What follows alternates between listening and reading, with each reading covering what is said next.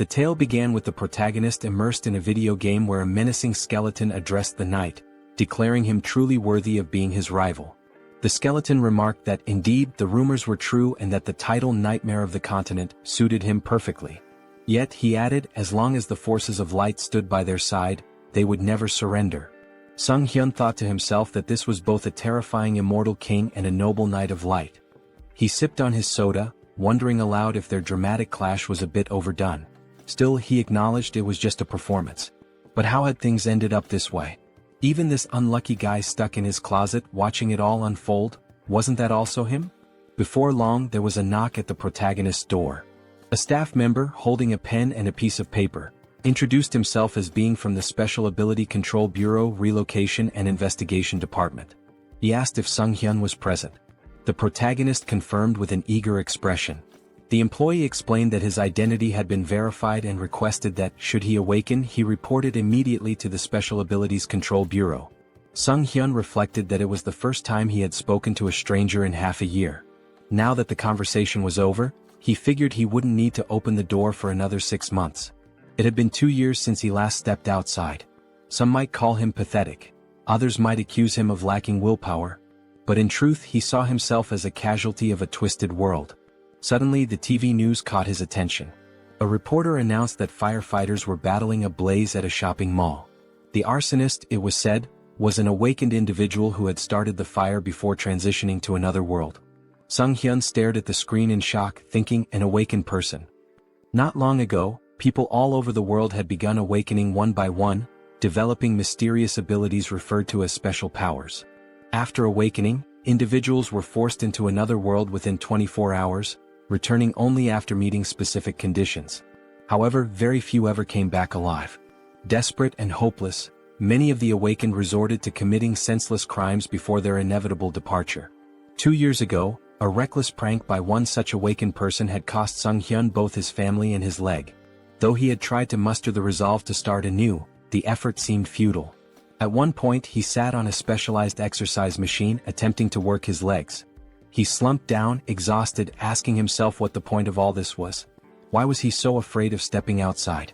Perhaps with just a little more determination something might change. Maybe he could leave this place and go somewhere, anywhere. Suddenly, a translucent system window materialized above his head. It displayed a message, dimensional distortion detected. Connection to the Akasha system in progress. Awakening of a unique skill.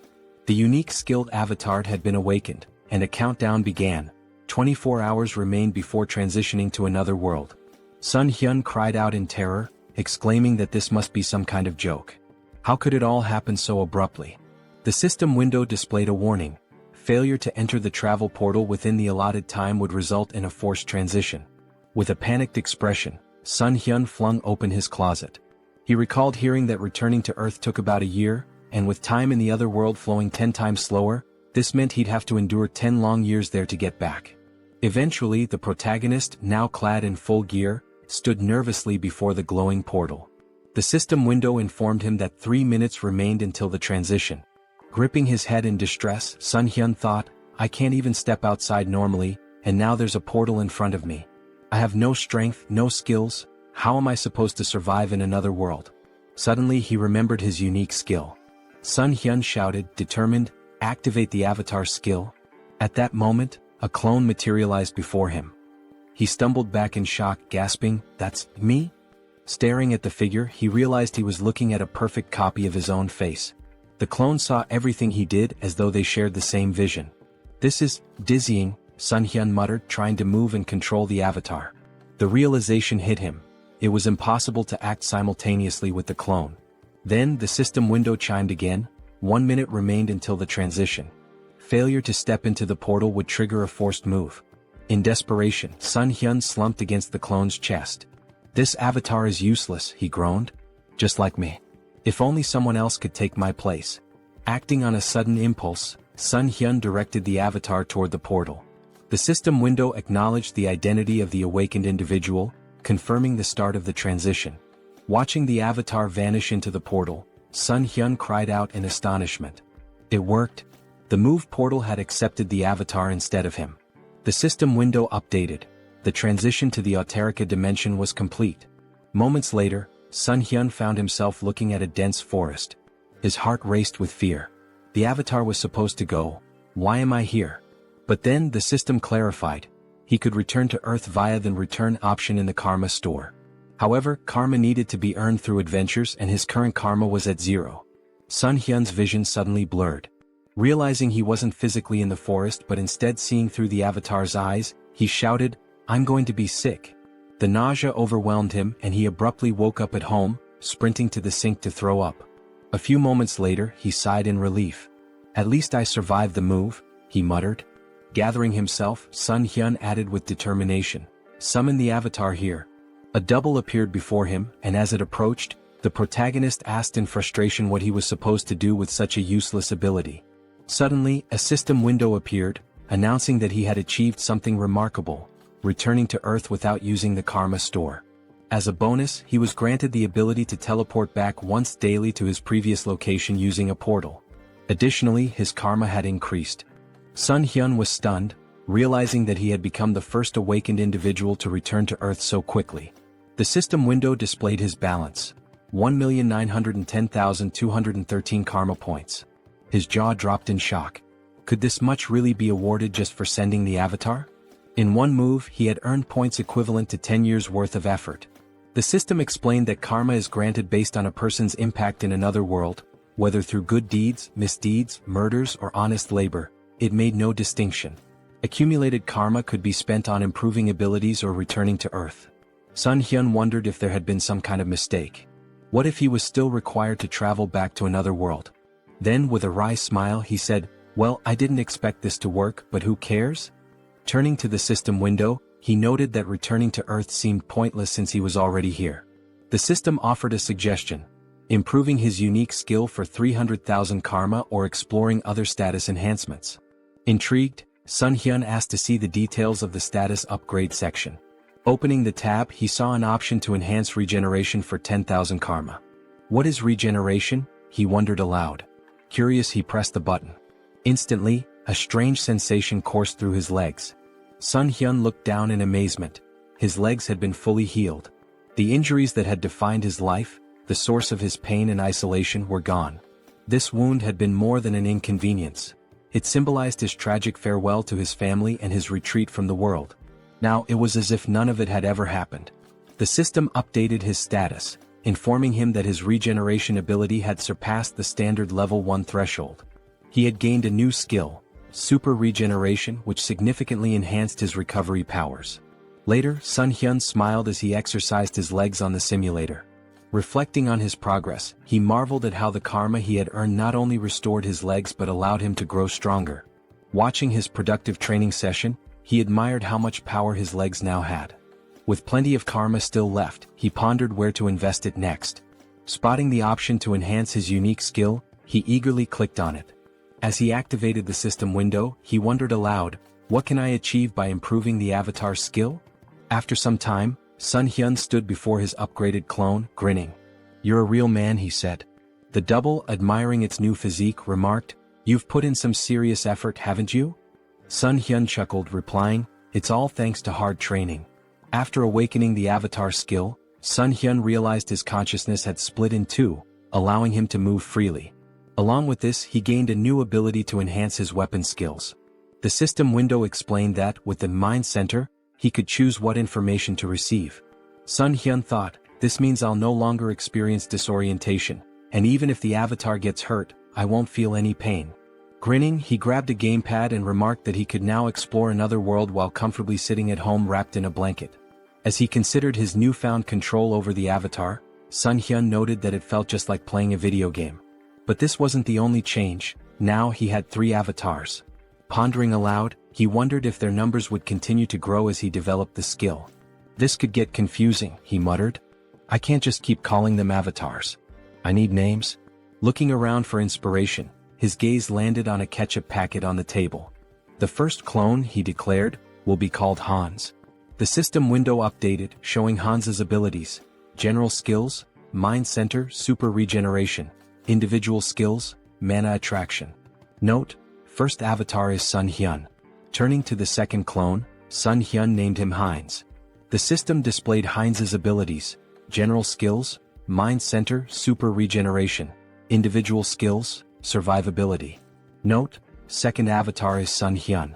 Sunghyun couldn't help but comment, mana attraction and survivability? What kind of bizarre combination is this?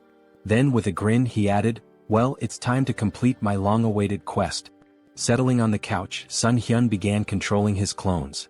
He sent Hans to teleport to another world, while Heinz took a bag of garbage and stepped outside. As Sunghyun switched his attention to Heinz, he saw sunlight streaming down and marveled that he felt no anxiety. The mind center is working perfectly, he thought.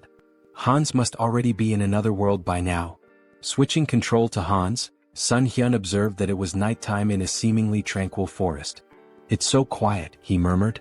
Just then, a black panther emerged from the dense foliage.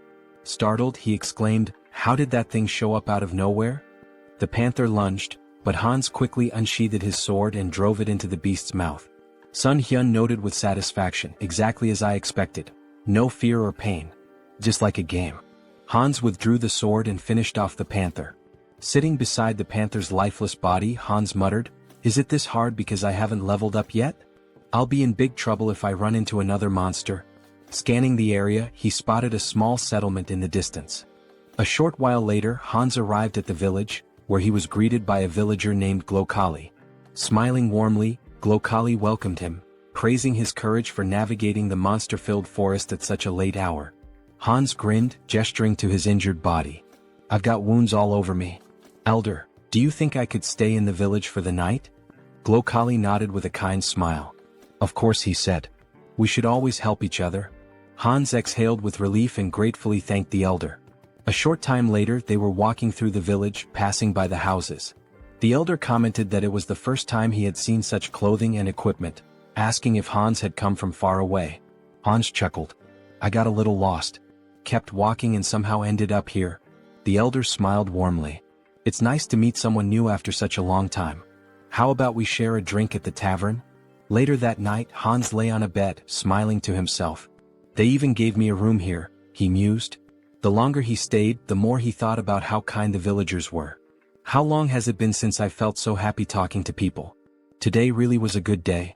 Meanwhile, the protagonist sat on his couch, holding a mug of alcohol. This is great, he said aloud, savoring the feeling. Eating chicken after a shower, pure bliss. Traveling around the world like this is amazing. Feeling a pang of guilt, he added, I'm embarrassed though. Hans is working so hard out there.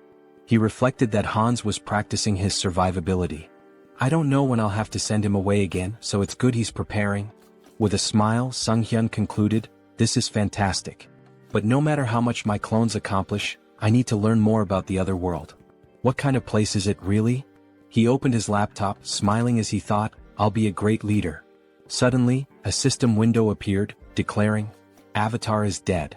All skills and data acquired by the avatar will be reset. Sunghyun froze in horror. Hans died. He pointed at the system window, panicked. He died in that village. Could it have been that old man's doing? Did he slip something into the drink? He shook his head, frustrated. How careless of me. Then a thought struck him. Wait, am I reconnecting to the avatar? At the same time, back in the village, Glokali stood with another man near Hans's lifeless body. I thought he'd be useful, Glokali said, but he turned out to be just an empty shell. He managed to get through the forest alone, so I thought he had real potential. But in the end, he's just another elite skeleton. As Sunghyun began to control Hans's body again, he wondered in shock, what's happening here? The system window popped up, stating, race changed to undead. New skill acquired, decomposed heart.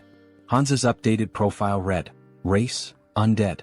General skills, mind center, super regeneration. Individual skills, mana attraction. Note, the mind center prevents mental damage. Sunghyun's thoughts raced in panic. What is going on? Glancing to the side, he spotted a large number of skeletons behind a glass wall. Fear gripped him as he realized, could it be that these lunatics turned all the villagers into undead? Just then, a living man entered the basement. Who is this? Sunghyun wondered.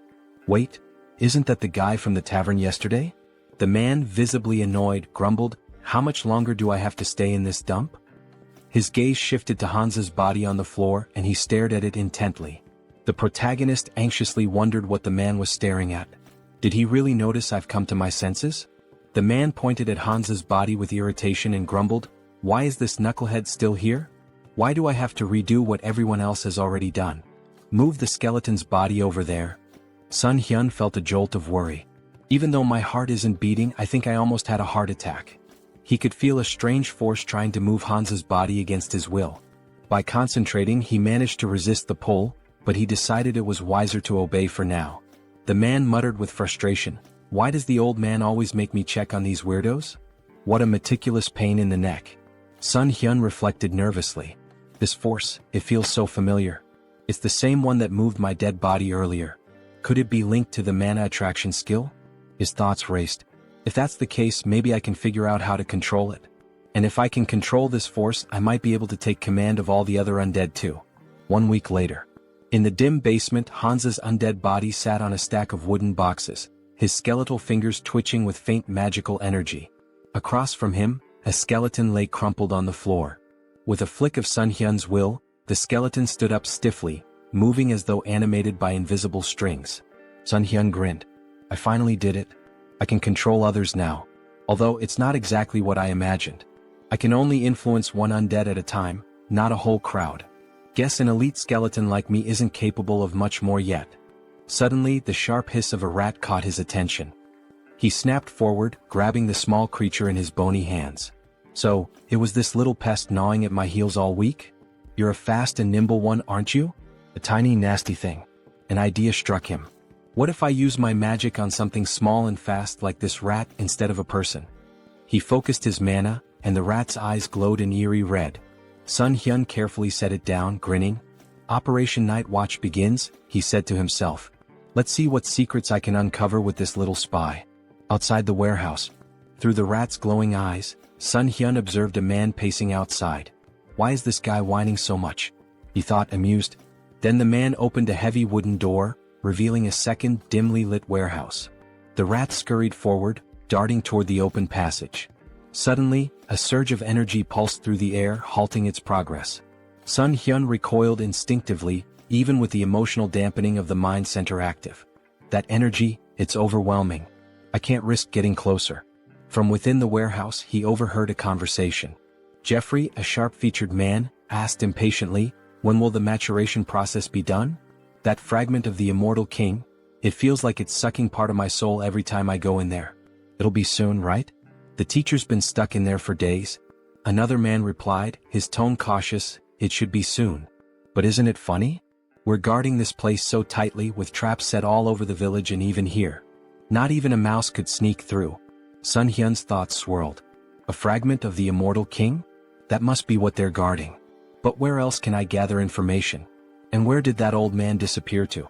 Moments later, a sudden flash of magical energy pierced the rat's body, shattering the connection. The elder approached, his expression calm and his tone almost amused. "A simple mouse," he said, brushing his robes as he inspected the remains. Sunghyun seethed from his safe distance. This old idiot. He noticed even a tiny spy. This is going to be more difficult than I thought. The protagonist's thoughts raced as he wondered, did they really figure me out? The old man stepped closer, inspecting the rat's lifeless body. "An undead," he muttered, puzzled. "I don't sense black magic, but its body is brimming with dark mana. Could mana influence alone have turned this rat into an undead? There's only one place filled with such dark mana." He turned to the man nearby and asked sharply, "Jeffrey, you're in charge of the warehouse today, aren't you?" Sunghyun, observing from afar, felt a pang of guilt. "I'm sorry, little rat. You've done well. I'll avenge your death, I promise. Watch over me from wherever you are." Some time later, Jeffrey stormed into the basement, his face twisted in rage. "A rat? All this fuss over a damn rodent? That stupid old man?" He seethed, pacing wildly. Then, glaring at Hans's undead form, he barked, "Hey, why the hell are you standing there like that? Follow my order and stand up straight." As Hans's undead body remained still, Jeffrey's irritation boiled over. He approached menacingly, raising a fist. "Didn't I tell you to stand up straight?" he spat. Grabbing Hans by the hair, he yanked him forward. "Aren't you the fool who dared to stand against me? Didn't you threaten to kill me if I touched your family? Go on, repeat it." His face twisted into a sadistic grin. "Oh, that's right. I ripped out your tongue," Jeffrey sneered, tossing Hans to the floor like a discarded doll. "You should be thankful I let you live, even after we hunted down every idiot in your pathetic village. And your wife, she's here too, isn't she? What about your children? Oh wait, maybe they're with other families now. The tables turn. Suddenly Hansa's undead body sprang to life, lunging at Jeffrey and sinking his teeth into the man's neck. Jeffrey let out a horrified scream as he collapsed to the ground. What's happening to me? Stop, he stammered, his voice trembling with fear. Reaching out desperately, he began casting magic, but before he could finish, another undead figure, the reanimated body of Hansa's wife, pounced on him from behind. Together, the two undead silenced Jeffrey forever. Sunghyun, controlling Hansa's body, felt a grim satisfaction. Their revenge has only just begun. A bold plan. Meanwhile, Sunghyun switched control to Heinz and approached the village guards. My brother lives in this village, he shouted. The guards frowned. Your brother? He left not long ago. What makes you think we'll just let a stranger in? Heinz grinned. If that's the case, then bring me to the village elder. He'll recognize me. Moments later, Glokali arrived, his expression calm but inquisitive. What seems to be the matter? Heinz greeted him warmly, bowing slightly. Elder, it's a pleasure to meet you. I believe my twin brother Hans is somewhere here. Sunghyun smirked inwardly. Having two avatars really comes in handy for moments like this. While Heinz kept Glokali distracted, Sunghyun, through Hansa's body, infiltrated the warehouse and approached the fragment of the immortal king. The fragment pulsed with a dark, otherworldly energy, resonating with the undead around it. Is it absorbing the energy from the undead? No, it's more like it's replenishing itself. This explains why the people here are so unnaturally strong. That warehouse I was stuck in before must have been a dumping ground. And yet these fools dare to act superior? They'll learn soon enough. Sunghyun activated his abilities, drawing the fragment toward him. A powerful surge of energy echoed throughout the village, shaking the very ground. The elder's realization. Back at the gates, Heinz maintained his ruse. Twins are connected, he said with a sly smile. We always know where the other is. Glokali frowned, his suspicion growing. Hard to believe, he muttered. Suddenly his eyes widened in panic. He sensed a disturbance and shouted, something's wrong with the fragment. Kill this fool immediately. In a blur of movement, Glokali transformed into a monstrous, darkened form and hurtled toward the source of the disturbance, his face twisted with rage. The guards, startled by Heinz's sudden disappearance, raised their spears in confusion. Meanwhile, the protagonist reflected on the overwhelming surge of emotions emanating from the fragment. Such an irresistible flow of negative energy. Even with the mind center filtering the input, it's like a tidal wave. Could anyone endure this and remain sane? Suddenly, a deafening explosion of energy shook the area, and a system window materialized before him. System notification. Your essence meets the conditions. Information unlocked. Immortal magician Demolic. Rank increased due to the power of the fragment of the immortal king. Dark magic hidden in the fragment has assimilated with your essence. New skill acquired, demonic wisdom. This skill grants mastery of dark magic and an innate understanding of its mechanics. Sunghyun marveled at the new power. Demonic wisdom. Just by observing dark magic, I can wield it as if I've known it forever. This changes everything. In the basement, a man stood near the remnants of Jeffrey's last stand, muttering to himself. That idiot couldn't even handle a zombie rat. Now I have to clean up this mess. Before he could proceed, the elder's booming voice rang out. Check the fragment immediately. And find Jeffrey. Grumbling, the man approached the cage containing the fragment. Why is it so quiet? He asked, leaning closer. Suddenly, a mass of undead surged from the shadows, clawing at him. Panicked, the man shouted, This is impossible. How can they? His words faltered as Heinz's voice cut through the chaos, calm and sarcastic. Lovely weather today, isn't it? The man's eyes widened in horror. How is he talking? The undead latched onto him, but he managed to release a small burst of magic, pushing them back momentarily. However, the cage shattered, releasing a flood of monsters into the basement. Heinz smirked, his voice dripping with mock politeness. Ignoring someone's greeting? How rude. Sunghyun observed through Heinz's perspective, marveling at the newfound power demonic wisdom granted him. Dark magic feels as natural as breathing. This knowledge, it's like it was always there waiting for me to unlock it. Outside, a massive explosion rocked the village as the undead spilled into the streets. Heinz commanded them with unwavering authority. Don't let anyone escape. Kill them all. The confrontation with Glokali. A skeleton's body fell before Heinz and the elder, Glokali, emerged, his expression cold and furious. "You should have been an elite skeleton," he growled. "What did you do with the fragment of the immortal king?" Heinz greeted him with a grin. "Glokali, it's been too long. By the way, thanks to you I lost my heart. Fortunately, I found a new one in your warehouse." Glokali's face contorted with rage. "You dare to merge a fragment of the immortal king with such a pitiful body? You've gone too far." Raising his hand, he invoked a powerful spell. Finger of Death. A wave of dark energy surged forward, striking Heinz with enough force to sever his arm. Heinz glanced at his dismembered limb, more annoyed than pained. Attacking someone mid-conversation? Really, where are your manners? Silence. Glokali roared. "Do you have any idea how much effort and resources I've poured into this fragment? An entire year's worth of preparation, and you've ruined everything." Glokali's eyes blazed with fury. "I was so close," he growled, "to wielding a power greater than anything in existence. And now you've turned my masterpiece into this?" Heinz smirked, wrapped in the swirling energy of dark magic. "What's wrong, old man? Can't handle a rookie Demolic? Dark Thorn?" Glokali roared, sending tendrils of shadow magic spiraling toward Heinz. Heinz laughed. "Using high-ranking magic against a beginner? You must really be desperate." His voice turned cold as he countered effortlessly, "I'm the only one who can truly control the fragment, and you know it." Glokali sneered. "You may have survived the destruction of your body, but I'll dismantle it and use it for experiments. Let's see how you handle this destructive ectoplasm." Heinz scowled. "Stop reciting your skills like an amateur." His voice rose with disdain. "And just die already, Alfred." The elder froze for a moment. "Alfred?" His expression twisted into suspicion. "How do you know that name? Did you sneak into this village intentionally?" Before Heinz could reply, a surge of dark magic shot toward Glokali from behind. The elder reacted swiftly, deflecting the attack with ease. He narrowed his eyes. "You're adapting quickly to dark magic. Is it the fragment's doing? No matter. I have no time to waste." Raising his hand, Glokali activated another spell. Pact of Destruction. The battlefield dimmed as the souls of the fallen black magicians coalesced, swirling around Glokali like a maelstrom. A dark crown materialized on his head, amplifying his power.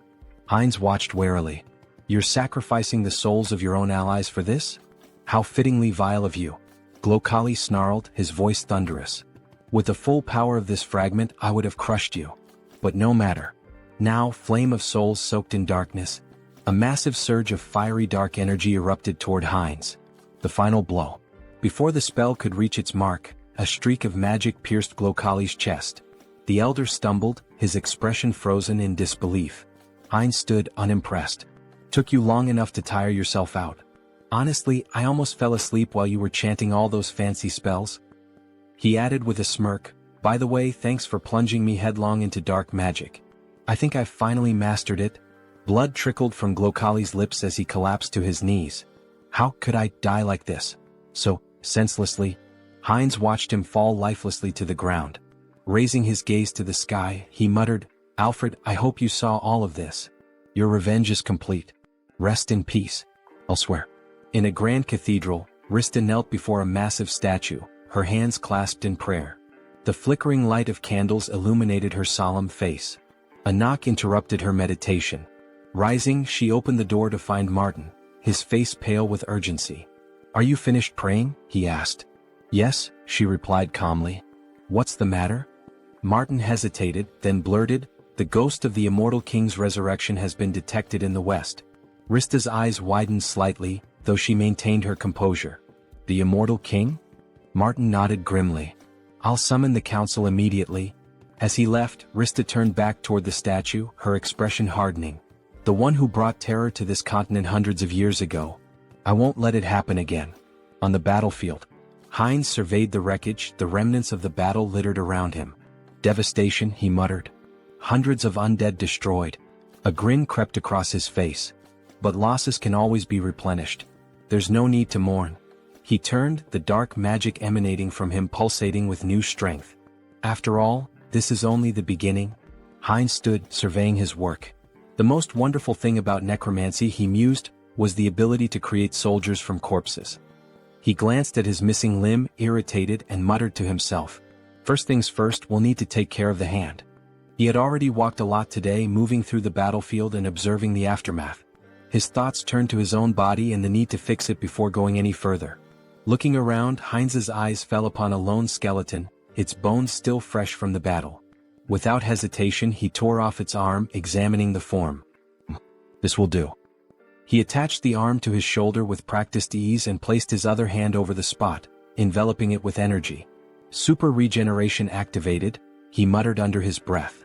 Clenching his fist, he tested the new limb. Perfect, he said, pleased with the results. The regeneration took a moment, but soon the arm was securely attached, and Heinz's body was as whole as it could be in its current state. Where to start? He wondered. He stepped forward, hands extended as he focused his energy. The skeleton in front of him was about to become his first test. With a commanding tone, he spoke aloud, "You must become my subordinate." The voice of the evil wisdom, the fragment of the immortal king that had fused with his soul, whispered to him in the back of his mind. Its presence filled him with strength, guiding him toward his goal. Return the remaining magical power to your body, cleanse it of the fragments of thoughts. But as he focused, something went wrong. The skeleton suddenly fell apart, crumbling into dust. What? Heinz raised his hands in confusion. Didn't work? A moment of silence followed as Heinz stood before the pile of bones, arms folded, contemplating. He muttered to himself as realization dawned on him. I've been going about this wrong. After a few attempts, it clicked. He turned his gaze toward the village chief's body, still lying in the aftermath of the battle. A dark idea began to form. He pointed his hand toward the body and spoke slowly, "Should I turn you into an undead with a soul to extract information from you?" Grabbing the lifeless form of Makhem by the clothes, Heinz lifted him up for closer inspection. "What?" he exclaimed, his voice tinged with surprise. "The old man doesn't have a soul." Makhem's body had been stripped of any trace of life, except for the magical circle burned into his chest. Heinz examined the symbol and thought for a moment. So this is how they've been controlling things. Throwing Makhem's body aside, Heinz couldn't help but smirk at the oversight. It's strange they didn't think of this little thing, considering the scale of their operations, he muttered. But no matter. I can still use this. With renewed focus, Heinz concentrated energy into his hand. If the soul is gone, I'll have to make do with what's left. He directed the energy straight into Makhem's body, deciding that he would turn the old man into something more useful. A high-level undead with consciousness and combat skills. Heinz's magic spiraled through the corpse, desecrating the remnants of its magical power and cleansing it of any remaining fragment of thought. A few moments later, the body twitched and Makhem rose to his feet, now an obedient death mage. The undead mage stood before Heinz, waiting for orders. His voice was hollow but clear. "I await your command." Heinz looked at him with curiosity. "You're speaking. I didn't even expect that result," he muttered, impressed. He turned to Makhem, his expression cold. "Your name is Makhem. From now on you will obey me." Without hesitation, Heinz slammed his hand against the undead mage's skull. Makhem flinched but immediately responded with desperation. I will obey." Heinz smirked, rubbing the bruise on Makhem's head. "Even if he lost his memories, his sins remain. I'll enjoy this." Turning his attention to Makhem's cane, Heinz casually remarked, "It looks pretty good." Makhem's bones trembled, his fear palpable. His new existence as a death mage was not one of autonomy, it was one of fear and servitude. The power of the immortal king's fragment coursed through Heinz, and with it, the ability to control life, death, and everything in between. Heinz's grin widened. "You're going to be a useful tool?" As the protagonist stood, looking over the gold he had gathered, his thoughts shifted to the mountain of corpses he had left behind. Among the undead, there was one particularly young zombie, a grim reminder of the recent battle. This young zombie, who killed Jeffy along with him, he thought. He placed his hand on the zombie's head in a strangely respectful gesture. Well, he should rest in peace with his family. With a flick of his wrist, he directed fire at the building nearby, setting it ablaze. The crackling of flames in the distance was the only sound that could be heard as the protagonist briefly considered the devastation he had wrought. No turning back now. Back in his hideout, the protagonist sat comfortably at a table, his belly full after a satisfying meal. He leaned back, smiling contentedly. I ate too much," he said to himself, his voice light. "God, that was delicious." He glanced at his phone, curiosity piquing.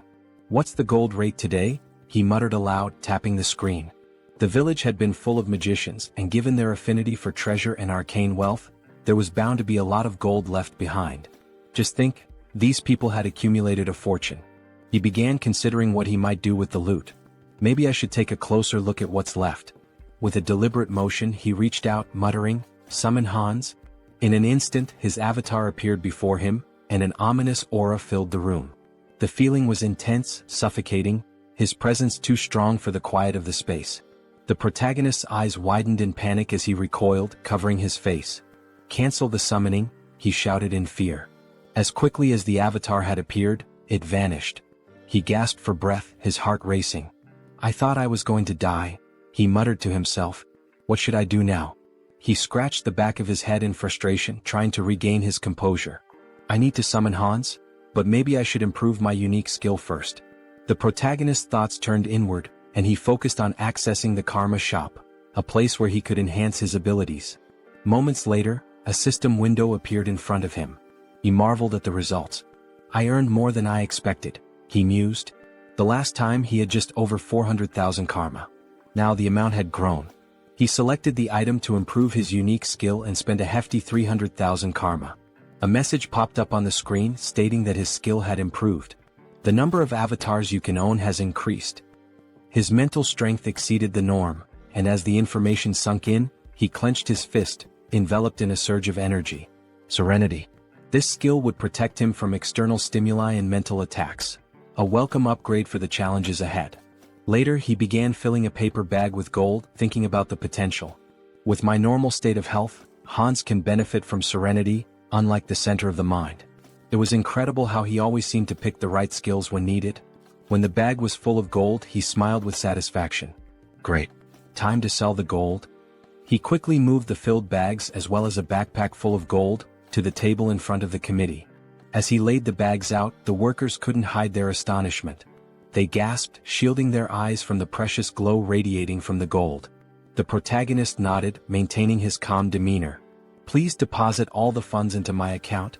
He then turned and walked outside, leaving the employees to complete their task. They bowed in gratitude, thanking him for his trust. Sunghyun offered a smile in return, wishing them well. As he walked away, he glanced at his shadow on the ground, remembering how Hans had hidden it with dark magic just in case. "Maybe I was worried for nothing," he mused. The shadow was well concealed, even masked to avoid detection. Just as he was about to leave the area, an explosion echoed from behind him. The building rocked, debris flying through the air. Wolf stood amidst the destruction, his grin wide as he surveyed the damage. "Looks like we hit the jackpot," he said, his voice dripping with satisfaction. Holding a bag of gold in his hand, the protagonist, Sunghyun, grinned, looking at the treasure he had gathered. Who would have thought there'd be so much gold in such a remote place? He mused, clearly pleased with the haul. His grin was wide, but it was quickly interrupted as a bandit beside him urged, "Stop chatting, it's time for us to run." Without wasting time they made their way forward, running swiftly through the streets. "I know," Wolf shouted, his confidence undeterred as they sprinted. Ahead of them they spotted Sunghyun, who looked at them in fear and shouted, "Villains! Someone needs to report them. These criminals using their awakened powers for evil, and the ones who protect citizens from them are..." His words were cut off as a powerful blow struck his cheek. Wolf, dealing the blow, shouted, "Shut up." His voice was a harsh command, shutting down Sunghyun's words before they could gain any traction. The protagonist touched his bruised cheek and thought to himself, "The guards will probably track them down. I can't do anything." Meanwhile, Wolf ran confidently forward, saying, "Great. Everything is going according to plan." The bandit hanging from his back added, "We've got plenty of time. The guards will be here in about 3 minutes. We just need to reach the portal." "Is she here?" As they neared their destination they saw something that made them stop in their tracks. A girl lying unconscious on the ground. The wolf stopped and shouted, "Portal? What happened to her? She needs to wake up." His voice was laced with urgency. The bandit, looking around nervously, turned to the wolf and said, "Look over there." His voice trembled as he pointed, and the wolf looked to see a figure standing in front of them, masked and glowing ominously in the distance. "Hans?" the wolf muttered, trying to make sense of the situation. He couldn't help but ask, "Who's that?" "The guards?"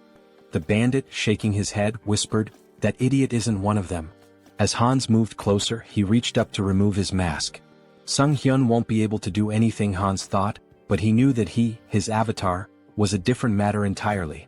The bandits looked on in fear, raising their hands in surrender.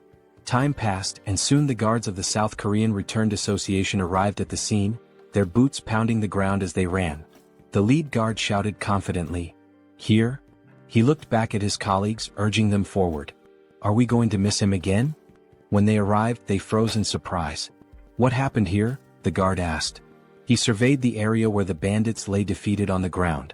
The wolf, still dazed, had lost his mask in the scuffle. The lead guard assumed that someone had dealt with the villains but that they couldn't have gotten far. He turned to his colleagues, gesturing around the area. Searched the surroundings carefully. Meanwhile, Hans, like a shadow, moved swiftly through the area. He flew past the guards, heading straight toward Sunghyun. As they reunited, Sunghyun couldn't help but smile. "I see you've warmed up well," he remarked, pleased with the success of their plan. The tension hung in the air as the scene shifted to what would come next, the consequences of their actions and the looming threat of the guards' arrival. Heinz strolled around the parking lot with his hands in his pockets, feeling a sense of satisfaction as he reflected on how relieving stress like this could sometimes be a good idea. His mind was clear for the moment, and the mundane surroundings seemed to offer a rare calm. Meanwhile, Hans, his second avatar who possessed the unique skill Vitality, stood at the entrance to a city on the east side. With a smile on his face, he shielded his eyes from the sun as he looked out at the unfamiliar skyline. "I finally made it here," he said, a hint of excitement in his voice. He remembered Malcolm's words about this city, and after seeing it for himself, he concluded that the old man hadn't lied after all. Stepping into the city, Hans mused aloud, "This is my debut in another world." But even as he admired the bustling surroundings, something didn't feel right. "Although there's still everything ahead," he added, scanning the area. However, as he walked deeper into the city, he realized something. Why was the city so empty? It seemed that the locals weren't paying much attention to newcomers. People went about their business as if strangers were a normal occurrence, not even sparing Hans a glance. Just then, in a nearby alley, a robber turned to his companion Diana and exclaimed, "Was this a joke?" He pointed an accusing finger at her, his expression dark. "I warned you." Diana, trembling, folded her hands in a prayer pose and apologized, pleading for a little more time. The robber's tone grew harsher. "I want 2 silver coins from both of you," he demanded. "And you have 3 days. No money? Then there's no other choice." Hans, who had been casually observing the scene from the corner of his eye, thought to himself, local thugs, and a young girl being manipulated. How cliché. He was about to continue walking, uninterested in getting involved, but fate had other plans. As Diana turned and tried to flee from the robbers, she collided with Hans. She stumbled back, immediately lowering her head in apology. "Sorry," she muttered, not knowing who he was. "Let's talk," Hans said, his tone calm as he sized her up. "How well do you know this city?" It was clear to him that he would need a guide. "Who are you, uncle?" she asked, surprised by the stranger's sudden question. Hans grinned, holding up 2 silver coins in his hand. "I'm a potential employer," he said, his smile widening. "Maybe we can discuss the terms?" Diana's eyes widened as she stared at the silver coins, the promise of money catching her attention. She quickly agreed, and the two of them made their way through the streets toward an inn. When they arrived, Diana pointed to the building. "This inn is one of the best places you'll find here," she said, clearly proud of her choice. "What do you think?" Hans, now understanding a bit more about her situation, nodded thoughtfully. He could tell from the way she spoke that life hadn't been easy for her.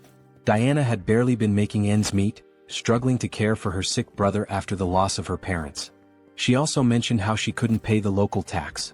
In response, Hans handed her a silver coin, and Diana's eyes sparkled with gratitude. "Okay," Hans said with a smile. "You'll come to me tomorrow as soon as you wake up. We can discuss your pay then." Diana agreed quickly, and with that she became his guide, earning 2 silver coins a day. That night, Hans lay down on the bed at the inn, his hands tucked under his head as he made himself comfortable.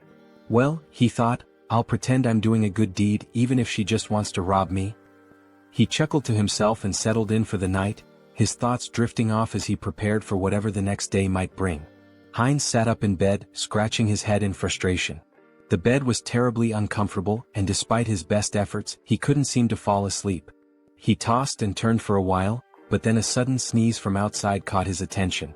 Curiosity piqued, he got up and walked to the window, pressing his hand to the glass. His eyes widened in surprise as he spotted Diana sitting on the ground outside, leaning her back against a box. "Hey, is that her?" he muttered to himself. Diana looked up at him, her eyes widening, and then smiled, waving in greeting. "Hello," she called up to him. Heinz was indignant. "What are you doing there?" he shouted down, clearly irritated. "Why are you waiting for me?" After a moment they were sitting together at the table eating breakfast. Heinz frowned as he took a bite, his frustration still simmering. "You shouldn't do that again," he said, trying to sound stern. "Next time, wait until closer to lunch." Diana, chewing a piece of food, nodded absent-mindedly. "Yes, uncle," she said. Heinz shot her a glare. "I've already told you not to call me that," he replied, annoyance creeping into his voice.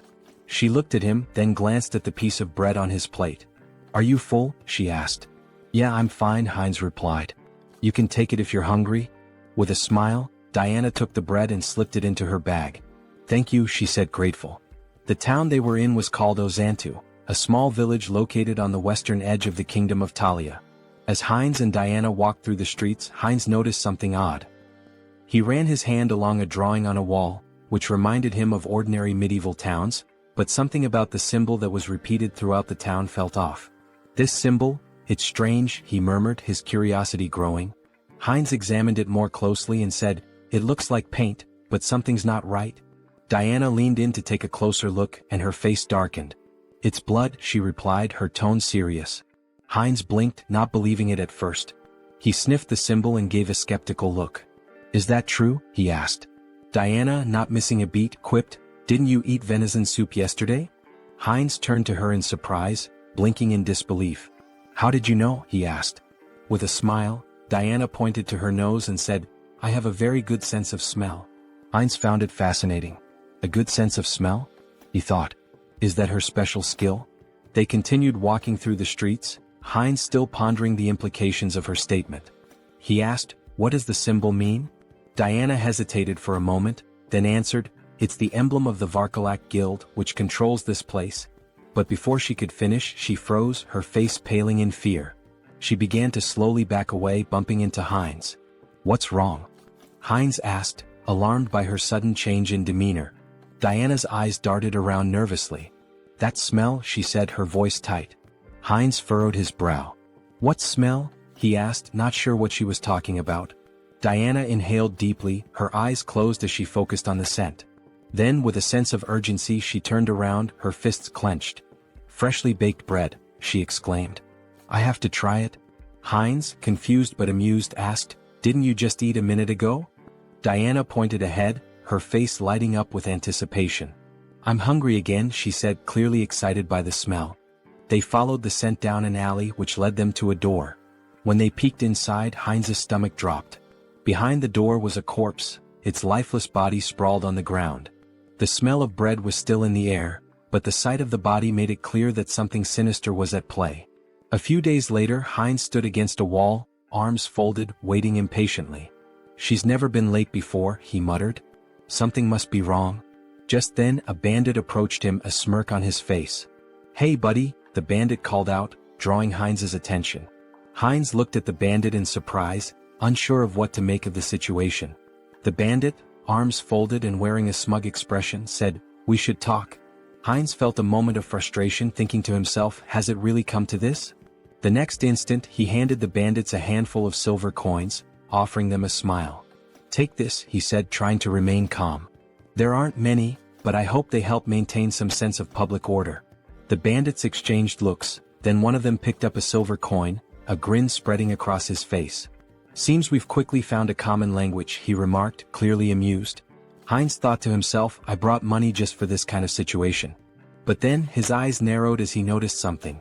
The bandit had a symbol on his neck, one that looked strikingly similar to the emblem Heinz had seen on the walls of the city earlier. His thoughts turned grim. Diana had warned me to avoid the alleys. We need to leave this place as soon as possible. Heinz couldn't help but wonder just how terrified the girl must have been, given how deeply afraid she'd seemed of the thugs. The bandits moved away, but one of them turned to the other and asked, "Why did you grab this brat?" His comrade responded dismissively, "How should I know, idiot? We're just following orders." The word struck Heinz like a blow. "Brat?" he thought. "Don't tell me those two bastards grabbed Yen?" Without thinking, he shouted after them, "Wait a minute!" The bandits turned around in surprise, eyeing him curiously. Heinz clenched his fist. Damn it, timing is everything in situations like these. If things get dangerous, I can just cancel the call. He forced a smile, trying to stay calm. There's something I wanted to know.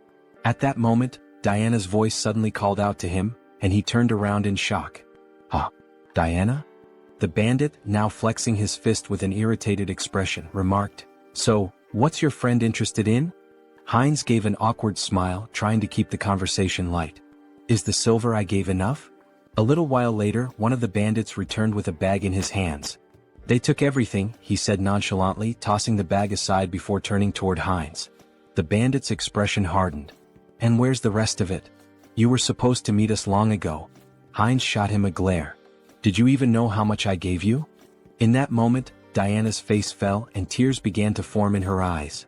"My little brother is missing," she sobbed, her voice trembling. "He was just starting to get better, he could eat again, but now I can't find him anywhere." Heinz's mind raced as he recalled the conversation he'd overheard between the bandits. Could they be talking about Diana's brother? He asked, his voice tinged with suspicion. Could it be Varkalak? Diana looked up at him, her face stricken with terror. "No," she whispered, shaking her head in despair. Heinz frowned and asked gently, "What do you mean?" Tears streamed down Diana's cheeks. "They really took him," she choked out. "Aaron will die if they hurt him." Heinz's heart sank as he watched her crumble in front of him, the weight of her words sinking in. He knelt down beside her, trying to comfort her the best he could. "Don't worry so much," he said softly. "If they want a ransom, I'll pay it. You won't be alone in this." But Diana, her voice barely above a whisper, whispered in disbelief, "They really took him. Aaron will die." Heinz's heart pounded in his chest as Diana's words hit him like a cold shock. "Blood," she had said. He repeated the word in disbelief. "Why blood?" he asked, struggling to understand.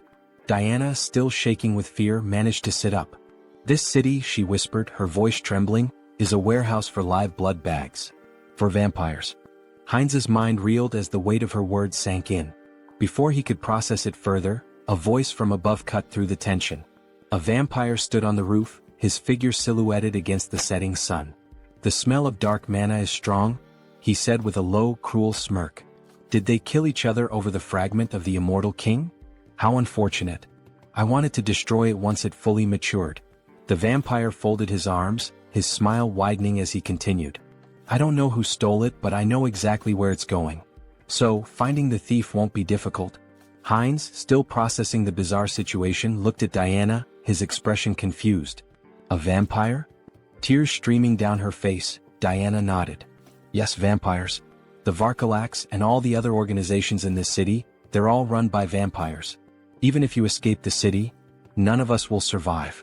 They're all connected and they'll hunt us down." She buried her face in her hands, sobbing.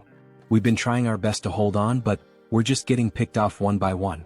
In the end, I know what will happen to us." Heinz reached out, gently grabbing her face and forcing her to meet his gaze. "Listen to me," he said, his voice firm.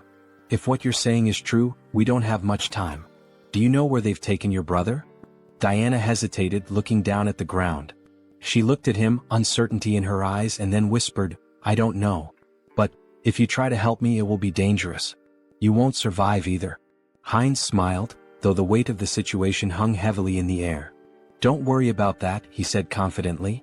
"I know how to fight back against these scoundrels. We'll make it through this." In his mind, the mission to save the girl, and to get to the bottom of the sinister operations in the city, had just begun. Sometime later, in a dimly lit tavern, a group of bandits sat around a table, laughing and playing cards. One of them tossed silver coins onto the table, calling, "All in." His companion looked at him with a grin. "Where did a debtor like you get such a big pile of money?" The first bandit leaned back and smirked. "I robbed some idiot this morning. Made a nice profit." At that moment, the tavern doors flew open with a loud crash. The bandits turned in surprise, just in time to see Heinz stride into the room, his expression determined. One of the bandits stood up with a sneer. "What's this then?" he said, striding toward Heinz. "Who's this idiot?" His comrade snickered. "Is he some new fool who thinks he can challenge us?" The bandit raised his hand to stop his friend, looking Heinz up and down before saying, "So, you're the idiot we robbed. Came to give us more money, did you?" Heinz didn't flinch. He held his ground, his eyes steely with resolve. Meanwhile, near the entrance of the tavern against the wall with the vampire symbol, blood dripped slowly from a wound. A guard lay slumped, his broken body leaning against the wall. The bandit sneered at the scene. "What happened to the guards?" he asked. "Did you give him a coin or something?" Heinz's expression darkened as he met the bandit's gaze. "I won't ask again," he said quietly but with a deadly edge in his voice. "Where did you take the child?" The bandit's face twisted in disbelief. "What?" he spat, raising his finger toward Heinz. "Are you out of your mind? Do you know who you're dealing with?" In the blink of an eye, Heinz drew a knife from his belt and drove it straight into the bandit's throat. The man gasped, his eyes wide with shock as the blood began to spill. "I know exactly who you are," Heinz said coldly, watching the life drain from the bandit. "You're scum. You prey on families to satisfy your own selfish desires." As the bandit crumpled to the floor, the others in the tavern fell silent, eyes wide with fear. Heinz stood over the fallen body, his knife gleaming in the dim light, ready to face whatever came next. The mission was far from over. Heinz stood in the midst of the fallen bandits, his breathing heavy as the weight of the fight settled in. His knife was lodged deep into his shoulder, but he didn't flinch. Blood seeped from the wound, but he didn't have time to focus on it. There were still too many enemies around. "Why are there so many?" he muttered to himself. He had lost count of how many bandits he'd taken down in the chaos. Each one had been dispatched swiftly, his skills in combat and the magical tools he'd brought with him giving him a significant edge. But now more were coming down the stairs. He wrenched the knife out of his shoulder with a grimace, his gaze scanning the room. A couple of new bandits appeared at the top of the stairs, looking down at the carnage below. One of them shouted, "What's all the commotion about? Who the hell is this guy?" Heinz paused for a moment, annoyed at his own carelessness. Damn it, he thought. His mouth had gotten him into trouble again. This wasn't the time for reckless talk. There were more screams from the building, growing louder as the fight escalated. The bandits kept coming one after another. 6, 7, 8. It felt endless. Eventually, Heinz stood alone in the middle of the fallen bodies, breathing hard, sweat dripping down his forehead. His shoulder throbbed where the knife had struck, but he had no time to think about it now. His focus was on the bandit still alive, groaning beneath him. He stepped over to the bandit, placing his foot firmly on his head. "Hey big guy," he said with a sneer, "where's the boy you captured today?" The bandit, still dazed and groaning in pain, glared up at him. "You think I'm just gonna tell you everything?" he snarled. "You're an outsider, aren't you? You don't even know who's behind this. You're gonna regret this." Heinz's expression darkened, his eyes cold as steel. "I don't care who's behind this," he said, his voice low but steady. "I'll find the boy and I'll make sure your little game ends here." The bandit struggled under Heinz's foot, but Heinz wasn't about to give him any leeway. He leaned in closer, whispering, "Tell me where he is and I'll make it quick. Otherwise, we'll see how long you can last." The bandit growled through gritted teeth, but Heinz could see the fear in his eyes. Despite his bravado, the man was terrified. I don't know where they took him," the bandit spat, "but the leader, he's the one with all the answers. He's got a place near the old mill. Go there if you want to find the kid." Heinz's eyes narrowed. This was the break he needed. The mill. Got it? He stepped off the bandit's head and turned, heading for the door. As he did, he thought to himself, this isn't over yet. They've taken too much from this town and I'm going to put an end to it. He left the tavern, the weight of the mission heavy on his shoulders. There was no turning back now. After some time, Heinz opened the door to the room. Seeing the boy sitting on the floor, he asked, "Is this Aaron?" Trembling with fear, Aaron held his head and begged for mercy. The avatar knelt down, extended a hand toward him and reassured him, "Don't be afraid." Aaron's sister had pleaded for his rescue. Confused, Aaron asked, "Do you know my sister?" At that moment, a vampire in bat form flew into the scene. Heinz turned to Aaron, confirming, "It's true. I'll explain everything once we're out of here. But first we need to leave." The vampire landed on the window and shifted into his human form. Glaring at Heinz, he sneered, "Who are you? How dare you touch my food in my restaurant?" Heinz froze, feeling a sinister presence behind him. The vampire taunted him, saying, "Are you from an oath of disobedience?" Taking Aaron by the shoulder, Heinz thought, "A vampire." The vampire continued, "Or perhaps you're this boy's brother. Do you know what happens to those who defy us?" Smirking, the avatar replied, "Me? Just an outsider, robbed by your rabble." Shielding Aaron, he added, "It's pure coincidence I helped this boy. The vampire extended a hand and scoffed, "Really? How dull. I prefer my meals lively. Both of you will die here." As the vampire fired a magical projectile that shattered the surroundings, Heinz shielded Eren with his body, yelling, "Run!"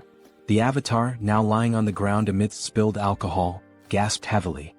He sat up, noticing the smell of liquor, and muttered, "Alcohol? Is that a barrel?" He patted Eren's head, asking, "Are you okay? This is it, you need to hurry and get outside." Just then the vampire landed nearby, sneering, "Dodged? You're faster than I expected. A good warm-up before dinner."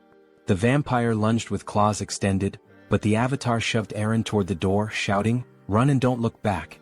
Wielding his sword, he blocked the attack but noticed the vampire's claws growing longer. They pierced his body as the vampire mockingly praised his regeneration abilities. Heinz clenched his teeth, realizing the power gap was immense. The vampire, licking his lips, remarked, "Unexpected, but you'll make a fine delicacy." Despite the pain, Heinz thought, "If I hesitate, I'll die." He swung his hand, but the vampire severed it effortlessly, laughing, "Oh dear. I'll carve you up before I feast." Lifting Heinz into the air on his claws, the vampire declared, "This is where your resistance ends." As he leaned toward Heinz's neck, Heinz thought, "If strength isn't enough, then we'll both die." From his mouth, he unleashed a hidden fire spell, engulfing the area in flames. Shocked, the vampire shouted, "What is this? A fire magic tool? You were hiding this." Thrown to the ground, Heinz noticed the alcohol spilling across the floor. A plan formed in his mind. The vampire screamed in terror, "You're insane. Do you want to burn us both alive?" The vampire attacked, slashing Heinz's body. Laughing maniacally, he jeered, "Fragile flesh." But Heinz headbutted him with full force, sending him flying. "You said it yourself. I have a strong body and good regeneration. Tough enough for you?" he growled. The vampire screamed, "No. Stop." But Heinz advanced, and the next moment an explosion consumed the building. Amidst the flames, Heinz lay on the floor, murmuring, "Impressive. I survived. Being strong has its challenges." A notification appeared before him. "Mission complete. Help the unlucky girl." Outside the burning building, Diana clung to her brother, staring at the inferno. "Uncle," she cried. Meanwhile, a system window announced, "Avatar Heinz has died. The avatar will respawn in 7 days." Diana stood there, exhausted from her work, wiping the sweat from her brow as she watched the man walk away.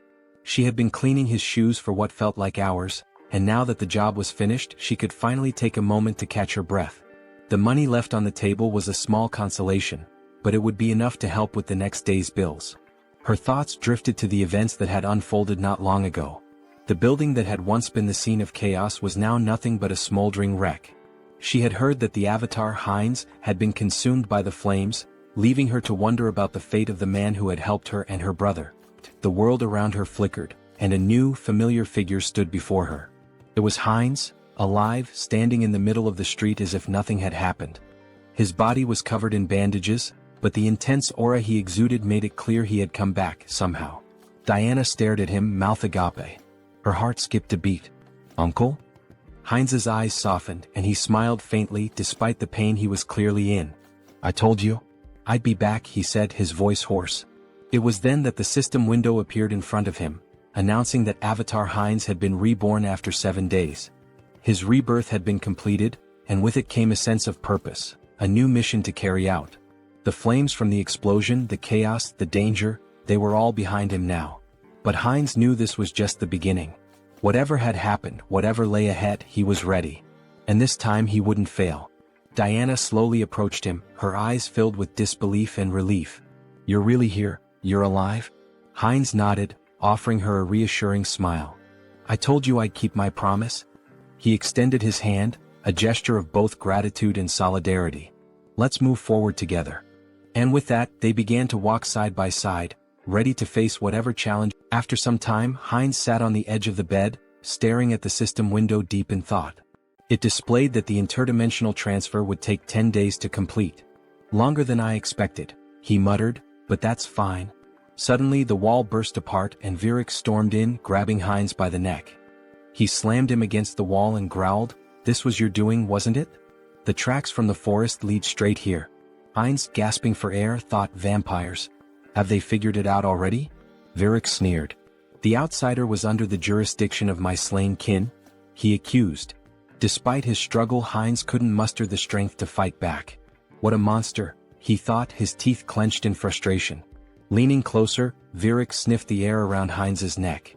I don't sense the aura of dark magic or the blood of my king, he mused aloud. Heinz, barely able to speak, croaked, What are you talking about? I don't understand. I was just sleeping. Virik grinned menacingly. Don't understand, huh? Let's see about that. Pulling Heinz closer, he sank his fangs into his neck. I'll ask again, slowly this time. Lies won't work. Heinz convulsed in pain, thinking this is insane. Why is this happening to me again? The system window flashed a notification. Entity appearance has changed, vampire. Virik released him, stepping back as another message appeared. Special skill acquired, legacy of lesser blood. Heinz's super regeneration had been replaced with regeneration. Still radiating an overwhelming aura, Virik asked, So, are you truly uninvolved in the vow of disobedience? Heinz felt the oppressive authority of the higher vampire, his blood screaming for submission. Swallowing hard, he replied, No, Lord Virik. I'm just a simple traveler. Despite the instinct to obey, Heinz knew his center of the mind ability blocked the compulsion. Virik turned away, muttering, Was I mistaken? Then he commanded, Follow me. We have important matters to attend to. Heinz smiled faintly. Fine. I'll go, and gather some intel while I'm at it. They soon arrived at the Azanta branch of the Vargalak clan. Inside, vampires greeted Virik with respect, though their eyes narrowed at Heinz. One sneered, What is this? New blood. A female vampire covered her mouth, disdainful. What were you thinking bringing scum like this? Before Heinz could react, Rosalicia appeared, a glass of red liquid in hand. Beaming, she grabbed his arm. Hello, little blood. Long time no see, she exclaimed. Her cheerful demeanor caught Heinz off guard. Who is this drunkard? He thought. She introduced herself with a bright smile. I'm Rosalicia. And you? He hesitated but answered, Heinz? Rosalicia handed him the glass. Don't be rude. We're both lesser bloods, aren't we? Here, freshly squeezed blood. Drink up. Heinz stared at the glass, debating. If I drink, I might avoid suspicion. Taking a small sip, he felt a surge of thirst, even through his mental filter. Alarmed, he thought, drinking this is dangerous. Blocking the taste and smell, he downed the rest in one gulp. Delicious, he said flatly. Rosalicia ran her finger along his cheek with a playful grin. I like you. If you were human, I'd drain you dry, she teased. He laughed awkwardly. You called me lesser blood? What does that mean? Rosalicia tilted her head, placing a finger on her chin. Huh. You don't know about vampire ranks? She asked incredulously. Lesser bloods are like knights to humans. Pure bloods, though, they're the aristocracy. For example, Lord Virik, Rosalicia explained. The clan leaders are known as the true blood. And above them is the sacred blood. She paused before adding, Well, it's like a god. The avatar raised an eyebrow. A god? He asked. She nodded. Our prophet. The one we must obey without question. At that moment, Virik, standing on the second floor, tapped his spoon against his glass to draw attention. It seems everyone is here, he announced. Let's get down to business. The room quieted as Virik continued. The fragments of the immortal king have disappeared. From across the room, Perida, a pure-blood vampire, casually adjusted a strand of her hair, observing the proceedings. Virik elaborated, We've determined that the fragments were last transported to the city. But at some point, they vanished without a trace. Teopal, another pure-blood, folded his arms and listened as Virik suggested. It's possible they've already been brought into the city. Heinz glanced up, his curiosity piqued. The fragments of the immortal king? He asked. Rosalicia sighed, giving him a knowing look. Don't you know? Dark mages from a certain village were cultivating the fragments of the immortal king. Heinz furrowed his brow. And the oath of defiance? Where are they in all this? Virik addressed the group. From today onward, each of you will thoroughly investigate your assigned areas. Report anything suspicious immediately. Later, as Rosalicia shielded herself from the sun with an umbrella, she grumbled, Walking around during the day ruins my skin. Heinz, standing beside her and adjusting the hood of his cloak, remarked, Sunlight weakens us. It's no surprise. Both their faces glistened with sweat. Rosalicia continued, Even Lady Perida, a pure blood, is out searching. We can't just sit around doing nothing. She sighed. Still, it's surprising the fragments vanished. Moving them has always been a hassle. Heinz turned to her, intrigued. You mean, you've had the fragments of the immortal king? She nodded casually. The black magicians once cultivated them. We thought we could combine them with ours. Heinz clenched his fists, his thoughts racing. What a break. He looked at her intently and grabbed her shoulders. Where are they? Do you know the location of the fragments? Rosalicia laughed. Me? How would someone like me know? A voice cut in from nearby. I think I might know, Diana said between bites of food. Heinz turned to her in shock. What? The fragments of the immortal king? You know where they are? Diana nodded hesitantly. I think so. But it's been a long time, she said, pausing to chew. About a year ago, I was responsible for keeping the tomb clean.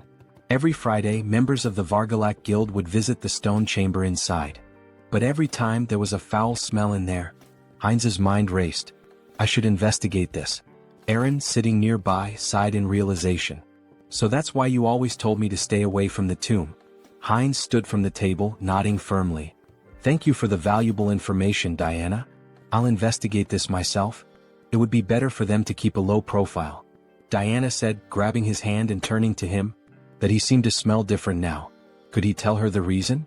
Sunghyun said, showing his fangs, that her nose was not deceiving her, but it just happened that. What? It would not affect her, so she should not worry. Diana looked at him in shock. She said, gloomily holding his hand and turning to him, that if he got sick. Diana screamed, exposing her neck, that it was okay with her so he could drink some of her blood. She said, stretching out her hand to him in fear that she just wouldn't drink too much blood. The protagonist stared at her in complete shock. He screamed, hitting her on the head, that she should calm down. Sunghyun said, angry that he already had enough, so she better answer where that place was. A while later, cries of pain echoed through the cemetery. Stand still, Tiapal commanded coldly, his voice full of menace. Do you really want to die? His lips curled into a cruel smile. I'll give you one chance, take your best shot at me. Afterward, I'll gently send you back home. The man, trembling with fear but clutching his weapon tightly, let out a defiant scream and charged at the vampire. Tiapal, unfazed, smirked and activated his ability. How cruel of me, he said mockingly as blood-red threads materialized and bound the man's body. The man struggled, wide-eyed, and pleaded, you don't need to do this.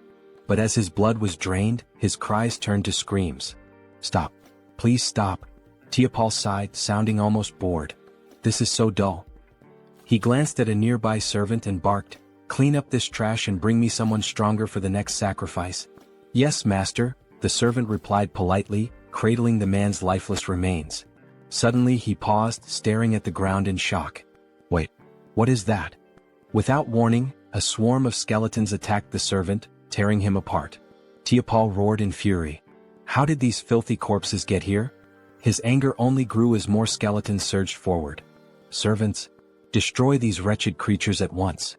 A shadowy figure darted through the chaos, striking down enemies with precision. Who are you? Tiapal demanded, glaring at the figure. Are you a necromancer from the Oath of Defiance? How do you know about this place? The shadow revealed itself as Sunghyun, controlling Hansa's body, wielding dark magic with ease. Tiapal's annoyance deepened. You're not going to talk willingly, are you? He sneered. Fine. I'll just rip your head off and ask my questions later. He unleashed a barrage of blood-based attacks, tearing through the skeleton army. Sunghyun smirked, manipulating the skeleton remnants into makeshift weapons with his magic. So, you'll just leave my head? He muttered, amused. Let's see how that plan works out for you. Tiapal gritted his teeth. The spell is too fast. I can't dodge it. At that moment, Sunghyun intercepted one of Tiapal's attacks. Tiapal froze, startled. Reinforcements? He asked, his voice laced with surprise. Then, with a sinister grin, he added, You've arrived just in time. Have you already reported the ambush here? Heinz too shouted back, I've already done that. Lord Viric's followers are gathered outside. I came here first to help you. Tiapal's expression twisted with anger. Great news, he snarled sarcastically. Then you'd better make yourself useful. This Demolic is strong enough to hold us off. We need to buy time for reinforcements. Suddenly, the younger vampire, representing the protagonist, sank his fangs into Tiapal's neck. Tiapal whipped around, shocked. What blood? He shouted. Have you gone insane, you fool? The protagonist, through Heinz, cast dark magic. Dark magic. Teopal gasped, wide-eyed. You've conspired against me? How could this happen? His voice turned desperate. Stop this madness immediately. Teopal screamed in horror as his strength faded. How could you drink the blood of your own kind? It's a grave sin. It clouds your mind, corrupts your soul. His voice faltered as he collapsed to the ground. This can't happen. Heinz too wiped blood from his lips and smirked. Clouds the mind, huh? Well, it seems to be working just fine for me. A system window materialized, displaying skill acquired, blood magic. Heinz too grinned. This is fantastic. With this new power, breaking the blood barrier will be a breeze. Heinz interjected, we don't have time for that. Then I'll smash through it. Heinz too replied with a sly smile. A deafening explosion shattered the tomb's roof. Sunghyun, standing amidst the rubble, smiled confidently. We found it. Heinz nodded, his eyes narrowing. This is what we came here for. Heinz too, gesturing to the glowing object before them, said, the second fragment of the immortal king. Heinz reached for it, his voice filled with awe. Another fragment. Amazing. As the fragment's power surged through him, he thought, even with the mind center filtering the negative thoughts, this fragment holds too many. He focused the mental power of all the clones on his core personality. Suddenly, a massive pillar of dark energy erupted skyward. Virik, observing from a distance, looked up in astonishment. What is this fog? Are we too late? He froze as his gaze locked on the floating skeleton radiating dark energy. That silhouette, it seems familiar. Virik barked orders to his subordinates. Attack it. The vampires unleashed a barrage of blood arrows, aiming for the figure. Heinz retaliated with dark magic, striking down one of the attackers with devastating force. A system window appeared. Skill evolution, regeneration, immortality. Skill acquired, forbidden knowledge. Personality status, Heinz Archlich. Meanwhile, the holy paladins arrived at the cemetery's outskirts. What is this? One asked, shielding his face. Smoke? Fire? It seems to be coming from Azanthu. He coughed, overwhelmed by the dark energy. Tuscan dismounted, his face grim as he examined the ashen residue. We're turning back. This isn't ordinary ash. What do we tell the saint? Another asked nervously. Tuscan looked up at the ominous energy pillar. Everything. This changes everything. The ominous energy surged in the air, thick with power and foreboding. System notification. The rebirth of the immortal king is imminent. Heinz stood motionless, overwhelmed by the rush of newfound strength. This is incredible, he thought, his mind racing. I've become 10 times stronger than before. A system window materialized before him, detailing his transformation. New skills acquired. Power of the immortal king fragment. Rapid rank advancement, plus 2/3 rank. Secret dark magic energy amplification. Traits gained. Evil wisdom. Unlocks insight into forbidden knowledge. Unconditional understanding of dark magic. All secrets revealed. As long as my source remains intact, I'll endlessly revive. An unkillable existence, he mused. The dark energy coursed through his body like a tidal wave, and Heinz unleashed it in an explosive attack. Tendrils of shadow surged toward the vampires surrounding him. Virik's eyes widened in alarm. What is this smoke? Is this a trap? What is your plan? A subordinate rushed to his side. My lord, we must retreat and recover our strength. Before the words could settle, the dark energy swallowed the subordinate whole, obliterating him in an instant. Virik froze, staring in horror at the remains of his servant. This is an attack spell? Dark thorns erupted from the shadows, piercing through Virik's chest. He screamed in agony, his strength waning rapidly. Heinz, through the avatar Hans, stepped forward, his cold gaze fixed on the pure-blooded vampire. You're stronger than the others, he said calmly, but right now you're nothing more than a blood bag to me. Virik gritted his teeth, his voice trembling with anger and disbelief. Where did you get such power? Did you truly absorb the fragment completely? How did you endure so much darkness alone? Heinz too smirked, stepping closer. Alone? He asked mockingly, leaning in. Who said I was alone? Before Virik could respond, Heinz too sank his fangs into the vampire's neck, drinking deeply. Virik's body convulsed, then went limp, crumpling to the ground. System notification. Conditions fulfilled, skill growth activated. Legacy, minor blood legacy, pure blood. Heinz too wiped the blood from his lips, his smile sharp and predatory. A pure-blooded vampire now? He murmured, savoring the moment. The realization struck him like a bolt of lightning.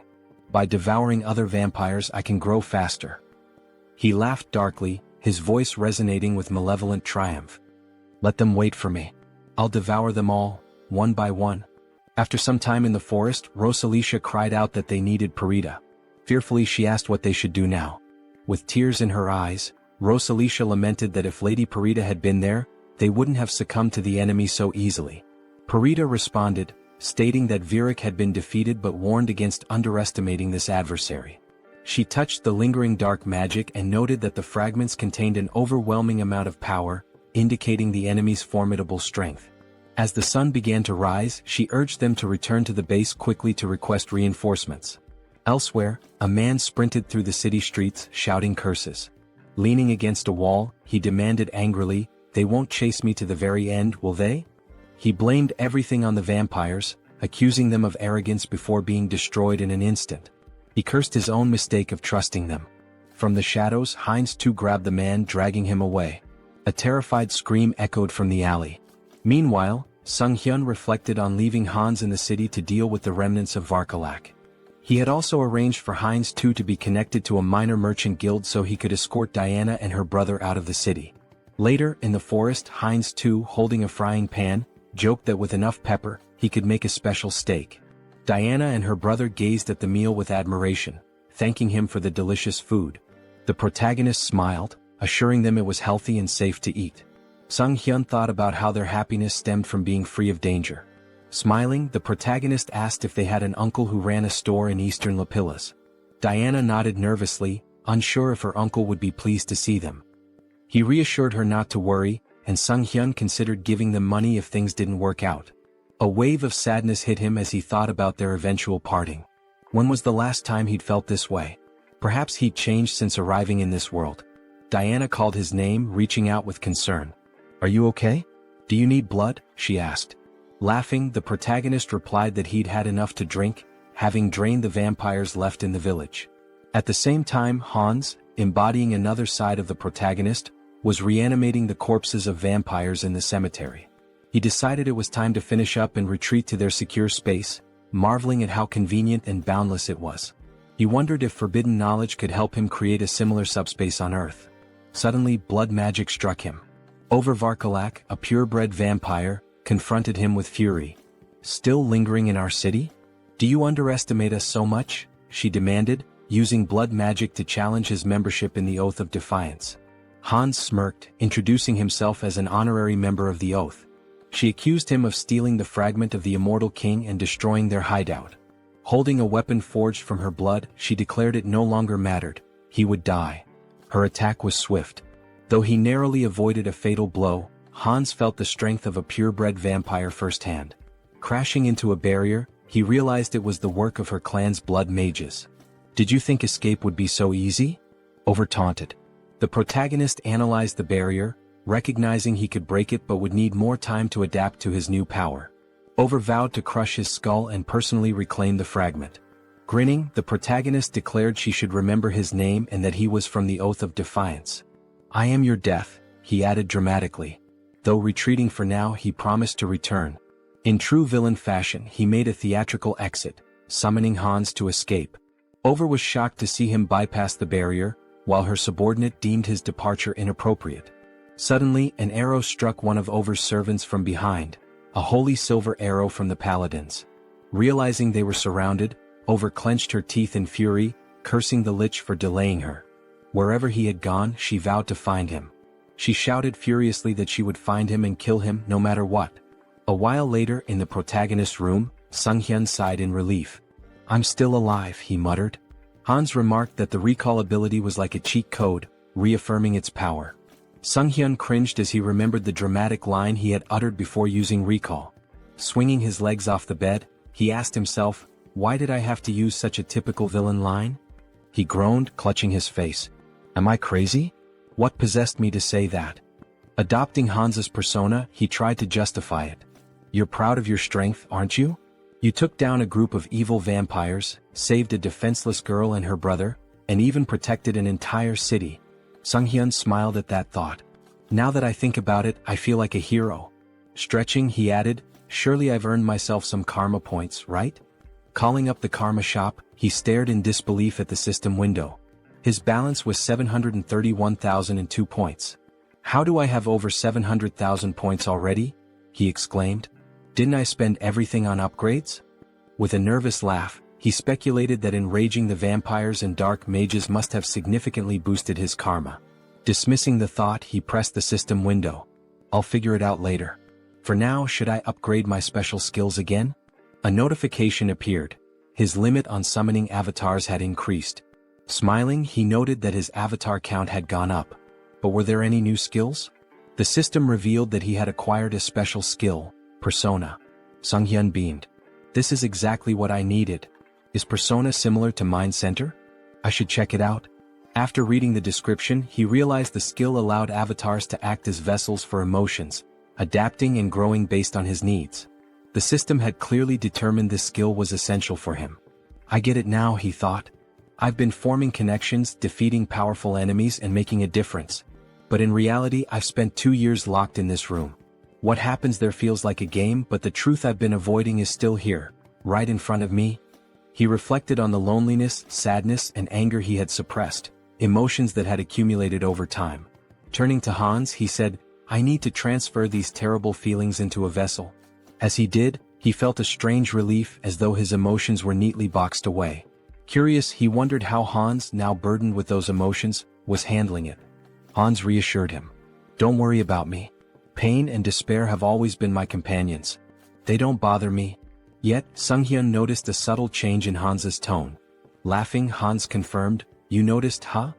It dawned on Sunghyun that an avatar filled with emotions could develop its own personality. Before he could say more, a loud noise erupted outside. Was that an explosion? He asked, rushing to the window. Is there another villain? Here in the city? He groaned, holding his face. Let the guardians handle it. It's not directly in front of me like last time. It's none of my business. Hans interrupted. Do you need a reason to eradicate evil? Sunghyun met his gaze and realized the truth. Since transferring his negative emotions to Hans, things had become clearer. Avoidance had always been his habit. Despite his desire to defeat evil, he had lacked the courage to act. Hans, now exuding determination, declared, The world order is in chaos. Criminals are everywhere. It's time for me to become their law. Using his power and donning a mask, he left to confront the chaos. At the explosion site, residents gathered, expressing their frustration. How many times has this happened? Why haven't they called for reinforcements? Meanwhile, Hans observed the scene. He deduced that the villains had formed an organization, and their time was running out. He wouldn't leave empty-handed. Using dark magic, he created the Eye of Darkness, his new network of spies. You will be my eyes and ears in the shadows, he thought, ready to hunt down hidden sinners. In an alley nearby, a group of schoolchildren bullied a classmate. Bring him an ashtray, one taunted. They laughed as one boy held a cigarette to another, mocking him as the best ashtray ever. The schoolboy being held down screamed, begging them to stop. At that moment, a woman clutched her child tightly and asked where they could possibly run. A man, drunk and swinging his belt, shouted accusingly that she was lying to him. Meanwhile, a masked robber shattered a store window, climbed inside and declared, while opening the cash register, that this was all he needed. Hans observed it all, his thoughts dark and resolute. These villains were no better than trash, and he resolved to punish them. Their punishment would be a trauma so profound it would scar their souls. They would remember this day, and if evil ever sprouted within them again, darkness would come for them once more. Screams of terror echoed throughout the city.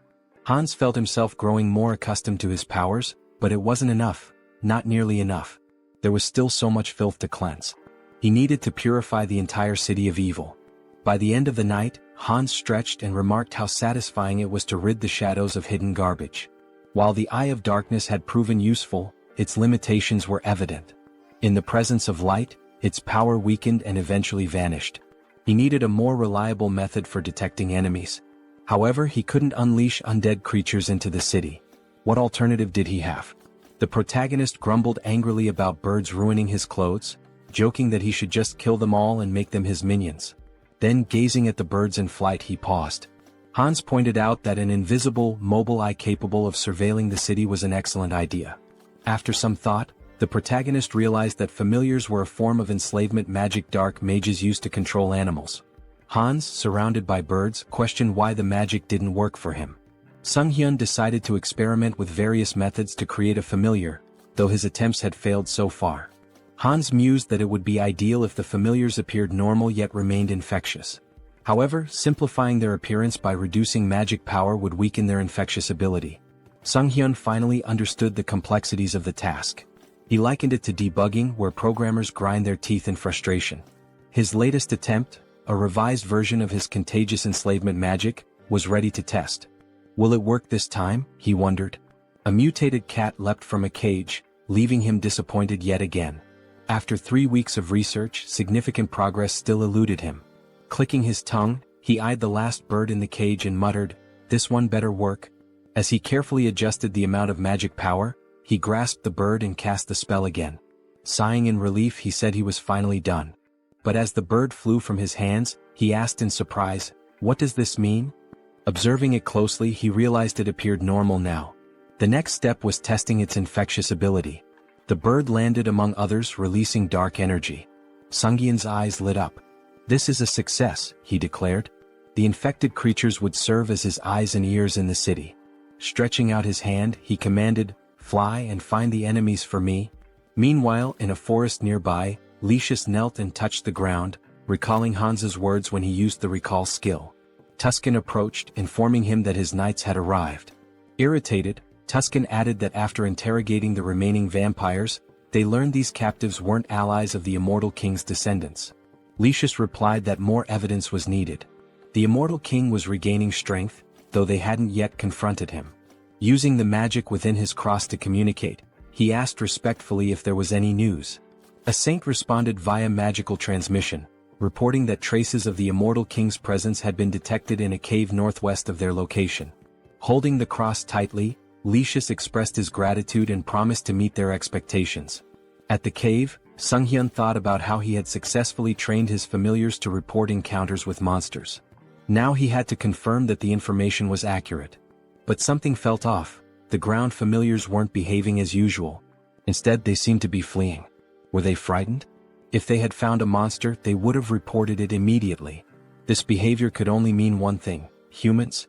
Why are people in such a remote area? He wondered. Could this be an ambush? But that seemed impossible. How could such a large group remain unnoticed while hiding their presence? Suddenly, one of his familiars was struck down. Tuscan stepped forward and declared, "You are a participant in the oath of disobedience. Your pathetic tricks won't work on us," Tuscan declared. "No evil can escape the saint's sight. You won't leave here alive." Drawing his weapon, he demanded surrender and promised divine justice. The protagonist recognized them immediately: Holy Knights. He had seen their emblem during his training in Brokislak. Divine power directly countered dark magic, which meant this would be a challenging fight. Hans, unshaken, asked how the servants of the church had managed to find him here. Tuscan struck him sharply with his weapon, silencing him. "You have no right to speak," he snapped. "Don't think you can fool me with your words." The protagonist muttered to himself that his opponent was far too stubborn. Should he deceive them and flee instead? Tuscan seemed to read his mind. "Cheap tricks won't work against us," he said, wielding light magic. "You cannot deceive the servants of the saint." A weapon infused with light pierced the protagonist, and he winced in pain. "Do you truly consider punishing villains a crime?" he asked. "Silence," Tuscan barked, his light magic intensifying. "From the moment you embraced forbidden power, you became one of them. A villain." Sunghyun activated his dark magic and retorted, "Where's the logic in that?" He felt an unusual weakness. Something had been interfering with his magic recently. The Holy Knight's anthem began to play, sapping his strength. Tuscan ordered the singers to keep going. The hymn was draining Sunghyun's energy, but he couldn't bring himself to harm innocents, even if it meant stopping the song. He groaned in frustration as a weapon stabbed him from behind. "Now's our chance," Tuscan declared. "Restrain him." Sunghyun realized his mistake. He had been too careless, and now he was bound in chains. These restraints were not ordinary, they blocked both his movements and magic. "Impressive work catching me," the protagonist admitted. Tuscan smirked. "Exactly as expected. No evil has ever escaped these chains. Will you resist any longer? Grinning, the protagonist replied, as if I'd make it that easy for you. He knew there was no reasoning with them. It was time to part ways. Let them think they had won. Tuscan, now wary, activated his light magic. I don't know what you're planning, but don't think I'll just stand by and let you try anything. He launched another attack. But the protagonist only smirked. The strength of the chains didn't matter anymore, because Hans was already free. Tuscan's eyes widened in disbelief. He broke the chains? Impossible. Who is this man? Later, lying exhausted on his bed, Sunghyun sighed. Trouble seemed to follow him wherever he went. First, the Shadow faction and the Oath of Defiance. Then the Varkalak vampire clan. And now, the Paladin Order, one of the most powerful forces on the continent, had joined the list of his enemies. He called up the system window, his thoughts racing. There must be a reason for all this karma I've been accumulating. Is it because I keep attracting villains from across the continent? He groaned and decided to focus on his original plan for now. Sometime later, in the city, the protagonist prepared to test the fruits of his research. Controlling the essence of black magic was simple in principle. His familiars could serve as his eyes and ears, even covering a massive area like Seoul with ease.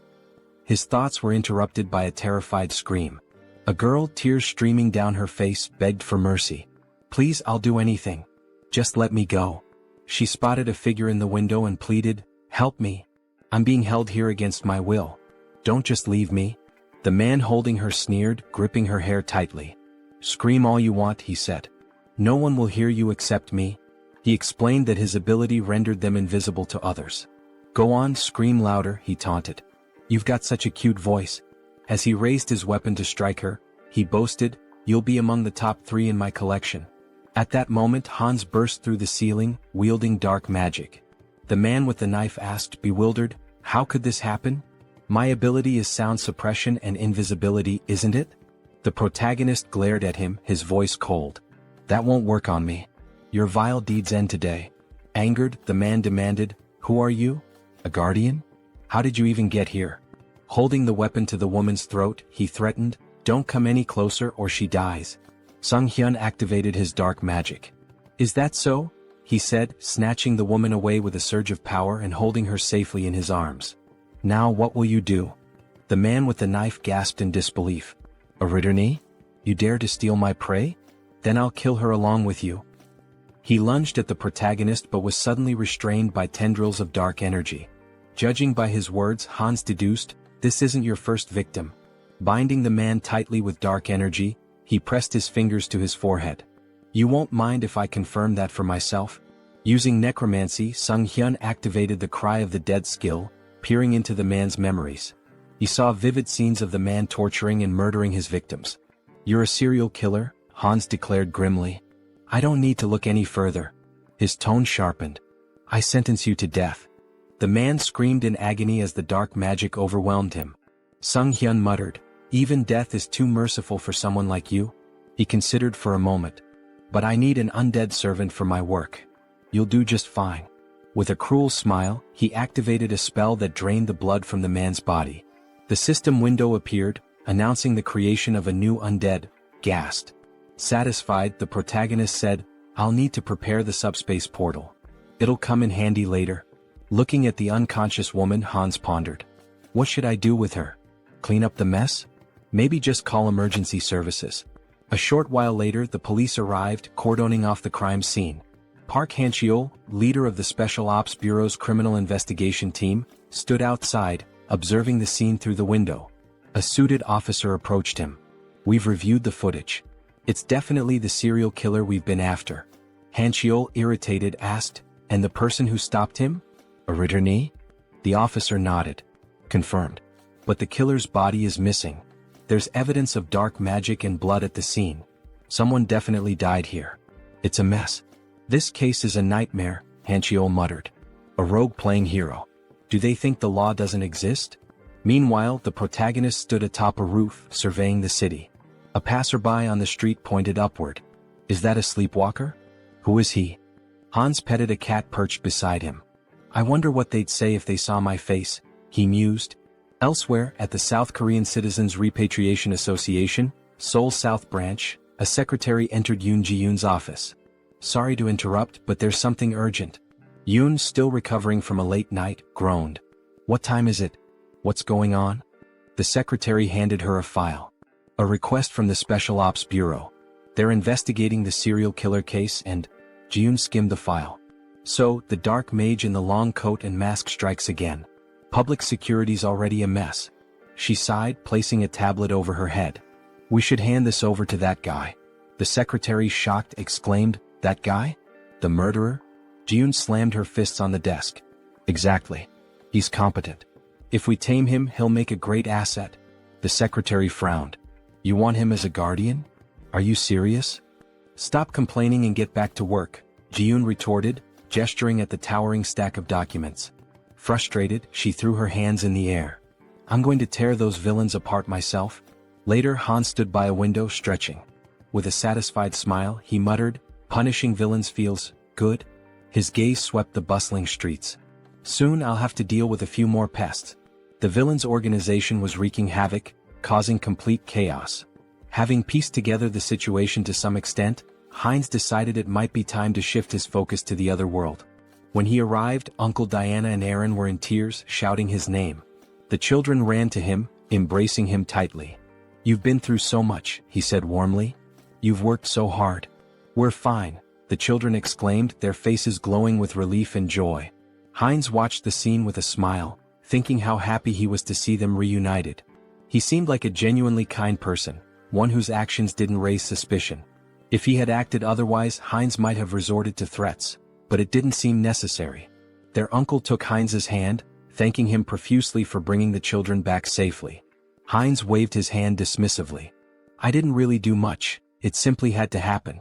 Diana approached him, gratitude shining in her eyes. Thank you for everything, she said, wrapping him in a hug. I'm so happy.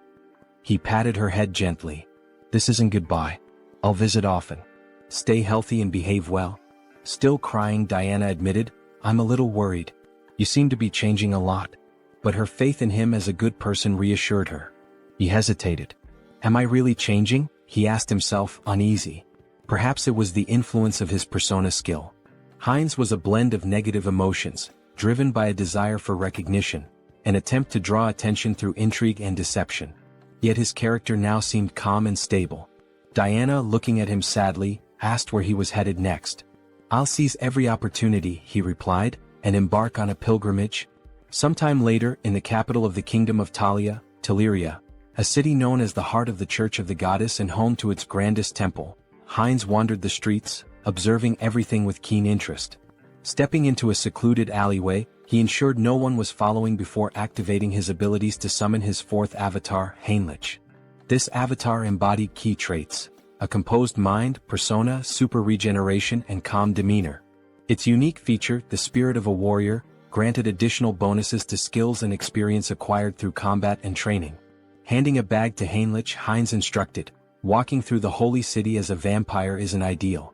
Take this and step into the light. Heinlich made his way to the elder, who sat on a chair surrounded by his subordinates. Next, believer, step forward, the elder called. In response, Heinlich emptied a bag of gold at the elder's feet, startling everyone. The elder began counting the coins, stacking them neatly. How much is this? He asked, astonished. This is everything I have, Heinlich declared, placing a hand over his heart. I wish to dedicate it all to the goddess and serve as a paladin to fulfill her will. Reflecting on his past avatars, an undead, a dark mage, and a vampire, Heinlich mused that this time his form would embody light. A paladin respected by all. The elder slammed his fist on the table, sending coins scattering. Instructor Marco stepped forward with a hearty laugh. A sincere young man like you will make an excellent paladin. The elder, still hesitant, said, Wait. No matter the sacrifice, we can't just accept an unknown person as a paladin. Marco reassured him. Don't worry. Training reveals a recruit's true nature. Are you prepared to show us yours? Heinlich nodded eagerly. I am. Weeks into the grueling training, Heinlich gasped for air, sweat pouring down his face. I need water, he cried moments before a massive iron ball flew toward him. What is this madness? He thought, summoning his strength to stop the ball. Exactly a month had passed since his training began. Initially, he thought the Paladin Order was noble and refined. Instead, it was filled with relentless macho warriors. The room echoed with shouts of encouragement as paladins trained intensely. A fellow paladin approached number 12, chastising him. "You're losing focus. Did you forget the rules? You can't stop praying during training." The paladin knelt in front of him, shouting, "Good. Now concentrate and recite the prayers again." Number 12 resumed, reciting fervently as he lifted the iron ball. The coach praised him. "Well done. Keep focusing. Let prayer restore your strength." From the sidelines, Heinrich observed. He admitted that the repeated prayers, despite being grueling, effectively strengthened faith and divine power. Nearby, two paladins were hitting a third with sledgehammers, who shouted gleefully, "My back feels great today." Heinrich couldn't help but think, this is absolute madness. Let them hit him even harder. Another paladin stood tall, attempting to crush a spiked iron ball with his bicep. Around him, the group shouted praises to the goddess, proclaiming their ever-growing faith. Watching from the sidelines, Heinrich couldn't help but think, do they really need to train like this? On the second floor, the trainer approached Marco, questioning him about the new recruit. Is he just a simpleton? Marco smirked. And if he is, what of it? The trainer chuckled. Well, even before baptism, he's managing to lift such massive weights. His shoulders and lower body are already unnaturally strong. I can't wait to see how baptism will transform him. Hearing this, Heinrich felt a wave of discomfort. Why are they drooling over my body? He thought, trying to suppress his unease. He didn't want to attract attention from this group of apparent muscle fanatics. Time passed, and Heinrich continued to endure the relentless training. During one particularly grueling session, he paused, gasping for breath. It had been 3 months since he began. Without his wind instrument and super regeneration skills, he would have collapsed long ago. His body and endurance had improved significantly, but the endless perversions of the group were the real challenge. Marco approached him, placing a firm hand on his shoulder. Finished with lower body training? How about we hit some chest exercises together? Marco removed his shirt, flexing dramatically in front of Heinrich. Panicking, Heinrich let out a distressed scream. The trainer joined in, striking a dramatic pose. What a beautiful day. Don't you agree we should do some solid back training? Heinrich's discomfort grew unbearable as he tried to suppress a shudder. Why are these muscle perverts targeting me? Later, Heinrich sat near a building with another paladin, stretching his neck. I think I'm starting to lose my mind, he muttered. Not a single day goes by without someone inviting me to train with them. The other paladin laughed. That's because the elders have low expectations for themselves. As they spoke, a group of smiling paladins passed by, laughing among themselves. Suddenly, two figures emerged from the building, Archbishop Lucius and Tuscan. They waved at the paladins, their presence commanding attention. One of the senior members announced, "We've received orders for an expedition with a full contingent of crusaders. When do we depart?" Heinrich noticed one of the paladins and thought, isn't that the guy who pointed his sword at Hans? The returning group must have been searching for Hans. Could they really have been hunting him all this time? Shortly afterward, the recruits gathered in a grand hall. An elder stood at the altar, addressing the group. We are here today for the baptism ceremony of the most promising recruits. Due to special circumstances, the ceremony has been moved forward. We hope for your understanding. One recruit whispered, why are they holding an event that usually happens only once every 6 months? Why now? Heinrich had his suspicions. They're desperate for reinforcements to pursue the heir to the immortal king. But this is a perfect opportunity for me to test my plan. The elder called out, Max Veroin? Max stepped forward, and the elder asked, are you ready to dedicate your life to the goddess and serve as her paladin? I am, Max declared confidently. Heinrich observed quietly, reflecting on the process. Those who undergo baptism transfer all their mana to the deity, losing the ability to use magic. In return, the deity grants a sacred blessing of immense power. The strength of the blessing depends entirely on the recruit's faith. The purer and more unwavering the faith, the stronger the paladin becomes. The elder called the next name, Heinrich. Smiling, Heinrich stepped forward, thinking, I'm fortunate to have devised such a brilliant plan. Until now, he had used his center of the mind skill primarily to suppress external stimuli and control emotions. But he had realized it could be reversed. By combining this with the persona skill, he could project the illusion of absolute faith in the goddess. As the high priest extracted his mana, Heinrich would filter out any mistrust or doubt, leaving only pure, unblemished energy. When the high priest initiated the ritual, the room began to glow with an intense sacred light. Gasps and whispers filled the air. "This is unprecedented," someone exclaimed. "The sacred power is reaching the very head of the goddess's statue." The high priest, astonished, placed a hand on Heinrich's shoulder. "You've just undergone baptism, yet your sacred power rivals that of a priestess. Such unwavering faith. I'm truly impressed." Heinrich's plan had worked perfectly, and he smiled inwardly. Heinrich continued to train diligently, a smile forming on his face as he thanked those around him. Suddenly, a system window appeared before him, informing him that he had acquired the holy baptism skill. This skill allowed him to distribute spiritual power more effectively among his avatars. As he examined his hand, he pondered, "Is this the limit of holy power?" The thought brought him some relief. He had been skeptical that a false faith built on illusion could yield any results. Still, it seemed the skill hadn't worked to its full potential. He reflected further. The church's deity appears closer to the system, a personal god tied to the individual. When he opened his mind earlier, he felt a peculiar sensation. If he had to describe it, it was akin to curiosity, a distant, watchful presence. Is this what it means to be monitored? He wondered. Such power, he decided, should only ever be used for good. Later, in one of the meeting rooms, Lucius and Tuscan stood before a tactical map, moving pieces around as they discussed their strategy. "This is a mess," Tuscan said grimly. "We've been searching for a month and haven't found even a single village connected to the heir of the immortal king." Lucius sighed. "I have nothing to present to the deity." He glanced at Tuscan and added, "And beyond that, I sense the kingdom of Talia's support is waning.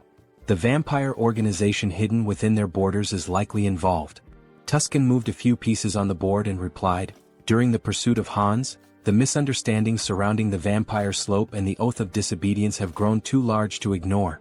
He picked up one of the game pieces, continuing, "The assassination squad has failed to achieve any meaningful results. Political pressure from the state is mounting, and they're leveraging this situation against us." Slamming his hand against his head in frustration, Lucius declared, "The assassination squad will be disbanded. My subordinates will return everyone to the capital." Tuscan nodded in acknowledgement and left to carry out the orders. As he walked away, he thought about the precarious situation they were in. "We're surrounded on all sides, and the paladins' numbers are no longer sufficient.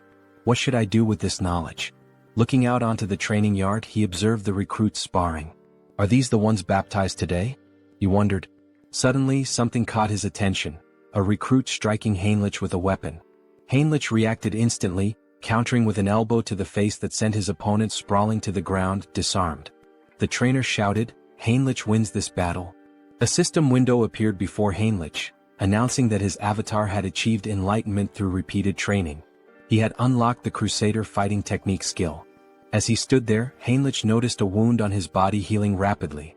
With his super regeneration and newfound sacred power, the injury disappeared entirely. The defeated recruit, wiping sweat from his face, asked, "Did you let me hit you on purpose?" Heinrich extended a hand to help him up. "The effort was worth it," he said with a smile. "Tactics are my style." Yet inwardly he thought, this still isn't enough. To grow further, I need to evolve my abilities. At that moment, Tuscan approached, his expression serious. "Your sacred power is remarkable," he said. "You're already at the level of a trainer or a high-ranking paladin." The defeated recruit looked shocked by Tuscan's words. Tuscan continued, "But you're not experienced enough to be a full paladin just yet." Heinrich tilted his head, curious. "What do you mean?" Tuscan smiled knowingly. "You've likely felt it, more than others." He extended his hand to Heinrich. "I can make you much stronger. Will you come with me to the Rosalia Temple?" The protagonist inquired about his purpose in the Grand Temple, to which the response came as a question. Did he have any particular issue? Heinrich extended his hand reassuringly, stating that there was no problem and affirming his desire to accompany him. Tuscan, with a dissatisfied expression, began walking away, remarking that if he wanted to follow, he should do so immediately. The protagonist hurried after the paladin, requesting time to gather his belongings, but Tuscan advised him to entrust that task to someone else. They entered a room and stood on glowing runes. Tuscan placed a hand on the protagonist's shoulder, acknowledging how sudden everything seemed. He assured him that everything would be explained in detail later. The protagonist nodded, indicating his understanding. Soon they arrived at the renowned Great Temple of Rosalia, the largest sanctuary of the church, positioned at the continent's center. This sacred site was where both the father and the goddess had once dwelled, marking the heart of the faith. Inside, Rister greeted them warmly, expressing her hope that their long journey hadn't been too exhausting. They knelt before her, expressing their gratitude. The protagonist reflected on entering this sacred space, where the goddess resided, as an opportunity for immense growth. He believed it to be the ideal place to develop his skills and gain recognition as a paladin. Determined, he resolved to hone his abilities while handling covert tasks with Hans's assistance. Meanwhile, Hans sat atop a rooftop surrounded by corpses, scrolling through news about the saint on his phone. Acknowledging his newfound fame, he noted that remnants of a human trafficking ring had been eliminated. However, something peculiar caught his attention: mentions of a divine retribution society by the defeated villains. They had cursed him repeatedly, claiming the society would not forgive anyone who failed to act against him. Hans suspected this society was linked to multiple organizations. Stretching as he stood, he resolved to investigate further and continue dismantling their operations.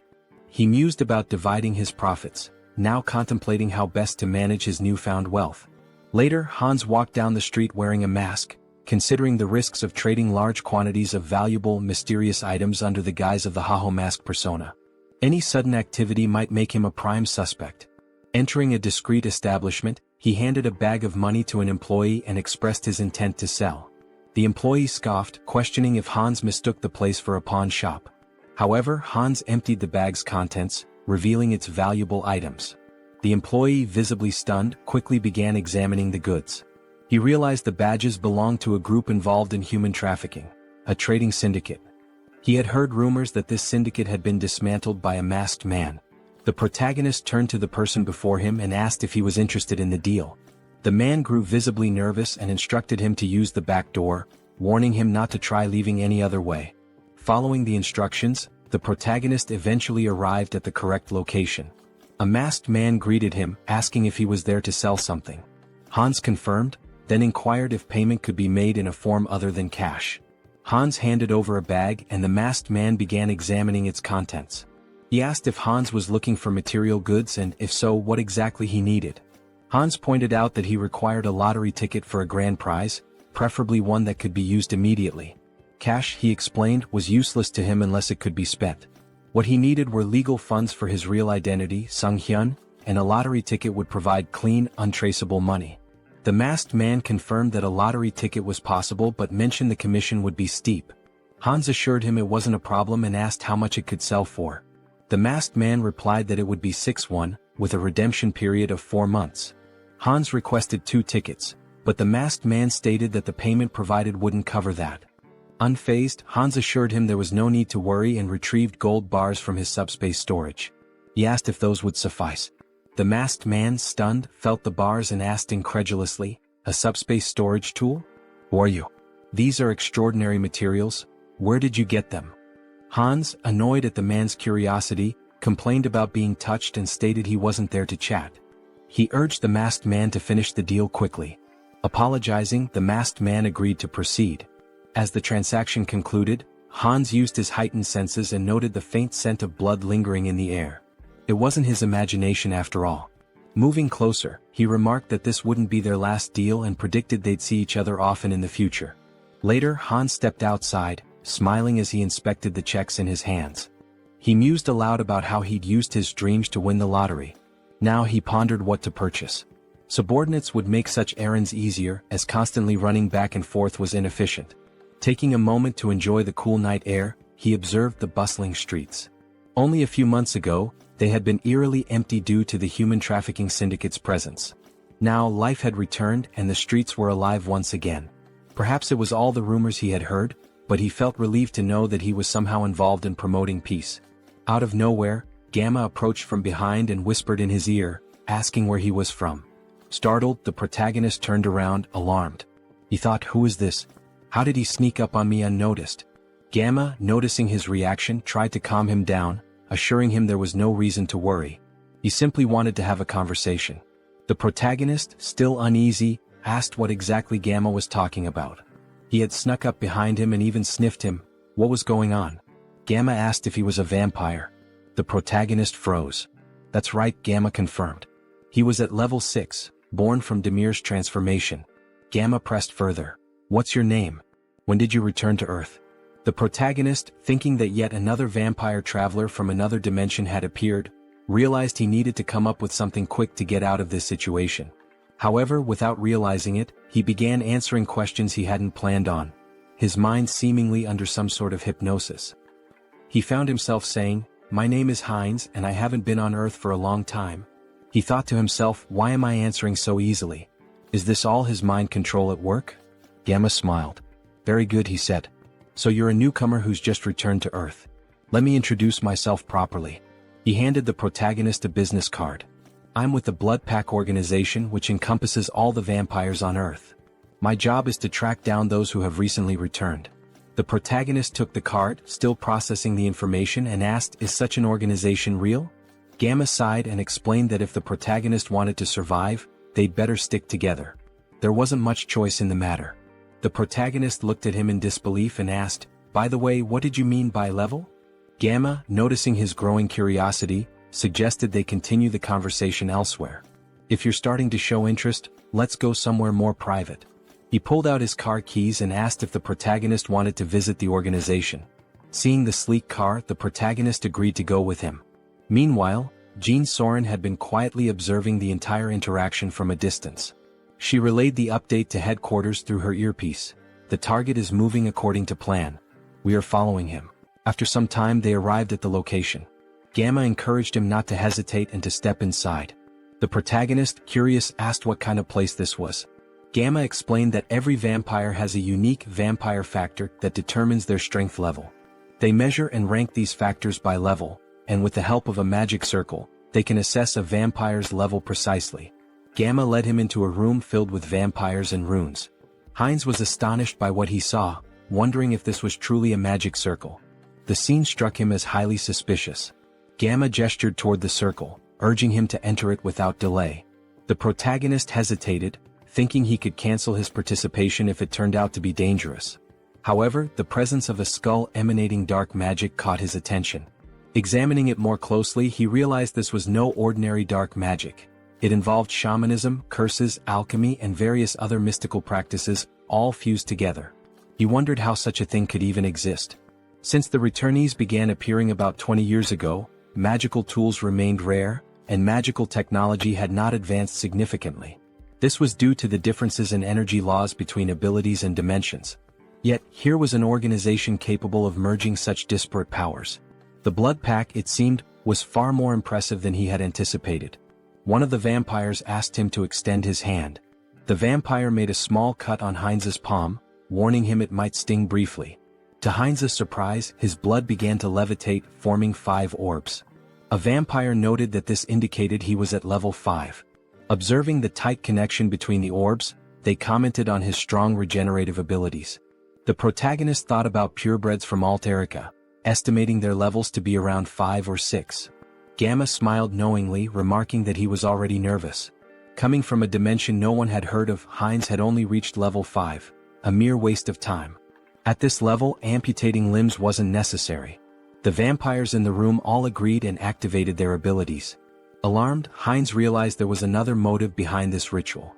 It was far too elaborate for a simple level assessment. He urgently needed to summon help. At that moment, a knock at the door startled everyone, making Gamma visibly tense. The door burst open as Rand stormed in, commanding everyone to freeze. She declared her intent to apprehend Gamma, a level 6 vampire from the Blood Pack, for kidnapping and killing other vampires. Gamma appeared unfazed, questioning her rude intrusion. The protagonist found Rand familiar but couldn't place where he had seen her before. Rand pointed out that when she first heard rumors of vampires being abducted, she doubted their truth, but now the evidence was undeniable. She demanded that Gamma release the vampires and surrender. Gamma mocked her, calling her a naive servant of the Blood Pack. He questioned why vampires needed to live in subjugation, follow human rules, and hide underground. Rand, enraged, argued that it was the actions of warlike vampires like him that forced their kind into hiding. Gamma dismissed her argument and asked whether her comrades shared her perspective. This caused doubt to spread among the vampires behind her. Shocked, Rand questioned their loyalty. Just then one of her allies betrayed her, activating his ability and striking her down. As she collapsed, she demanded to know why he had turned against her.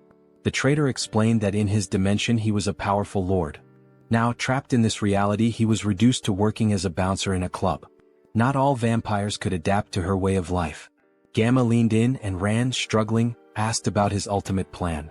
Was he kidnapping vampires to start a rebellion against the Blood Pack? Gamma smirked and dismissed her as foolish. Such an endeavor would take centuries. Instead, he revealed that they had discovered a way to grow stronger quickly. He demonstrated this by lifting the body of a vampire and alluded to breaking a taboo. Shocked, Rand accused him of creating mad vampires again. Hines, observing, realized she was referring to cannibalism among vampires.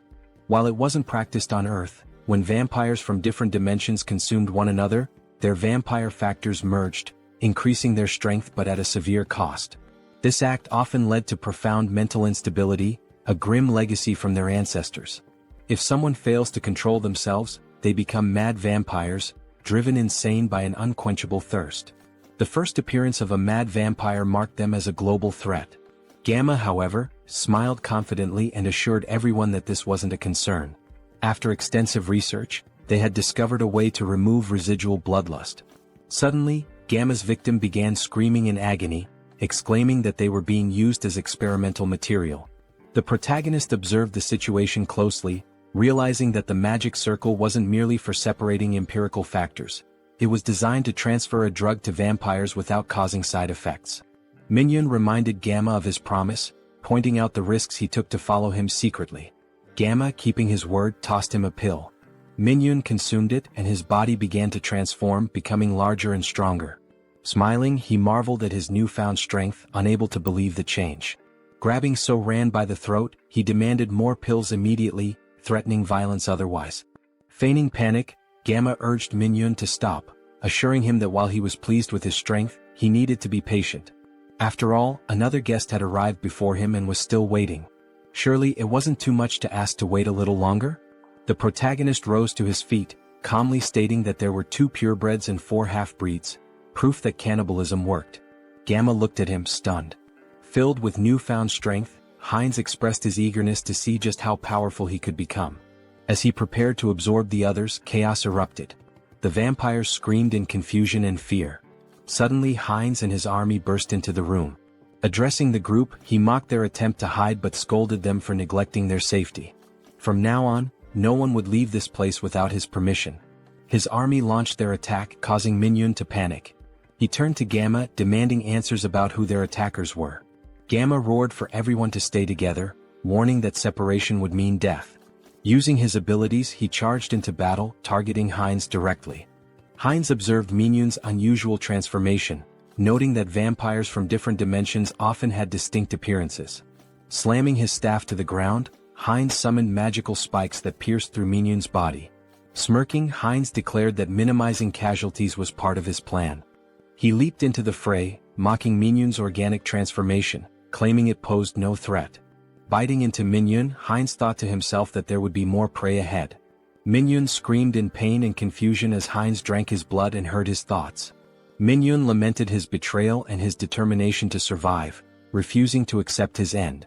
Wiping his face, Hines remarked that insanity was far worse, as he could hear every obsessive thought coursing through Minhyun's mind. To his surprise, his teeth began to fall out, a sign of his empirical factors evolving and merging. A system notification appeared, informing Hines that he had gained a special ability, hybrid evolution. This ability significantly enhanced his physical attributes whenever he absorbed new empirical factors, allowing him to steal traits from the target's bloodline. Turning to Gamma, Hines remarked that this power was quite impressive. If he were to lose control, he could become exceptionally dangerous. Now he needed an organization to enforce his will. The Blood Pack could serve his purpose, or they would face the alternative of joining his undead army. As the battle continued, Hines devoured the remaining vampires. Another system notification informed him that he had acquired a new vampire trait, Insight. This skill allowed him to assess the physical condition and stats of his enemies. Hines dismissed it as relatively useless but realized that vampires possessed a supernatural ability called heritage, tied to their origins. Using hybrid evolution, he could master this ability and steal all their powers. Gamma, now crucified, demanded to know how Hines had managed to remain sane while devouring his own kind. Approaching him with a grin, Hines taunted Gamma, asking if he was curious about how to resist corruption. The secret, he teased, was to ignore the whispers that accompanied the act. Gamma, panicked and disbelieving, screamed in protest. His cries turned into agony as another system notification revealed that Heinz had gained a new skill, camouflage, which allowed him to conceal his presence. Observing Gamma's transformed state, Heinz smiled slyly, commenting that Gamma must have been using camouflage all along. Not bad, he remarked, relishing his growing power. There were many ways he could use this ability. Should he dive into this bastard's thoughts? Gamma reflected on research, collaboration, support, and the public retribution technology. He also recalled a promise he had made to Mr. Beta. The protagonist panicked, wondering who the hell is this? Was this person Gamma's patron? And once again the Public Retribution Society was mentioned. It seemed like this intricate ritual was also their doing. What were these people planning, aiding the blood pack like this? Later that night, Heinz and So-Ran were driving through the city together. Heinz glanced at her and asked if she was finally coming to her senses. Startled, she yelled at him, calling him trash for selling his life and demanding to know where he was taking her. Grabbing him by the throat, she shouted furiously. Heinz gasped, pleading for her to stop and look around. They had captured him too, and if she didn't let go, they'd crash. Reluctantly, So-Ran released him and apologized, asking for an explanation of what had happened. Heinz asked if she had heard of Ho-Ho's mask. He mentioned that the masked figure had escaped during the chaos when a group of vigilantes burst in. Placing her hand over her heart, So-Ran expressed her gratitude, saying that even amidst the chaos, Heinz had gone out of his way to save her. As Heinz observed her closely, her face and voice felt oddly familiar. Yet no matter how much he tried to place her, he couldn't shake the feeling that he'd seen her somewhere before. He asked why members of the Blood Pack were fighting one another. So-Ran explained that the group was divided between radicals and moderates. She and her team had discovered evidence that the radicals had kidnapped one of their own, so they infiltrated the radicals' territory. She expressed relief that they had escaped in one piece and even managed to learn the radicals' plans. She intended to inform the higher-ups and put an end to it. Heinz, skeptical, thought to himself that resolving this wouldn't be so simple. It was likely that even the highest-ranking members of the radicals were involved. So-Ran cheerfully asked about Heinz's identity. Who was he as her savior? He seemed incredibly strong. Heinz replied that she could call him whatever she wanted, as she felt comfortable. She asked if she could call him up for convenience, to which he nodded, mentioning he'd recently returned to Earth and hadn't formed any bonds yet.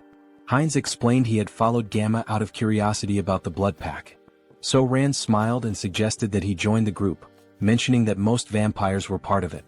She assured him that moderate vampires didn't engage in shady activities and had steady blood supplies through partnerships with blood banks. Heinz expressed interest and So-Ran promised to show him more. After some time they arrived at their destination. Inside, a little girl named Nahi ran to the door when she heard them. So-Ran greeted her warmly and Nahi hugged her, asking if she was okay. Smiling, So-Ran reassured her, introducing Heinz as their friend and a new member of the Blood Pack. Nahi, looking nervous, greeted Heinz. He waved back with a friendly smile. So-Ran patted Nahi's head, asking her to stay and play while she showed Heinz the room. Nahi agreed but asked her to return soon. On the way up, Heinz commented that Nahi seemed very small. So-Ran clarified that it wasn't just her appearance. Nahi wasn't a returner. Confused, Heinz asked if all vampires weren't returners. So-Ran explained that wasn't true. Nahi had been born and raised on Earth, but her father, a returner, had turned her into a vampire to save her from a chronic illness. This revelation made Heinz reflect on why the government wanted strict control over vampires. In many ways they were like an infectious disease. So-Ran continued, explaining that turning someone on Earth took significantly more power than usual. Nahi's father had reached his limit but wanted her to live confidently, even under the sun. Eventually they reached a room. So-Ran let Heinz in, telling him to call her if he needed anything. Since it was late, she suggested he rest. She said goodbye with a distinct gesture. Heinz froze, startled. That gesture, her voice, it all seemed so familiar. Pointing at her, he asked, "Is she the streamer Orchid?" So-Ran's eyes widened in shock and she screamed in embarrassment, covering her face. She stammered, asking if he'd just mentioned her stream. She blushed, saying that moment from her stream was stuck in her head, then nervously asked if he was one of her subscribers. Heinz awkwardly waved, denying it, explaining that her videos had simply popped up in his recommendations a couple of times. She sighed in relief and said it was a good thing because she had nearly died of embarrassment. She explained that she had been a trainee, and after quitting she felt lost and decided to try streaming. Heinz asked how old she was back then. She replied that she was 22 now and had awakened at 19. Then she asked his age and when he had awakened. Feeling awkward, Heinz quickly shut the door behind him, calling out that he'd tell her later. She blinked in surprise, wondering aloud if she had said something wrong. Inside, Heinz exhaled deeply, realizing she was much younger than he had assumed, which explained his casual tone earlier. At 20 years old himself, he found it surprising that she was older than him. Lying on the bed, he muttered to himself that, regardless, she still looked familiar. As a streamer she was quite famous. Maybe he should look her up online? Opening her streaming page, he found a notification about her recent hiatus. In the post, she mentioned taking a break from streaming for about a week due to work obligations. She assured her audience she'd return as soon as possible and hoped to see them again soon. Heinz swiped through the updates thinking to himself. After she posted this, she went straight to the crime scene? If he hadn't intervened, that post might have been her last. The thought unsettled him. The situation had been far too close and dangerous. The next morning, Heinz woke to the sound of So-Ran yelling into her phone. She was shouting, demanding to know why there was no evidence. How could they find nothing? Groaning from his headache, Heinz got out of bed, wondering what the commotion was about so early in the morning. Heading downstairs, he heard her shouting again. He says there's no proof of this. How is that even possible? Noticing Heinz, So-Ran paused her argument and asked if he was awake. Holding the phone away, she explained that her colleagues had gone to the crime scene yesterday, but everything had been burned. There was no evidence left, and now they couldn't act against the radicals. Heinz clenched his fist, thinking to himself, they've gone too far. Were they trying to erase all traces of me? Out loud, he sympathized, saying it was unfortunate, but then he asked her something. Could she tell him where the radicals' base was? Her eyes widened in surprise. Why do you need to know where the radicals' base is? She asked. Then, raising her voice, she added, don't tell me you're against the blood pack. Heinz raised his hands to calm her down, assuring her it wasn't the case. He explained that the radicals were dangerous, and it would be better to know their locations to avoid them. Taking a deep breath, So-Ran nodded, placing a hand over her heart. That does make sense, she admitted. She pulled up some information on her phone, handing it to him. Here, hold on to this. Avoid the marked locations and you'll stay safe. Heinz studied the screen, noting the map of locations. While doing so, So-Ran offered to cook him something since he was already up. He waved his hands, politely declining. No need to trouble yourself, he said. I'll grab something nearby. There are plenty of good restaurants around. Looking at the map's marked spots again, Heinz licked his lips and muttered, that's why I'm thinking of going for a walk and finding something good to eat. Moments later, he appears indulging in the blood of vampires, as if feasting at a banquet in a restaurant. Suddenly, a still-living vampire calls him a bastard, warning that he cannot leave peacefully because the clan leader will hunt him down, leaving not a single bone marrow behind. The protagonist asks if they know who he is and thanks them, mentioning that after stealing the concealment skill from these vampires, they are now worse than blind fools. So, he won't have any trouble for now. He then demands they reveal where their other friends are.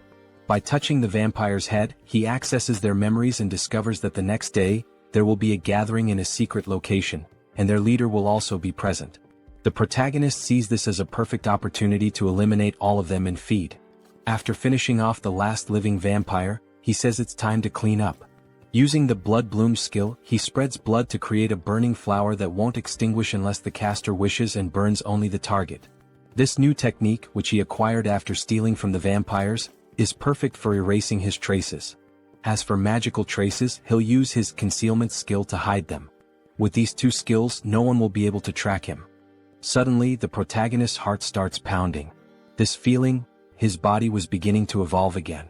While spitting blood and groaning in pain, he acquired new abilities. The special skill, Bloodline, Pure Blood, evolves into Bloodline, True Blood. Due to the effects of hybrid evolution, he gains enlightenment and acquires the skill, Blood Flow Amplification. His recovery ability has transcended its limits, and the skilled regeneration has evolved into hyper-regeneration. Finally, he has become a True Blood and gained some new abilities. Let's test what they do. He makes a deep cut on himself and within seconds his artery heals. Now he can control blood and has absurd regeneration. During a fight, he can absorb the blood of enemies to recover, making him practically invincible. If a True Blood is this strong, imagine how powerful a Holy Blood might be. In the next scene we see Jean Soren thanking someone for donating 1 million cheeses. The donor earned 1,000,000 points in her heart. She thinks this donation will allow her to buy many blood packs without worrying. Suddenly, the protagonist enters the room. They look at each other and blush. He apologizes for interrupting and tells her to continue her work. Soren, embarrassed, shouts at him to knock before entering and punches him. Soren then asks what happened. He tells her they received a letter in her name. The letter contains images and information about a group of criminal vampires. Someone mysterious sent this dossier with such valuable information. She has no idea who it could be. Perhaps the famous masked figure people keep talking about? But the only person she had discussed this with was Mr. Hines. These details came after she gave the location to Mr. Hines. Could these two be working together, or is it just a coincidence? The next day, Hines observes a house from a rooftop where a secret meeting will take place to discuss measures against the masked figure and the recent attacks. Hines uses a skill to peer inside the house but notices a blood magic barrier. On the first floor, he sees several high-level vampires emanating intense energy. Alright, let's go in. Hans will use the shadows and I'll go from above. Let's enter together and wipe them all out. Hines enters through the window like a scene from an action movie. Prepare yourselves, you criminal bastards. But when he looks, there are no vampires on the first floor. Suddenly, the wall begins to crack and a voice claims, I would have loved to capture the masked one, but only some random vampire appeared. No problem, we'll hunt down this mosquito. Beta 1 Beta Shin, do you recognize this vampire? We don't know him. He seems to be level 7 but he's entirely unfamiliar. It looks like this vampire came from somewhere unknown. Hines recalls the name Beta from the vampire memories he absorbed. Their leader is called Alpha, while the others are Betas and Gammas. Both Betas are here today. The big problem is the masked members. Perhaps they belong to the secret divine society I've been searching for. I can't sense their energy, they're using a strong skill to conceal it. For now, get this bastard out of my sight, and, of course, the one hiding in the shadows. They point toward Hans. Hines is surprised they know about the shadow. Since you're so eager, I'll end you right now, Hines says, irritated, with veins pulsing. Using the skilled blood flow amplification and acceleration, he quickly jumps on the vampires, draining their blood. The other vampires are shocked to see Hines cannibalizing his own kind, which is unacceptable. Hans, meanwhile, summons skeletons from the shadows. One vampire tries to flee, begging for his life, but Hans appears in front of him, saying, You're not the only ones who can create barriers. From now on we'll perform the dance of death, where there's no place to run. And so, the dance of death begins. Vampires lose their lives one after another. Beta 1 is stunned by the strength of this unknown vampire. This power doesn't make sense, he's only level 6 or 7. There must be some trick. One charges at Hines, but Hines uses his extended claws to stab one. One, however, hardens his skin like crystal to block the attack. Realizing the enemy blocked him, Hines decides to increase his strength and lands a heavy punch on one's chest. One is shocked to see his crystal armor shatter, something that had never happened in combat before. Recognizing Hines's superior strength and speed, one orders the other vampires to assist him. Hines taunts, Do you think these small fries will stop me? With open hands, Hines releases jets of blood, piercing one's subordinates. Enraged, one seizes the moment while Hines's hands are occupied, slicing off one of Hines's arms with a sharp strike. But it's useless. Hines absorbs blood from the fallen vampires and regenerates his arm instantly. Gaining a new skill, invisibility, Hines disappears in front of one, reappearing behind him and driving his hand into one's body, humorously described as into the vampire's butt. Checkmate, Hines declares as he begins to absorb one's blood. New vampiric factor collected. The skilled blood magic evolves into the special skill Mystery of Blood. Mystery of Blood absorbs subordinate skills, Blood Bloom, and Blood Flow Amplification. Hines feels the surge of power, now able to control all abilities with sheer will and manipulate them rapidly. Beta Shin curses Hines for devouring his own race, calling him a corrupted bloodline, and blaming his strange abilities on it. Hines responds, So what? Are you just going to keep yelling nonsense all day? Why don't you come at me like your brother did? Or are you too scared for that? Beta Shin charges at him, shouting, Bastard! Hines uses Mystery of Blood and traps Shin with blood chains. Shin continues cursing, saying, These tricks are unfair. Unfair tricks? That stings a little, Hines replies sarcastically. Let me tell you something too. Checkmate. He slices the vampire's neck. As Hines absorbs Shin's blood, the other vampires are terrified, muttering, This vampire is insane. Who would have thought the masked one would have such a strong helper? Prepare the orb, we need to deal with him now, says one assistant. One of them casts a spell and launches it at Hans. At that moment Hans appears saying, "That's an interesting spell," and reflects it back at the vampire who cast it. The other assistant, now terrified, says, "The enemies are too strong. There's no hope, we need to flee." The leader, hearing this, declares, "We're not running," and uses a skill on the subordinate, saying, "You've been useful until now, but you'll be even more useful by dying for the Society of Divine Retribution. Go and die for freedom." The leader then uses a spatial manipulation skill to escape. Hans notices something strange about the vampire left behind. Auto-destruction mechanisms? And abandoning your subordinates on your own? What an irresponsible leader. He thought this spell would force me to leave the battlefield. What a pity, it's nothing, Hans says. Inspecting the vampire's body, he observes, there are 2 energy orbs attached to him. If they are removed, Hans continues, I control the rules of death here. Do you think you can escape death in my presence? Meanwhile, the leader is teleported to an unknown location. It was tough escaping such a strong barrier, and the magic didn't work properly. But it was enough to survive, he says. Suddenly Hans appears behind him. So, you were here, leader?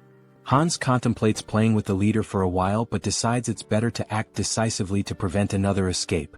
Hans places his thumb on the leader's forehead to access his memories about the Society of Divine Retribution. However, a defense mechanism activates, an unknown memory technology from the society. Hans is transported to the mental realm. A mysterious voice echoes, saying it didn't expect Hans to reach the realm. Hans questions, so you've been watching this whole show from inside your own mind? He realizes this is the leader of the Society of Divine Retribution.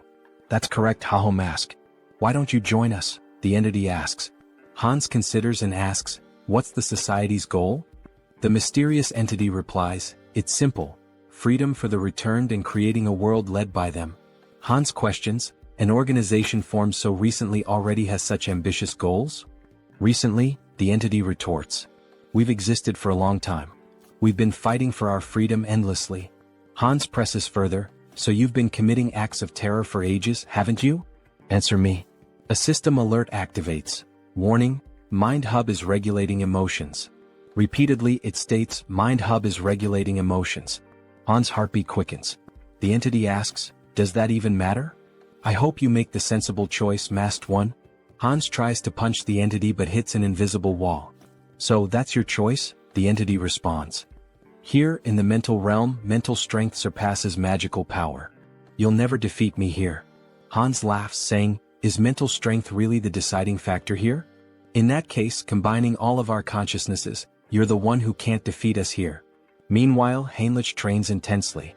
1,021. 1,022, he mutters while lifting a gargoyle statue. Finally, a system message appears. The entity has achieved the conditions and acquired the special skill, Blessing, Sturdy Body. The entity gains the skill, Out Erica Sacred Art, through repeated training, achieving a power level equivalent to a high priest. Heinrich reflects that he didn't expect to surpass his limits with mere physical training. With these new abilities, I've earned the qualifications to be a holy knight.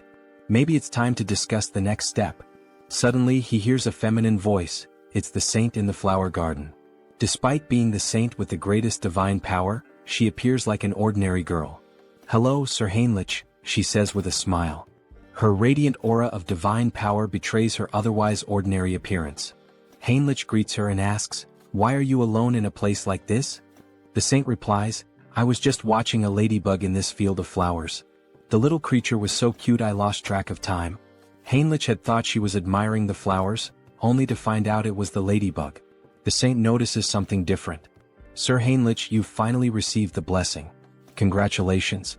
The saint's perceptiveness amazes him. Blessing, Sturdy Body is not something achieved with outside help, she remarks, praising his accomplishment. Thank you, saint, he replies.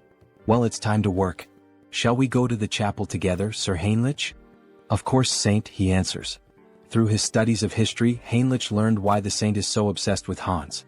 In the distant past, the first immortal king turned half the continent into a land of death. Multiple nations united to defeat him. However, his heart was stolen by an ally, a black mage. He reincarnated as the second immortal king, causing the fall of the Great Western Empire. Although the chosen of the order managed to destroy his heart, it was split into 3 parts and scattered across the continent. Every time an immortal king crisis arose, the great divine order was always at the forefront. They knew the heavy toll it took, with countless lives lost along the way. For the saint, who sees her followers as family, her intense hostility and obsession with the immortal king are natural. For now, though, Heinrich reflects, there's no need to worry much about that. The current immortal king is surprisingly gentle and kind-hearted. Alright, back to the main topic. Let's focus my mental strength on Hans. Upon changing the scene, we see a vampire spitting blood. Your Excellency the Arbiter, are you alright? Get out of my way, you're disrupting my focus. This can't be happening, I'm being pushed back. Me? In a battle in the mental realm? How is this possible? Hans begins punching the mysterious entity. At first, Hans had complete control of the battle, but now the entity is growing exponentially stronger to an uncontrollable degree, as if it were channeling the strength of multiple individuals. How did I lose? This isn't just a difference in the mental realm, it's a difference in skill? There's no way my mental abilities are inferior. This is no time to waste on this. An urgent directive is issued to the Soul Branch. Immediately cease all operations, erase all information and go into hiding. Especially for the Korean branch, this is the top priority right now.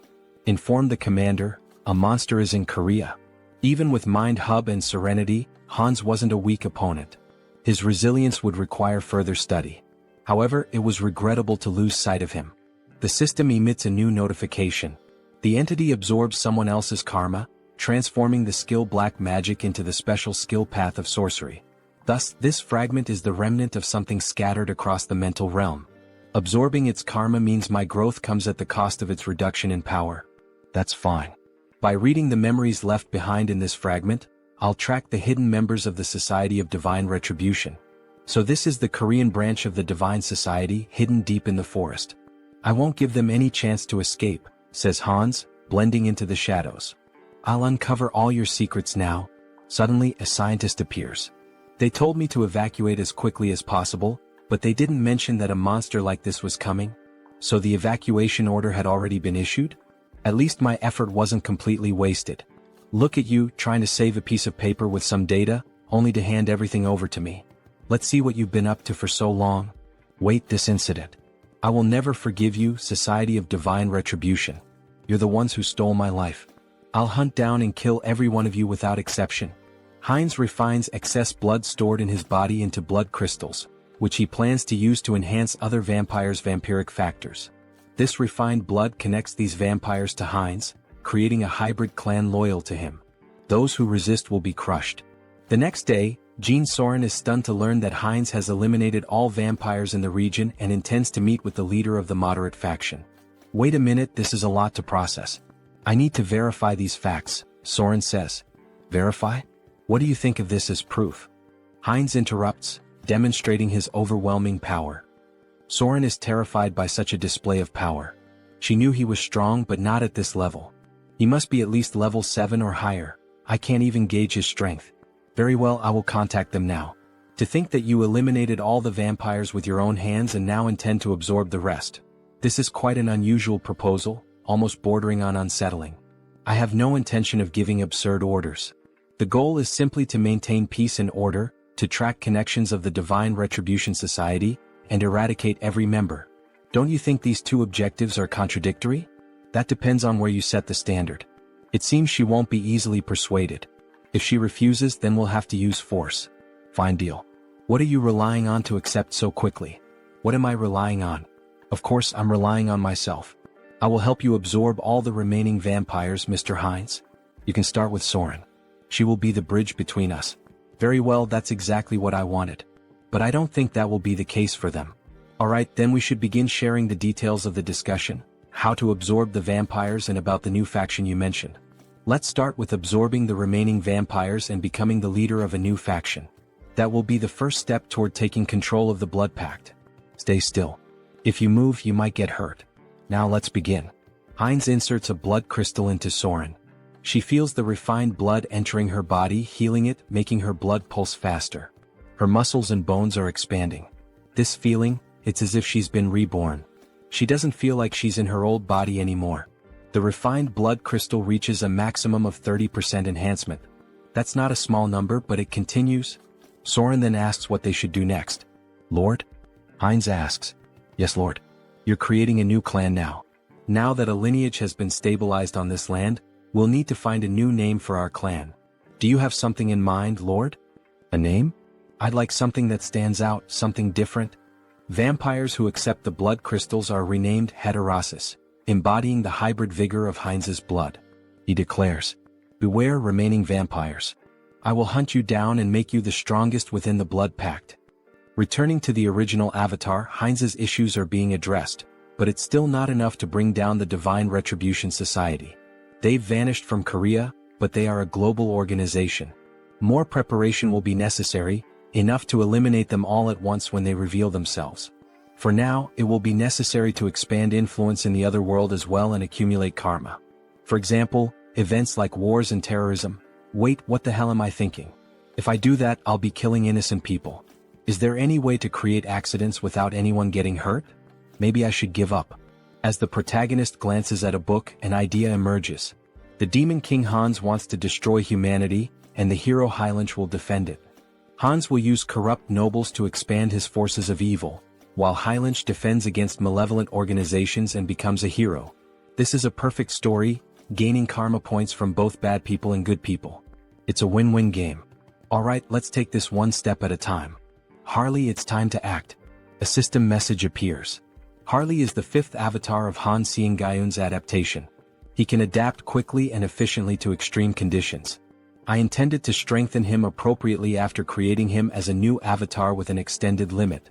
In the meantime, I'd like to further develop his adaptation. There might be a way. Yes, this is the right path. After exterminating the remaining members of the Divine Retribution Society, experiments were being conducted underground. They were transplanting demon bodies into humans, something akin to chimeras. Among the samples, the item I was searching for was this.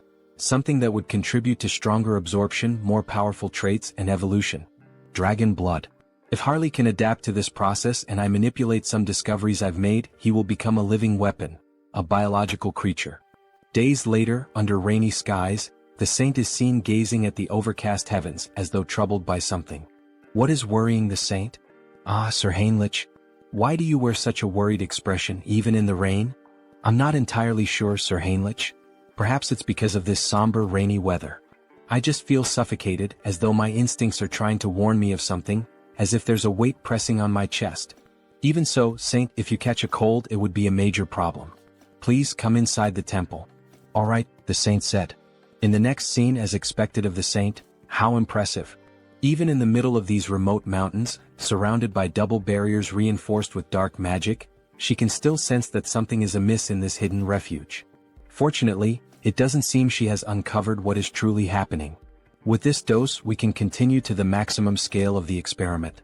The dragon's blood evolves continuously, acquiring traits from its consumed prey.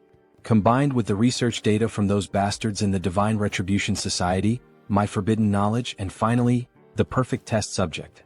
Let's begin, shouts Harley, exhilarated by the idea. Sir Heinrich, you are the sword and shield that will protect the righteous. Do you swear to be a holy warrior of the great divine order and defend the innocent? Yes, your grace. Then, from this day forth, I hereby name Heinrich Landguard a holy warrior of the great divine order. The system emits a notification. The Blessed One has fulfilled the conditions and attained enlightenment, acquiring the special ability Blessing Leap. Meanwhile, Sir Heinrich's necklace radiates a brilliant light. Oh, such grace, exclaimed the bishop, astonished by the strong glow. To receive a divine blessing during the ceremony, this is proof that God, our deity, is watching over us and praying for us. May God protect us. Once again it happened. For just an instant, something touched Heinrich's shoulder. A divine sensation resonated within his body, akin to what he felt during his first baptism, as if the divine were watching him directly. Why is this happening? Could it be because I came from another world? It doesn't feel like a human emotion, like curiosity. Well, anyway, let's focus on what's important. What is this new ability the divine has granted me? Blessing Leap, it allows me to transcend space? What? Transcend space? Isn't that basically a teleportation skill? It doesn't mention any limits on usage or distance traveled. This ability is top tier. As expected of a god, they are so generous, casually granting such a powerful skill. Thank you, God, for your generosity to this sinner. I am moved by your grace and offer you my prayers. Thank you for continuing to watch over me. Meanwhile, the other devotees wept with joy at seeing Heinrich's devotion to God. A young man like this, he's truly devout. That's true. I couldn't agree more, said another man. From now on, it would be necessary to decide which knighthood order Heinrich would join. Congratulations on being officially recognized as a holy knight, Heinrich. For now, you will be temporarily assigned to various holy knight orders.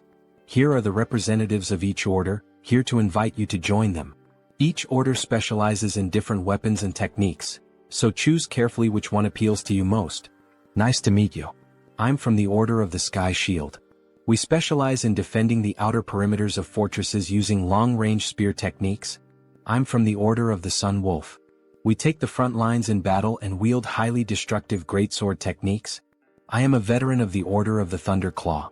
Here, we handle the internal security of the fortress and master balanced combat techniques using sword and shield. So, which of these orders would you like to apprentice under? I don't think there's a need to choose. I'll train with all the knight orders. What? With my warrior spirit and growth acceleration abilities, there are no limits to my body. I will absorb all the sacred warrior's combat techniques. However, that person in the corner, isn't he also part of a knight order? Why hasn't he introduced himself or said anything yet? Over there, well, obviously. Suddenly the man was interrupted. Our order only selects the best of the best to join us. But looking closer, you're not too bad. With that level of divine power, perhaps you're qualified to take the test. Heinrich's divine power was among the greatest, even compared to high priests. What are the criteria for this knight order? Just follow me. Our knight order has a singular purpose: to protect the most important thing within the fortress of the Great Temple. The most important thing? What exactly are you referring to? That. I'll tell you if you pass the test. Suddenly they entered a room, a library in the castle dungeon. Inside, a man wearing a strange mask sat beside a shadowy statue holding a parchment. That hood and mask, he's a heretic inquisitor. All you need to do is read the text on the table. Make sure you read it clearly so the divine can hear your prayer. Strange, is this some kind of device to weed out spies? This is bad. Could Heinrich's identity be exposed? What is this? I'm offended that my faith is being questioned in this way. It's just a procedure. Is there any reason you can't read it? Damn it. I am the messenger and sword of the divine. Thus, I swear to remain silent under any circumstance to protect this secret. I would throw myself into the fire and carve the mark of faith upon my own body. Suddenly, Heinrich's tongue began to burn, and a sacred symbol appeared. It burns? You are now permitted to enter. What did you just do to me? A prohibition against revealing secrets? A prohibition? No, this is a blessing. The blessing of silence protects you from being forced or willing to reveal the secrets of this place. That's literally a prohibition. Let me explain. We are the Order of Radiant Knights. Our mission is to guard and protect the underground of the Great Temple with our lives. This will be the first and last time you see this place in person. Remember well with your eyes what we are protecting here. Suddenly, two soldiers drew their swords and inserted them into the door, activating a defense mechanism. As the door slowly opened, Heinrich saw what lay beyond. He had suspected something was wrong, but he never imagined such a massive secret. The reason this order stationed its greatest forces at this temple, the reason for all these security measures, prohibitions and blessings. At the deepest part of this great temple lay the last fragment of the Immortal King. Heinrich was shocked to see the final fragment of the Immortal King. Well, the Grand Divine Order was one of the greatest powers on the entire continent. There was no way they hadn't found at least one fragment of the Immortal King after centuries of searching. Clenching his fist, Heinrich wished he could seize that fragment immediately. However, the four strongest sacred knights were guarding the entrance to the temple. Even Hans wouldn't be able to extract the Immortal King's fragment from the temple's deepest depths. Heinrich would have to think carefully about his next move.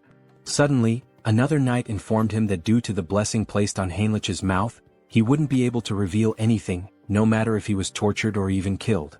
Formally, he was stating this anyway. This fact must never be revealed to anyone. Understood? Heinrich confirmed.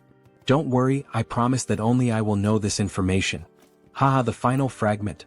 What an unexpected stroke of luck, Hans said, laughing wickedly as he gazed at his experiment. However, Harley's condition was far more unstable than Hans had anticipated. With a worried expression he exclaimed, "What's wrong?" Why is this happening? Everything should be working perfectly according to theory. Meanwhile, Harley was coughing up blood. He felt something boiling inside him. The dragon's blood had definitely been transfused into his body. But perhaps the power output needed to be pushed to its maximum. Hans then yanked the lever. Harley let out an agonized scream as his body began to tremble violently, smoke rising from his skin. And then he suddenly stopped moving. Harley? Did he go too far? Had he pushed Harley's super regeneration beyond its limit? If that was the case, then Hans was about to lose everything, Harley and all of his research. Screw it. It was all or nothing now. Hans made a desperate decision, injecting every last drop of the dragon's blood into Harley, praying that it would have some effect. Harley's body twitched. His eyes shot open, glowing a furious red. He let out a blood-curdling scream as his jaw contorted, transforming into something monstrous. Crimson lightning crackled throughout the room as Hans watched, frozen. And then he stopped moving again. Shit, so the experiment failed? Hans muttered under his breath. Damn it, Harley. Just as he turned to leave, a system window suddenly appeared before him. System notification. Caution, exclusive abilities have evolved. Your abilities have grown. The number of avatars you can create has increased. Hans' eyes widened. Increase? What do you mean, increase? He looked around at the lifeless body before him. All I see is a pile of corpses, not growth. Then, without warning, Harley's body convulsed violently. His muscles rippled as he snapped his restraints apart like they were nothing. System notification. You have acquired a new ability, physical mutation. Your recovery ability has exceeded its limits. Super regeneration has evolved into regenerative adaptation. Harley let out a guttural roar, his voice twisted with agony and something else, power. His entire body was mutating, shifting, evolving. System notification. Skill adaptation has evolved into special ability, mutation. Hans could only watch in awe, no in terror, as Harley broke free from every shackle that had once bound him. Finally, the mind has connected. The gamble was worth it. Ah, so this is the new effect of the mutation ability? Harley mused, laughing as he examined his altered physique. His body had changed drastically, his muscles denser, his teeth sharper, and even a few dragon-like scales appearing on his face. It almost feels like I've transformed into multiple species at once. Meanwhile, Hans furiously jotted down notes. The good news just kept coming. To think that his number of avatars increased through natural growth without relying on the karma store. This is an unprecedented achievement. He grinned, his eyes gleaming with excitement. I'll figure out how to use this new avatar later, but before he could finish, Harley interrupted him. Should I test my new abilities? He asked, grinning wickedly. Hans smirked. Be my guest. Deep in the forest, Harley stepped into the dense wilderness, marveling at the beauty of his surroundings. His body had become a perfect killing machine, every sense razor sharp, his instincts honed to an unnatural degree. Then he heard it. A faint breath, nearly imperceptible, but his new senses picked it up immediately. A predator was watching him. A black panther lurked in the shadows, muscles tensed, eyes locked onto its prey. It pounced, a blur of muscle and claws, but Harley didn't move. Instead, as the beast drew closer, his eyes widened. Wait a damn second. Recognition struck him like a bolt of lightning. You're the same species that attacked me the moment I arrived in this world, aren't you? His lips curled into a smirk. Well then, it's nice to see you again. Crack. Before the panther could react, Harley's hand shot out, clamping around its throat with a terrifying grip. The creature thrashed wildly, but it was useless. Forgive me, but... With a single motion, he slammed the beast into the ground with monstrous force, shaking the earth beneath them. The impact alone was enough to cripple the creature, but Harley wasn't finished. His blood boiled. His strength surged. With nothing but his bare hands, he drove his fingers straight into the panther's belly, tearing through flesh with horrifying brutality. The beast let out a final, pitiful gasp, before everything went silent. To enhance the efficiency of the mutation ability, he needed to find monster crystals. More specifically, he had to consume their cores, commonly known as magic stones. It was the fastest and most efficient way to evolve. As he bit into the monster core, his body immediately began to undergo minor transformations again. A system window appeared before him. The entity has achieved enlightenment through repeated actions. Let us further solidify its concept with physical mutation. At that moment, his body visibly evolved. His muscle mass expanded, his height surged, and within moments he stood close to 2 meters tall, his physique now overwhelming and powerful. Having a large and muscular body is undeniably an advantage in battle, isn't it? Another system alert followed. You have acquired the ability, Gluttonous Feast, a new skill that allowed him to consume and digest anything with ease, ensuring that he could always eat more. But using his mutation ability had drained him, leaving him starving. Without hesitation, he tore a chunk of flesh from the dead beast with his bare hands. With this new Gluttonous Feast ability, there shouldn't be any issues if I eat this meat, right? Harley thought, drooling at the sight of it. The moment he took a bite, his body shivered. The meat was incredibly tender, and the blood coating his lips sent a strange, refreshing sensation through him. Is this because of the mutation? He couldn't suppress his laughter, or his growing urges. At this point, anyone watching would think he had lost his mind. His behavior was completely primal. Primal, huh? That word stuck in his mind. He recalled rumors of an isolated barbarian tribe in the southern regions of this land. In that case, Harley smirked, licking the blood from his fingers. Perhaps it's time for a class change. The country of Tulek Kingdom, Tarak. The scene opens to the entrance of the guild in this city. What the hell? A barbarian from the south? What's he doing here in the west? The tension in the air is palpable. Welcome. Everyone seems completely on edge. Well, of course they are. This body is stylish and intimidating. Harley figured it might be too much, but in the end it suited him just fine. But he wasn't here to make an impression just yet. His goal was far greater, to become a hero capable of shaping the entire continent, leaving behind a legacy so unforgettable that no one would ever erase his name. So, what does the esteemed guest require? The guild receptionist asks hesitantly. Harley leans in, smirking. Isn't it obvious? He says, slamming his hand down on the counter. I'm here to exterminate the monsters in the northern mountains, near the steel fortress. Isn't that what this city is for? The guild worker flinches but quickly composes himself. Oh, of course. I'll register you immediately for deployment, rookie mercenary. Harley grins. Good. Let's get this started. Meanwhile, at the temple, a grand duel reaches its climax. Heinrich stands victorious, wiping his blade clean. Damn that tenacious bastard. One onlooker mutters. Heinrich had done it. He had mastered every combat technique and weapon style of the Sacred Knights. The entity has achieved enlightenment through training. You have acquired the skill, comprehensive weapon mastery. It was finally over. Now Heinrich could wield any weapon to absolute perfection. This experience would undoubtedly benefit all his other avatars as well. Just as he relished his victory, he caught sight of the Saintess. But something was off. She was dressed in full ceremonial robes. Why is she wearing those? What is she up to? Heinrich wondered. He approached her. Saintess, what are you doing? She turned to him with a serene smile. Ah, Sir Heinrich. We meet again. When it rains, worms always emerge from the earth. He followed her gaze. She was blessing worms with divine power. Blessed worms, imbued with holy energy? They're not going to turn into giant monsters like in those old fantasy tales, are they? Heinrich thought, unnerved. But his thoughts quickly shifted back to her attire. There's some kind of ritual happening, isn't there? The Saintess nodded. Yes. In fact, it is an extraordinary event. One capable of tracking the Immortal King. It is about to begin soon. The Immortal King? Just how powerful must this guest be, to be capable of tracing Hans? Hans, who had concealed himself behind countless layers of barriers. I'm not sure I can explain it properly, but if you're interested, perhaps, you would like to participate as an honorary guardian warrior? Heinrich didn't hesitate. Yes, Saintess. Please let me participate. Inside the temple, a voice rang out. Lord Granwood is entering. A noble figure strode inside, surrounded by an entourage. Heinrich's sharp eyes scanned the unfamiliar formation. Someone powerful enough to track Hans? I need to confirm this myself. Then more guests arrived and the room fell silent. A formal greeting echoed through the hall. Salutations to the Saintess. But then Heinrich noticed something. Those ears. A high elf. His heart pounded.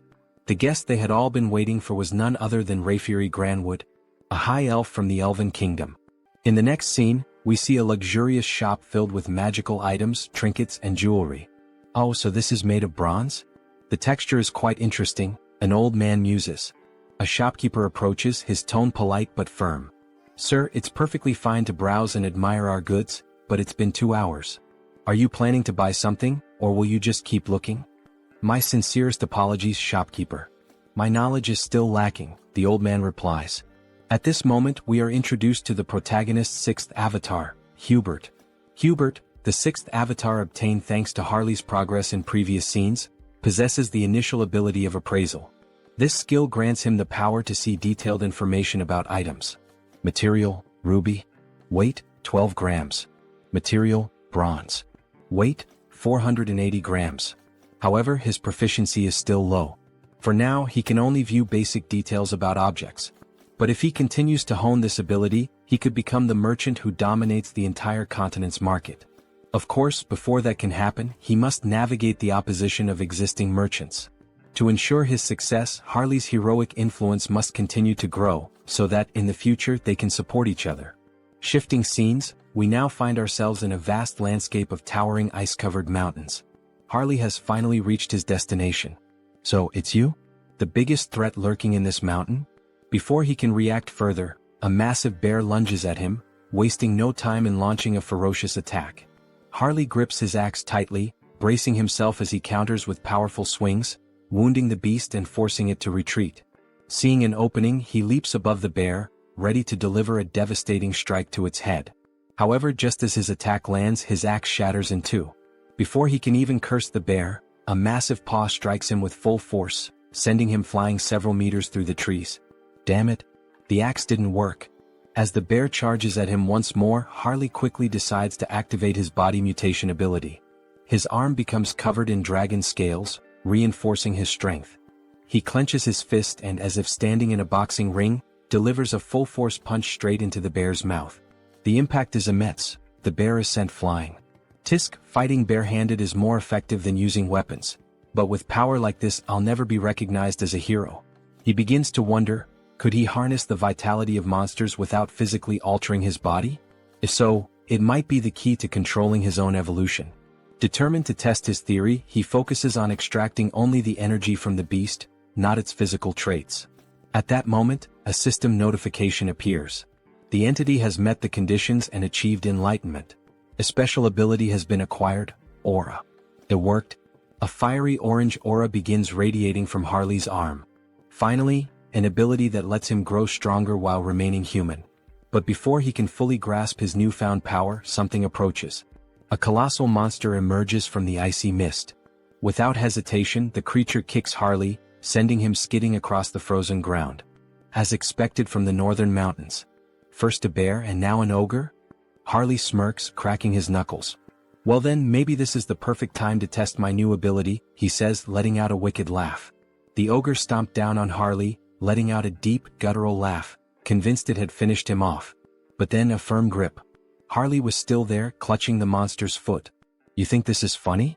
You really want to see something funny? With a smirk, Harley began lifting the ogre's leg as if he were simply doing strength training. Let me show you something amusing. With one final push, he sent the ogre off balance, then used the momentum to leap onto its back. In his hands was a new weapon, gleaming with power. As if invoking the might of a god of war, he roared.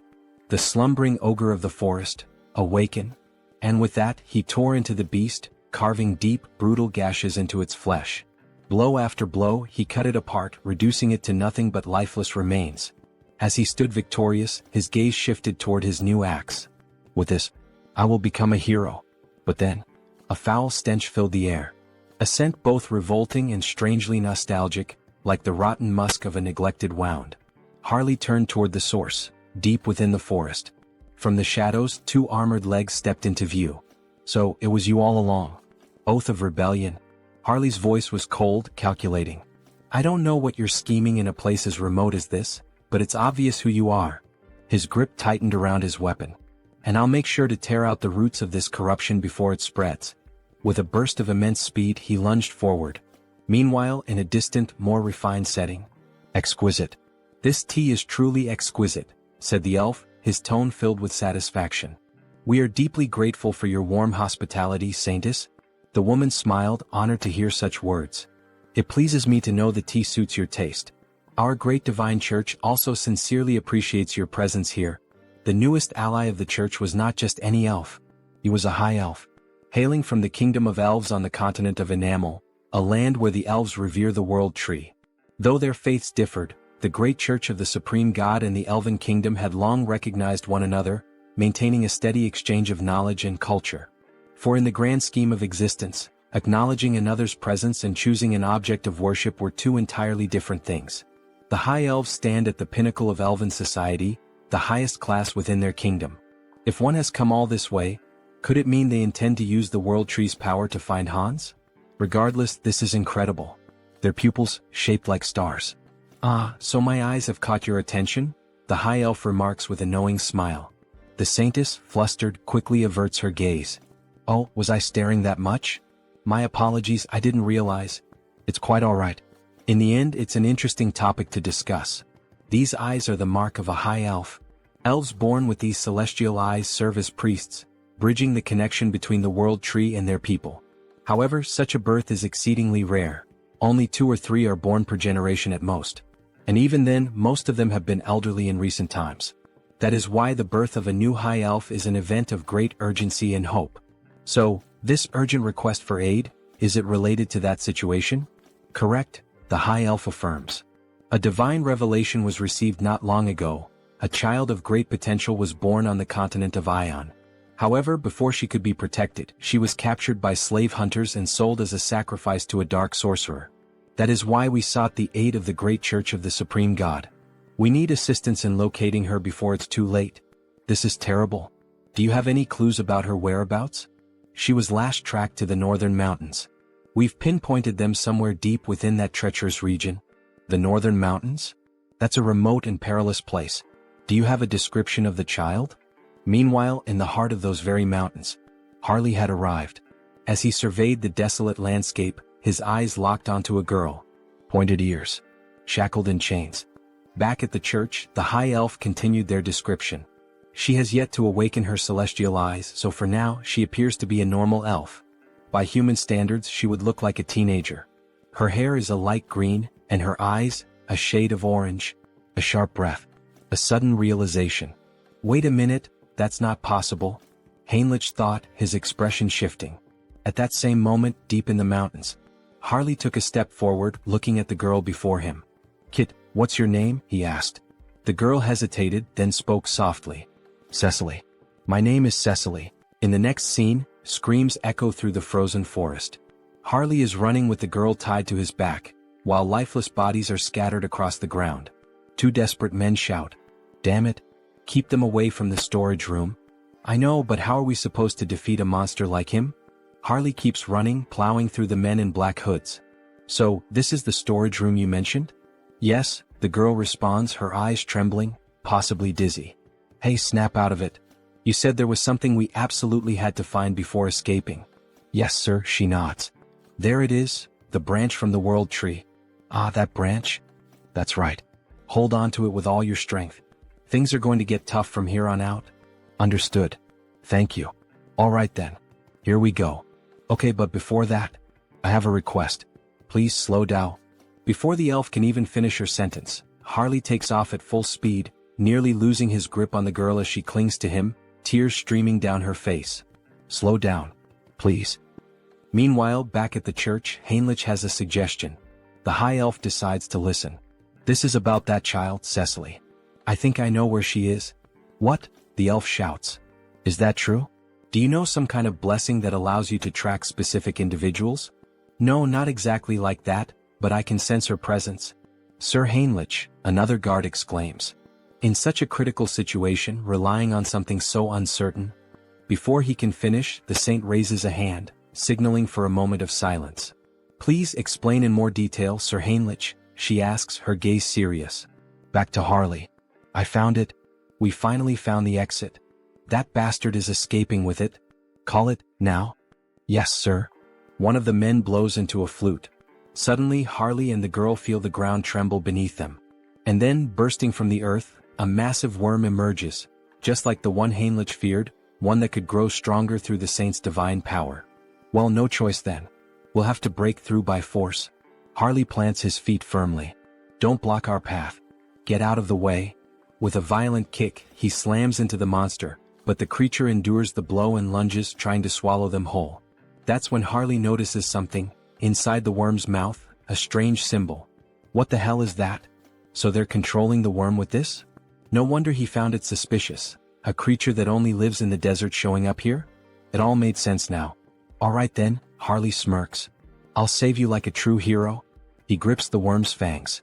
Fly far away from this place, back to where you belong. With a mighty heave, he hurls the worm several kilometers into the distance. From now on, don't get caught. Live a long life. He grins while the girl, still on his back, struggles with nausea. Suddenly, wolves appear, surrounding them. The number of monsters is insane. These bastards keep throwing challenges his way. What the hell are they plotting now? Whatever it is, doesn't matter. I'll just kill them all. As Harley prepares for battle, a group watches from above, whispering among themselves. Who the hell is that man? Tomorrow I was supposed to offer that half-elf as a candidate and the World Tree's branch as a sacrifice. Even though I used a sealing artifact to hide their location, how did he find them and make it here? But this is the end. At that moment we are introduced to Vow of Defiance, the Elder Newrabe. There's no way he can defeat that many monsters. That bastard is finished now. Just as a wolf lunges at Harley, he transforms his arm. Scales erupt along his skin, shattering the wolf's teeth upon impact. Their numbers are overwhelming, sure, but Harley crushes one of the wolves with his bare hands, extracting its magic stone. As he consumes the crystal, his stamina becomes limitless. Then his body begins to change. Fascinating. Even though he has perfect control over his body, it still feels as if he's moving on instinct. His form shifts, he transforms into a werewolf-like beast. Fighting alone. Feasting alone. And with a deafening roar, he asserts his dominance. The entity has fulfilled the conditions and attained enlightenment. The skilled wild instinct has been acquired. This can't be happening. That thing is a monster, the men whisper as Harley tears through the wolves. What do we do, Elder Newrabe? At this rate, they'll break through our siege with sheer force. Activate all summoning circles. What? Are you serious? Yes. It's shameful to reveal this to the world so soon, but we have no choice. Either we do it now or we die. Release those two. Ha! I really like this kind of wild fight. Harley grins. Shall we end this battle now? Just as he's about to land the finishing blow on the last wolf. What? Two piercing objects strike his arm. What the hell? He looks down. Crystal arrows? Then the arrows dislodge themselves from his body and return, floating back into the hands of a figure gripping them tightly. The hell is that? Harley narrows his eyes. A precious individual? He can feel an immense telekinetic power emanating from the gemstone embedded in the figure's body. Before he can react, another monster descends from the sky. Sir. Above us, be careful, the girl shouts. The beast crashes into the ground with immense force. You won't take another step, you filthy half-breed? It grips a sword engulfed in flames. Harley scoffs. So now we even have demons in the mix? But brute strength alone won't be enough to defeat me. As Harley roars and prepares to strike back, another crystal arrow is fired. This time it pierces his ribcage. And before he can react, bam, the demon lands a brutal punch to his face. Give up, half-breed. You can't win. The girl cries out, Sir, are you all right? The demon raises his flaming sword. You're dead now. The blade comes down.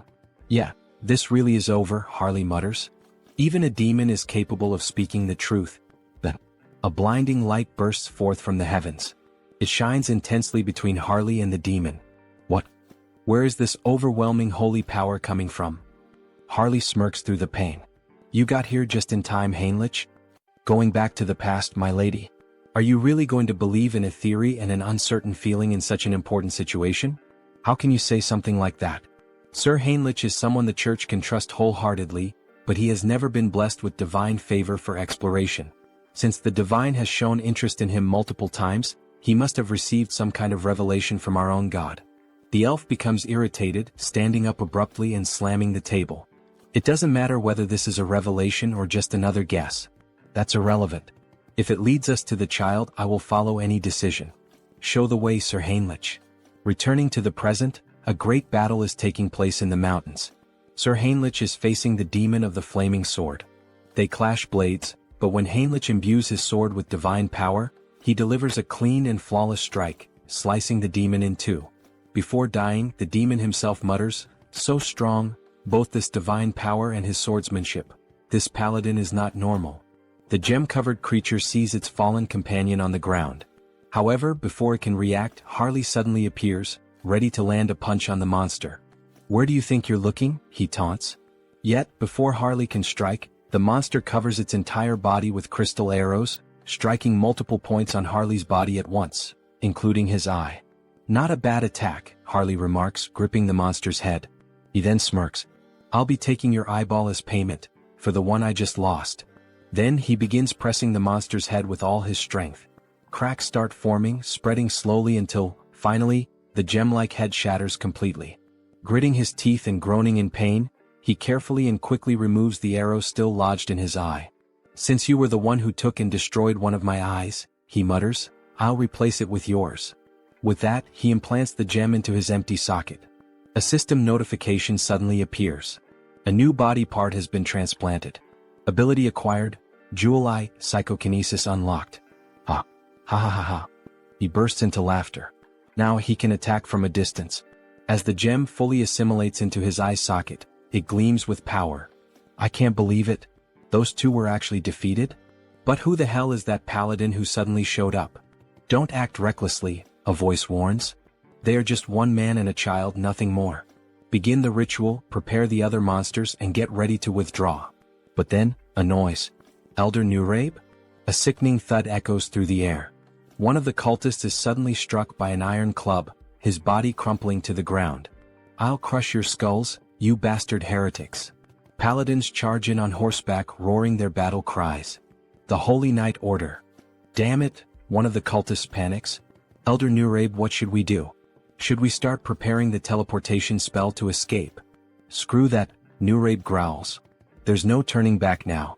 Gripping the arm of one of his devoted followers, he begins the ritual. One by one, their souls are drained, their lifeless bodies collapsing to the ground. With a wicked smile, Elder Nurabe offers up every last soul as a sacrifice. "Descend upon us. Incarnation of greed." Then, a massive pentagram begins to form. "Burn them all," the elder commands as he completes the ritual, his voice laced with eerie finality. Slowly, something monstrous begins to emerge. "Reduce them to ashes." But before the creature can be fully summoned, a radiant light pierces through the darkness. A divine force, so overwhelming, so absolute, strikes directly at the demon, annihilating it before it can even materialize completely. "Forgive me, but the only thing burning today will be you, heretic." With those words, the paladin invokes the light once more, this time beneath the elder's feet. A massive explosion erupts at the mountain's peak, so powerful that even those far below hear its devastating impact. "Looks like things are just about wrapped up here," a voice calls out. "Hey kid, you can stop hiding now. Come on out." Shaky footsteps. A hesitant voice. "That was terrifying. Suffocating. I feel like I'm about to throw up." "Haha. That just means you're healthy," Harley chuckles. "As long as you're not hurt, that's all that matters." The girl lets out a small, relieved laugh. "Sir Heinrich, it seems we arrived at just the right time, all thanks to you." "Thank you." Sir Paladin Tuscan, Heinrich greets in return. But the high elf standing nearby seems troubled. "You were absolutely right about the location, Heinrich. But, how did you know the girl would be here?" "I'm not sure," Heinrich admits. "I just knew." Then, suddenly the elf calls out. "Lady Cecily." For the first time he lays eyes on her, his voice filled with emotion. "It is an honor to meet you at last, Lady Cecily." He kneels before her, his expression solemn. "I am Rayfury of the Elven Kingdom." Cecily looks at him, confused by the formal greeting. Harley watches closely, analyzing the situation. So this is the gaze of a high elf. "Ah. I'm truly glad you were able to reunite safely with your kin," Harley says. "It was an honor to help you as a warrior, Cecily." Cecily smiles warmly. "All right. Thank you so much, warrior." The elf then turns to Harley. "How could I possibly repay you for protecting Cecily?" "Ah no," Harley waves him off. "I didn't do this for a reward." "You are truly an admirable person," Rayfury acknowledges. "However, since I have received your aid, I must express my gratitude properly. That is the way of my people." Harley grins. "Well then, if that's how it is, I'd be honored to accept." "All right, Sir Harley, could you lower yourself a little for a moment?" The elf looked clearly uncomfortable with the situation. Cecily then leaned forward and placed a soft kiss on Harley's forehead. "May nature's blessings be with you." A glowing symbol appeared on Harley's forehead, and an overwhelming energy surged through him. It felt like the very presence of the world tree itself. "This is a blessing that only high elves can bestow," Rayfury explained. "The blessing of nature, a high-level enchantment that can only be used a limited number of times." He glanced at Cecily. "Cecily isn't a high elf yet, so this won't be as effective. But once she awakens her true sight, she'll be able to reinforce the enchantment and make it even stronger for you." Then, with a solemn expression, Rayfury continued, "And of course I must give you a proper gift as well. Please extend your hand." Harley complied, and Rayfury placed a small, intricate token in his palm. "This is our elven symbol of promise. Should you ever need assistance in the future, we will come to your aid." "Seriously?" Harley blinked, a bit taken aback. "Thank you. You guys didn't have to go this far. I'll accept these gifts with gratitude. Here, take this as well. One last thing." Harley looked at the additional item, curiosity flickering in his eyes. Meanwhile, another conversation unfolded. "That young man? He has quite an impressive physique," Rayfury observed. "He's just as capable as you, isn't he? You two know each other?" "No, this is our first meeting," Rayfury admitted before smiling faintly. "But I have a feeling this will be a good connection." "If it's your intuition, then I trust it completely," Heinrich said. "The order must also express its gratitude properly." Heinrich took a deep breath, his thoughts racing. "We've gained the favor of both the Elven Kingdom and the Grand Divine Order." Then a voice called out, "Lord Tuscan, thank you for handling this issue so swiftly. Now it is our turn to assist you." "Just hearing that gives me courage," Tuscan replied. "We have only one request. For the peace of this island, please find the Immortal King." Heinrich exhaled slowly. So, in the end, was making contact with the High Elves all for this? He looked up at the sky. The World Tree is the root of all trees. The High Elves can borrow its power, sensing energy anywhere there is life, anywhere trees grow. But, Rayfury added, it will require some form of support. Support? I need some knowledge about the energy we're searching for. The energy of the Immortal King. All right. Follow me. They used teleportation to return to the church. Heinrich never expected to visit this place again so soon. No matter how many times he saw it, the sight remained awe-inspiring. A colossal sacred barrier, its complexity beyond even his full comprehension. Bringing in outsiders only made the church distort the path further, twisting it into an intricate labyrinth. Even someone like Hans would need a considerable amount of time to break through a barrier of this magnitude. We've arrived. Even if an intruder somehow managed to slip inside, the holy knights and high priors stationed throughout the entire building would immediately mobilize. And then, at any moment, this is a fragment of the legendary Immortal King? Alright then. Let's begin mapping its energy trail. The High Elf would track Hans. Meanwhile, elite forces would be gathered, prepared to face him once more. Wait a second. That means there's a path. Fine. On that day, with my own hands, I will seize the final fragment of the Immortal King.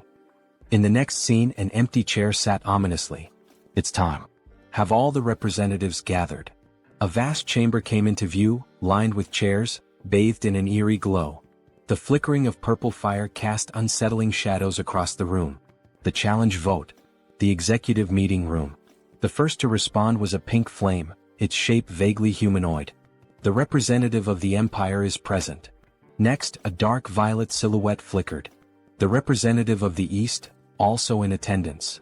And finally, as for Nurabe, he is dead. He will not be joining us. A heavy silence hung in the air. You've all heard the latest news? A voice finally spoke.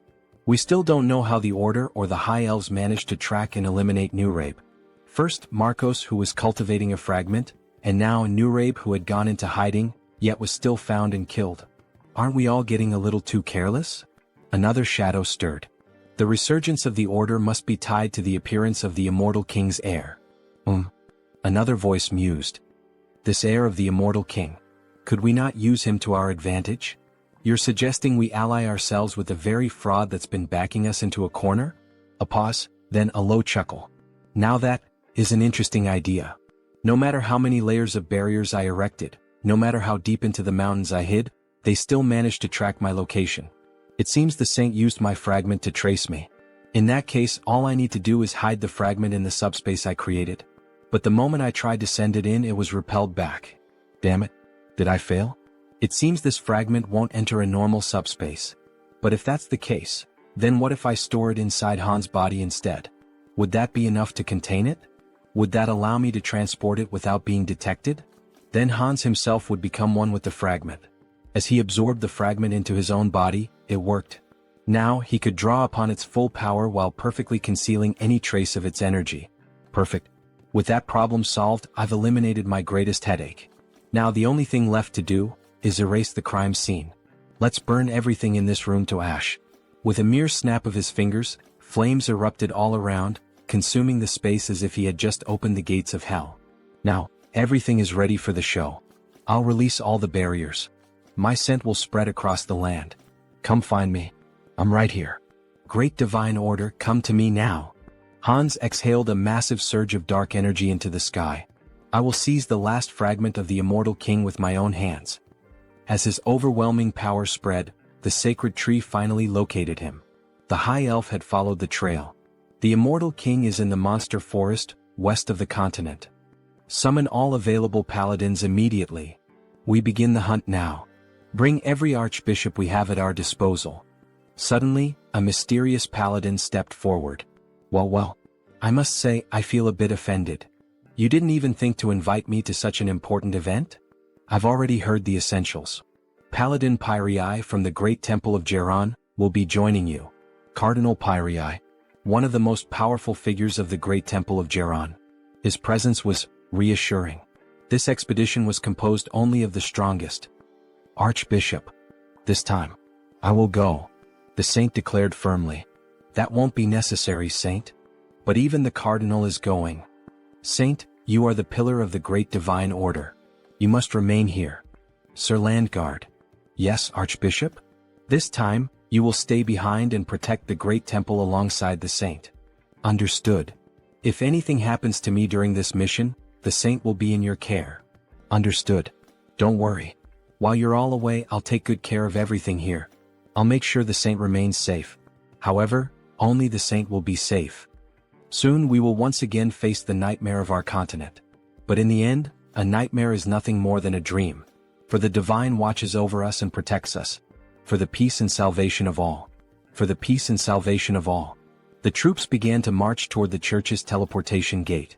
As they departed, the protagonist and the saint stood in silence, watching them go. Don't worry so much, saint.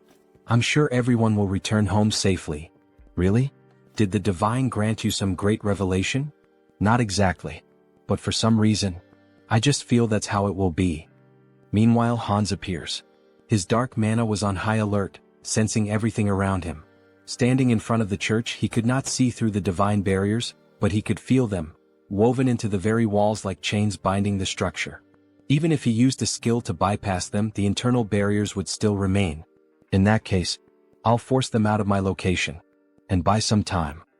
Raising both hands, Hans unleashed several spells into the night sky. They burst into the air like fireworks, a midnight display of destruction. The hell is that in the sky? A guard shouted. Another turned eyes wide. Look down there. We're under attack. Sound the alarm. Call everyone. From the shadows, an undead legion began to swarm toward the church. Meanwhile, deep in the forest, under the cover of night, this is getting complicated. We've searched every inch of where his presence was detected, but there's nothing here. The high elf refused to believe it. He was certain this was the place. If Hans had moved, the world tree would have warned him. But wait, could he have realized he was being tracked? Did he set this up to mislead us? Everyone returned to the great temple immediately. That's an order. This is his trap. It was all a distraction. By the time they returned to the church, it was in ruins. Bodies of soldiers, skeletons, and undead littered the ground. And standing there, waiting for them, Hans. Finally we meet. The last fragment of the immortal king. The time for the immortal king's resurrection begins now. With those words, Hans began to absorb the final fragment into himself. Move quickly. The bell is ringing, signaling that they are under attack. The undead are advancing. Move fast. They seem to be in serious trouble now. Well, good luck to them. Heinrich has been assigned to guard the garden, so all he has to do is wait and then slip in unnoticed while Hans takes care of the rest. Everyone move in this direction, a soldier shouts. Don't stop, hurry. However, Heinrich is starting to feel uneasy. There are more of them than he expected. He sees several paladins, warriors, and other people he has never encountered before. Well, in any case, they still don't know that Hans has already reached the depths of the dungeon. They will be too preoccupied with the undead both outside and inside the castle. But then, someone appears above Heinrich, something almost angelic. The figure begins to speak. Everyone listen. The undead outside the castle are merely a diversion. The heir of the immortal king has already reached the depths. Head to the sealing chamber, all of you. Heinrich is stunned. Who the hell is this person? Wait, that's an inquisitor. How the hell did they figure out our plan so fast? Damn it. Heinrich dashes toward the soldiers. He must intervene before this turns into a complete disaster. If they get there quickly, Hans won't be able to retrieve the last fragment of the immortal king. The ceiling begins to crumble bit by bit. The saint looks on in shock. She cannot believe it. How did an intruder manage to reach the sealing chamber without anyone noticing? Are you telling me that they, the enemy, teleported into our temple? She questions. That part, we don't know yet, someone replies. The saint begins to panic. The immortal king was this close all this time and we didn't notice? All because I wasn't good enough to sense his presence or track him. Oh my god, this is all my fault. So many lives will be lost because of my failure. If the immortal king truly comes back to life once all the fragments are reunited, what the hell can we do? Nothing. Tears stream down her face as she cries. Any apology we give will be too late after so many lives are lost. Then a soldier speaks to her. The road was too crowded, but Sir Heinrich is here. From now on he will take command. The saint, who had been crying in despair just moments ago, now cries for a different reason. A radiant smile appears on her face. Sir Heinrich, you have no idea how relieved I am to see you here. Please, lead us with your strength to fight against this evil. Back to Hans. Thinking about how many undead they have managed to eliminate from the army, they are proving to be more resilient than he initially thought. Countless skeletons lie scattered on the ground, including an inquisitor. One of them has an especially angelic face. Malcolm was no ordinary opponent. He was like an elite boss. Rest well, Malcolm. You fought so bravely. After searching for a while through the war-ravaged battlefield, Hans finally finds it.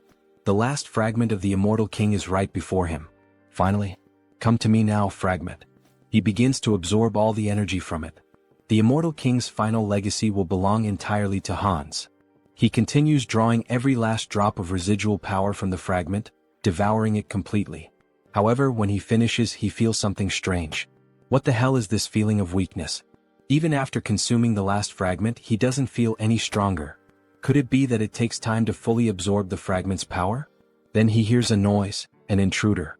Two paladins soar toward Hans, weapons in hand, ready to strike him down. Hans quickly casts a spell, sending them flying backward with a powerful blast. They crash to the ground and everyone looks on in shock. A nun rushes to their side, immediately using healing magic to purge the remnants of dark energy with divine power. Heinrich decides that it's time for him to join the fight. He cannot just stand by and watch them battle like this. However, the saint grabs his hand, telling him that he cannot. It is necessary to first analyze the immortal king's power. They cannot be reckless. Do not charge in alone, Sir Heinrich. Hold your position a little longer. Understood, my saint, he replies. Inside, Heinrich is in turmoil. His entire plan was to buy time by pretending to fight Hans. Give up, lackeys of the order. The fragment is already mine, fully and completely absorbed. Behold my power. Hans declares as dark energy surges through the entire chamber. Do not listen to him. Keep attacking, attack with all your might, someone shouts. Hans knows this battle would be much easier if he simply unleashed his full power on them. However, he cannot take the lives of the innocent. Suddenly, radiant swords rain down from the sky, striking him directly in the chest and left shoulder. This attack, could it be the saint's enchantment? It is incredibly fast and powerful. The saint's expression is deadly serious. If Hans had not instantly boosted his regeneration, he would have been in real danger. If he wants to avoid casualties, he cannot afford to prolong this battle. He decides his next move, he will bring down the command tower first. Without hesitation, he unleashes a barrage of spells, aiming to strike the saint and everyone else at once. How dare you attack our saint? Is he reacting at this speed? Not only did he block my attack instantly, but he is also counterattacking without hesitation. They are moving with absolute confidence, as if certain that he won't bring them down. Is someone among them reading my strategy and relaying it? Maybe he should take a look inside their minds. Then one of them questions, "Where do you think you're looking?" Hans is affected mentally. That means he still hasn't fully absorbed the power of the fragment, the saint observes. "Everyone stay alert. This is our chance, we can do this." She conjures several beams of light against Hans while, at the same time, the warriors charge at him with full force. They are trying to overwhelm him with enchantments and sword strikes simultaneously, preventing him from regenerating. Such an obvious maneuver. Hans quickly casts a barrier, sending one of the warriors flying backward. "Go ahead, let's see if you can block this next attack as easily," another warrior shouts. "Are you seriously trying to provoke me with such a slow strike?" Hans sneers. He then summons a spectral hand, binding magic, trapping the soldier as if inside a cage. Damn it! How the hell did this happen? How is he reading every single one of our movements now?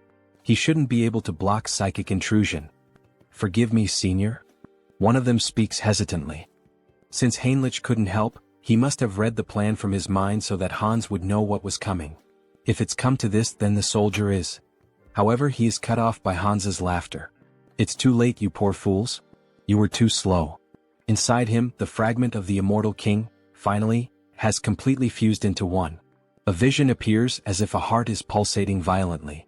Hans begins to laugh uncontrollably as the atmosphere grows heavier and denser, thick with the overwhelming energy surging from within him. No, this energy. The saint stands in shock, unable to comprehend what is unfolding before her. Sir Heinrich, however, cannot hide the joy on his face. This can't be happening. The saint stands frozen, unable to react, before tears begin streaming down her face. We were too late. The immortal king is truly coming back. We see Hans slowly beginning to transform. You dogs of the order, tremble in fear. System notifications start to appear. You have experienced death, overcome it and conquered it. You have now transcended. Achievement unlocked. He has returned. The immortal king. The calamity of the sidereal dimension. The immortal king. Quickly. We're almost at the sealing chamber. We need to support her holiness immediately. However, as soon as the guards rush into the room, they are struck speechless by what they see. That figure. Could it really be the immortal king? Is it truly him? Are we already too late? Hans stands before them in a new form. He appears more human now, his body no longer just bones but covered in flesh, yet undeniably more powerful than before. We still have time. This is a sacred space that suppresses the immortal king's power. We will sacrifice our lives to stop that demon right here. Sir Pion. Everyone get ready. We attack together. You truly believe you can stop me? Hans scoffs. Since you cannot see the status window, it's easy for you to fall for such delusions. Achievement unlocked. Rewards, grants immunity to instant death. Special abilities Decayed Heart and Immortal have evolved into Immortal Heart. Hans has truly become a mystical being, now even capable of escaping death itself. He is invincible. Very well, come at me, all of you. Let me show you the power of the immortal king. He places his hands over his eyes and activates the Eye of Darkness ability. All the soldiers are instantly ensnared by it. With just a glance, he instills overwhelming fear and confusion in his enemies while also exerting control over lower-ranking demons. The guards begin to hallucinate, some even see worms crawling out from their own bodies. This is the legendary Eye of Darkness. Never look directly into them. Now it's your turn. Hans gathers energy in his hand. Rise once more, my legion of the undead. Return to life and claim the souls of our enemies. Bones and corpses begin to gather around him, forming something monstrous. Be careful. That thing is a corpse golem. If you get hit by its attacks, you're finished. Dodge. The skeletal golem charges forward, laying waste to everything in its path, causing mass destruction. What a pathetic sight, Hans says. Let's end this now. The saint is desperate. She must do something, she must make a decision. If she hesitates here, not only the church but the entire continent will fall into danger. Clutching the cross at her chest, an idea suddenly comes to her. Sir Heinrich. Yes, my lady? She will entrust him with her token. Please take this and retreat. You must become stronger and stop the immortal king in the future. Attention everyone. We must clear a path for Sir Heinrich. Protect him with your lives so that he may escape safely. Understood, your holiness. Everyone pursue the immortal king. Stop him at all costs. These buzzing flies. I'll finish all of you at once. Just then, a soldier attempts a stealth attack, but Hans notices immediately. To think you would try that failed move again. How foolish. It doesn't matter, the soldier says, even as Hans' magic tightens around his throat. Our goal is complete. What? What goal? If we could save Sir Heinrich, our hope, I would throw away this worn-out bag of bones as many times as necessary. Very well, fool. Your wish is my command. I'll crush this skeleton right now. Before he can finish, Hans is sent flying by a sudden punch to the face. It was Sir Heinrich delivering a powerful, blessed strike. Without giving Hans time to react, Heinrich draws his sword and launches a flurry of rapid, precise strikes. Hans watches, impressed. Your movements are excellent, he admits. But Heinrich's sword is too dull, it cannot cut him, much less kill him. Hans retaliates, launching several black energy spears straight at Heinrich, piercing through his chest. However, they do not wound him, he can feel the impact, but the spears have only punctured his armor, not his body. This is the climax. Hans unleashes another spell, causing a massive explosion across the battlefield. The saint screams in despair. Sir Heinrich, what? Even after I told you we should entrust the future to you. She collapses to the ground, sobbing. Why didn't you run away? I did not join the church to save my own skin, Heinrich replies. How could someone who turns his back on his comrades, who stand ready to face death and sacrifice themselves for a greater cause, ever hope to protect the world? The cross-shaped token in his hand begins to shine intensely. Immortal King, you said my sword was dull? Even if my blade breaks today, I will kill you here and now. You have achieved enlightenment by fulfilling the conditions. You have acquired the special ability, Blessing, Rod of Light. This is the third blessing. Excellent. Shall we head toward the conclusion? Sir Heinrich charges forward, striking Hans directly in the chest. That was a wonderful line, Hans chuckles. The emotional delivery was top tier. Now, let's wrap this up with our final comments and bid farewell to our audience. Everyone stares in disbelief at what has just transpired. Servant of the Church. What is your name? I am Heinrich. Heinrich Landguard. How dare you wound me? The ability, immunity to instant death, has been activated upon receiving a fatal attack. I will remember that name. Then, before their eyes, Hans vanishes. Damn it. So, in the end he just ran away. Suddenly, Heinrich loses consciousness. Before he can collapse, another paladin catches him. To think, he actually managed to strike the heart of the immortal king, even in a situation like this. This is it. The resurrection of the Chosen One. A heroic tale that brings tears to the eyes. In the end, Hans was reborn as the immortal king, and Heinrich the one who defeated him with the blessing of the gods. A perfect rivalry between a hero and a demon king. Now all that's left is to collect payment. Shall we settle the admission fee? Well, that much money? It increased by about 1 million. There's no need to think too hard about what to do. Looking at the system window, he selects exclusive skill enhancement. Your unique ability evolves, blooming with new possibilities. You have acquired a special ability, customization. Customization? Oh, so this is what a game is all about. A full customization window for Hans appears. Colors, horns, outfits, every model available. The newly acquired customization ability opened up 2 possibilities for him. This includes creating the avatar for the updated feature and modifying the avatar for the new feature.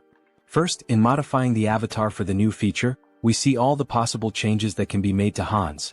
His hair, body, and some details about his status such as SRT, INT, DX, and POW. This allows him to alter both the appearance and the stats of existing avatars. On the other hand, the avatar creation ability lets him define the appearance and stats during the initial creation, including features like hair and eyes. Above all, the biggest difference in this category is the gender selection option, which allows him to choose between being a man or a woman. Feeling excited, he reassures himself that he isn't thinking anything inappropriate or strange. He's just pressing the button out of curiosity. After all, he needs to find out what the difference is. So he presses the button to become a woman. However, it is not possible. The system notifies him that the selection is currently locked, leaving him with only the option to choose a man. However, a new option appears. And what is this below? Media selection. You can generate related species by consuming a specific medium. A medium related to a species? Could it be the branch from the world tree that Cecily gave him last time? He liked the item because it is an environmentally friendly air purifier, but he feels there is no way around it. To create an elf, this should be enough. World tree branch detected. Generating as elf. Then the creation begins. A tall elf, just like the protagonist, with short hair and long ears. How impressive. And with that, it's done. An elf avatar is being created.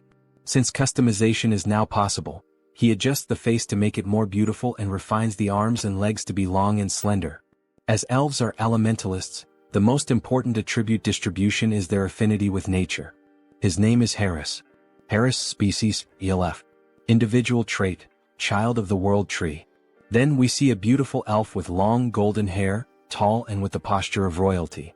Special notes. Born as an elf using the branch of the world tree as a medium. The growth rate of nature affinity is significantly increased due to the child of the world tree effect. That well-toned body and that beautiful face, haha, just as expected from an elf. But then the new avatar reacts.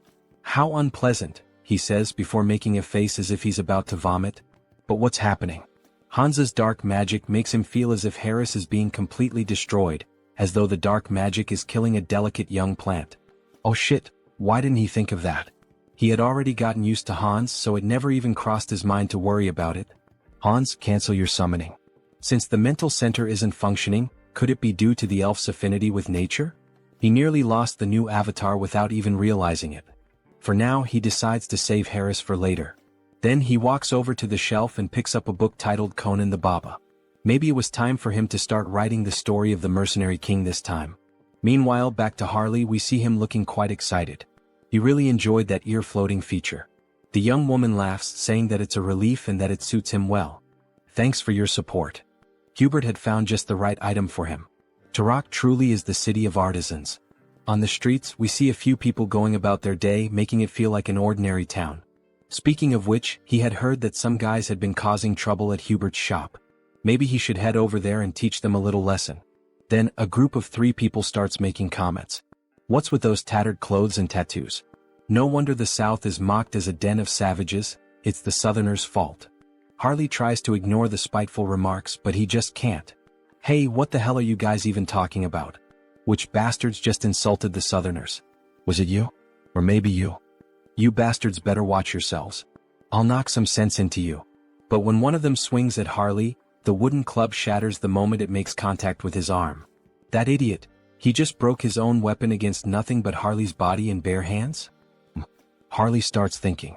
He would say that's pretty rare for this avatar. Ha. All these guys must be true Southern warriors. Tattoos, strong bodies, fierce gazes. That just means he needs to live among them and start building relationships. The great hero of the South and his closest companions who support him. In other words, he might actually become a true Southern warrior. Anyway, hurry up and dress properly.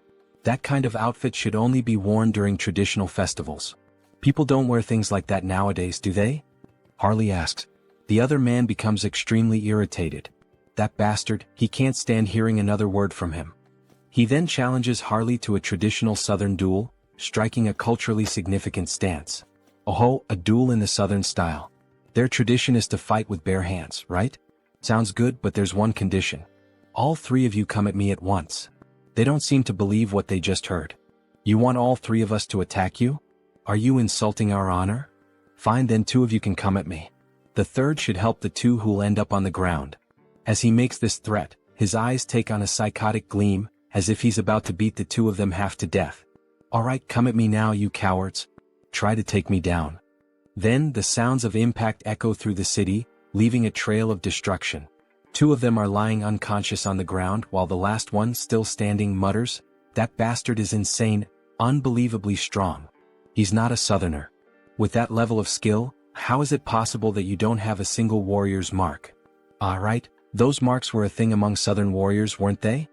How should he make this up? Brothers, I am a Southern warrior. But there's a story behind why I have no marks. What do you mean? It all started 20 years ago. A duel was held to determine the next chief of their tribe. The scene shifts to an arena, where 2 warriors battle while the rest watch from the sidelines. Harley's father, the strongest warrior in the tribe, won the championship, earning the admiration and praise of every member present. "Congratulations," said the king. "As per tribal tradition, you will be granted one wish. Speak, what is your desire?" His wish had already been decided from the very beginning of the tournament. I will not marry the chief's daughter. What? Everyone was stunned. Outrageous. How dare you make such an absurd request? Explain yourself. Well, he had a good reason for making that request. The reason was, she and he were bound by blood as siblings. What? She is left speechless. Father, are you really going to let someone who speaks such nonsense go unpunished? My deepest apologies, my dear daughter. However, everything he said is true. You are not my biological daughter. I adopted you a long time ago. Guards, kill this insolent fraud. Dear, he will buy us time, so run away quickly. At that time, his mother was pregnant with him, which is why she couldn't help his father fight. His father bravely fought alone to protect his wife and unborn child. But he fell heroically, holding back the tribe's warriors. His mother managed to escape her pursuers and hide in a secluded cave, where she raised him. However, even his mother passed away recently due to illness, and that is why he has no warrior's marks. All three men begin to weep. How could such a tragic past exist? They apologize for misunderstanding him. He is a true southern warrior. He never expected such a sorrowful backstory. Of course, it was obvious that everything Harley had just said was a complete lie, but his performance was insane. Alright then, to our new brother, cheers. Everyone raises a large mug of beer in celebration. By the way, Hyungnim, this place is pretty far from the south, isn't it? What brought you all the way here? Well, there's a story behind that too. After his mother passed away from illness, he was left all alone in this cruel world. It was just him and his own body. He was completely lost, unsure of what to do, how to survive, or what path to take. And then, the only person who didn't just walk past him but actually stopped and spoke to him said, "Excuse me, do you need help?" That person was a young merchant named Hubert, who ended up becoming very close to him. Today they are best friends. Hubert was the only one who truly made an effort, who worked hard to help him get settled. A benefactor and a true friend. But later he found out that Hubert was in serious trouble. Apparently he was being threatened by some bandits. There's no way he could ignore the struggles of someone who once saved him. That's why he came all the way here, to help. One of them slams the table. That's awful. An enemy of our brother is an enemy to all of us. We'll do everything we can to help our brother's brother as well, everyone. Thank you all so much for your help. Harley embraces them all. Alright then, as soon as I use these bastards to silence the fools threatening Hubert, it'll be time to kickstart my real creative economy project. He plans to import a ton of pimenta de terra since it's a rare and valuable spice in this world. In exchange, he'll distribute magical tools, which are common here but scarce on Earth. A win-win trade where everyone benefits. And in the process, he'll also secure a hefty profit, using that income to pave the way for even more explosive growth. Very well, Hyungnam. Let's first head to your friend's shop. We'll make sure the place is well protected. You can count on us. Alright then, I'm counting on you all, guys. Having reliable subordinates really makes life much easier. Now that Hubert's problem is being taken care of by them, it's time for him to move forward and begin his debut as an elf. Then, in front of a castle, we see someone standing. Good morning. This is the Great Temple of Rosalia, correct? I am Harris, a skilled mercenary and close friend of Harley, who in turn is a close friend of the Holy Knights Order. I've come here after hearing that the elf envoys are present at the moment. Would you be willing to grant me an audience? Of course, he also brought a proper letter of introduction. Then we see a piece of paper with a message written on it. This elf is definitely my friend. He would appreciate it if you allowed him to enter. That ridiculously sloppy, no freely expressive, handwriting, and even the scribble on it, leaves no doubt that this is a handwritten letter of introduction from Sir Harley. Please come in. They will guide the elf to the accommodations for the elf envoys. Here we are. We've already informed Lord Rayfury, so just wait for him to arrive. Alright, thank you. Excuse me, it's a pleasure to meet you. I am Rayfury Grandwood, a high elf from the Elf Kingdom. Please have a seat. He heard that Harris was a fellow mercenary of Sir Harley? Yes, I am Harris. Thank you for taking some time to meet with me today. It's a bit difficult to pretend not to recognize familiar faces every time. But more than that, it's honestly fascinating. Seeing him through the eyes of a high elf, his eyes truly seem to shine even more. The longer he looks, the more and more he feels like he is being drawn in, as if he is being sucked directly into them. What a strange feeling. This must be because I'm in an elf's body now. He knew that Harris is a close and dear friend of Sir Harley, seeing him wear the bracelet that he gave him. Seems to be true. Then the bracelet begins to glow. I'm sorry, he says. I accepted the gift because it was from someone of your kind, but if it offends you, I'll return it immediately. No, not at all. On the contrary, I'm happy, even honored, that a relative is wearing it. More importantly, he heard that there is something Harris would like to ask him. Yes, that's true. It's nothing urgent, but he would like to learn how to harness the power of nature and form contracts with spirits. He never had the chance to grow, form contracts, and become stronger as an elf, since he spent almost his entire life being alone. I understand, he says. The potential of this person, there's no doubt about it. We see an immense amount of power leaking from his body, as if he were the very embodiment of the world tree. Alright, would you like to go outside and get some fresh air? Oh, of course, it would be an honor. You asked me to teach you, but unfortunately, it won't be possible. He is leaving this place soon, so he wouldn't have time to help. However, would you consider coming with us to the Elf Kingdom? Pardon? The Elf Kingdom, the land of the elves, located on the Enchanted Continent. It's where the Institution for High Elves is located. It would be an honor for him, but would there be any special qualifications or requirements?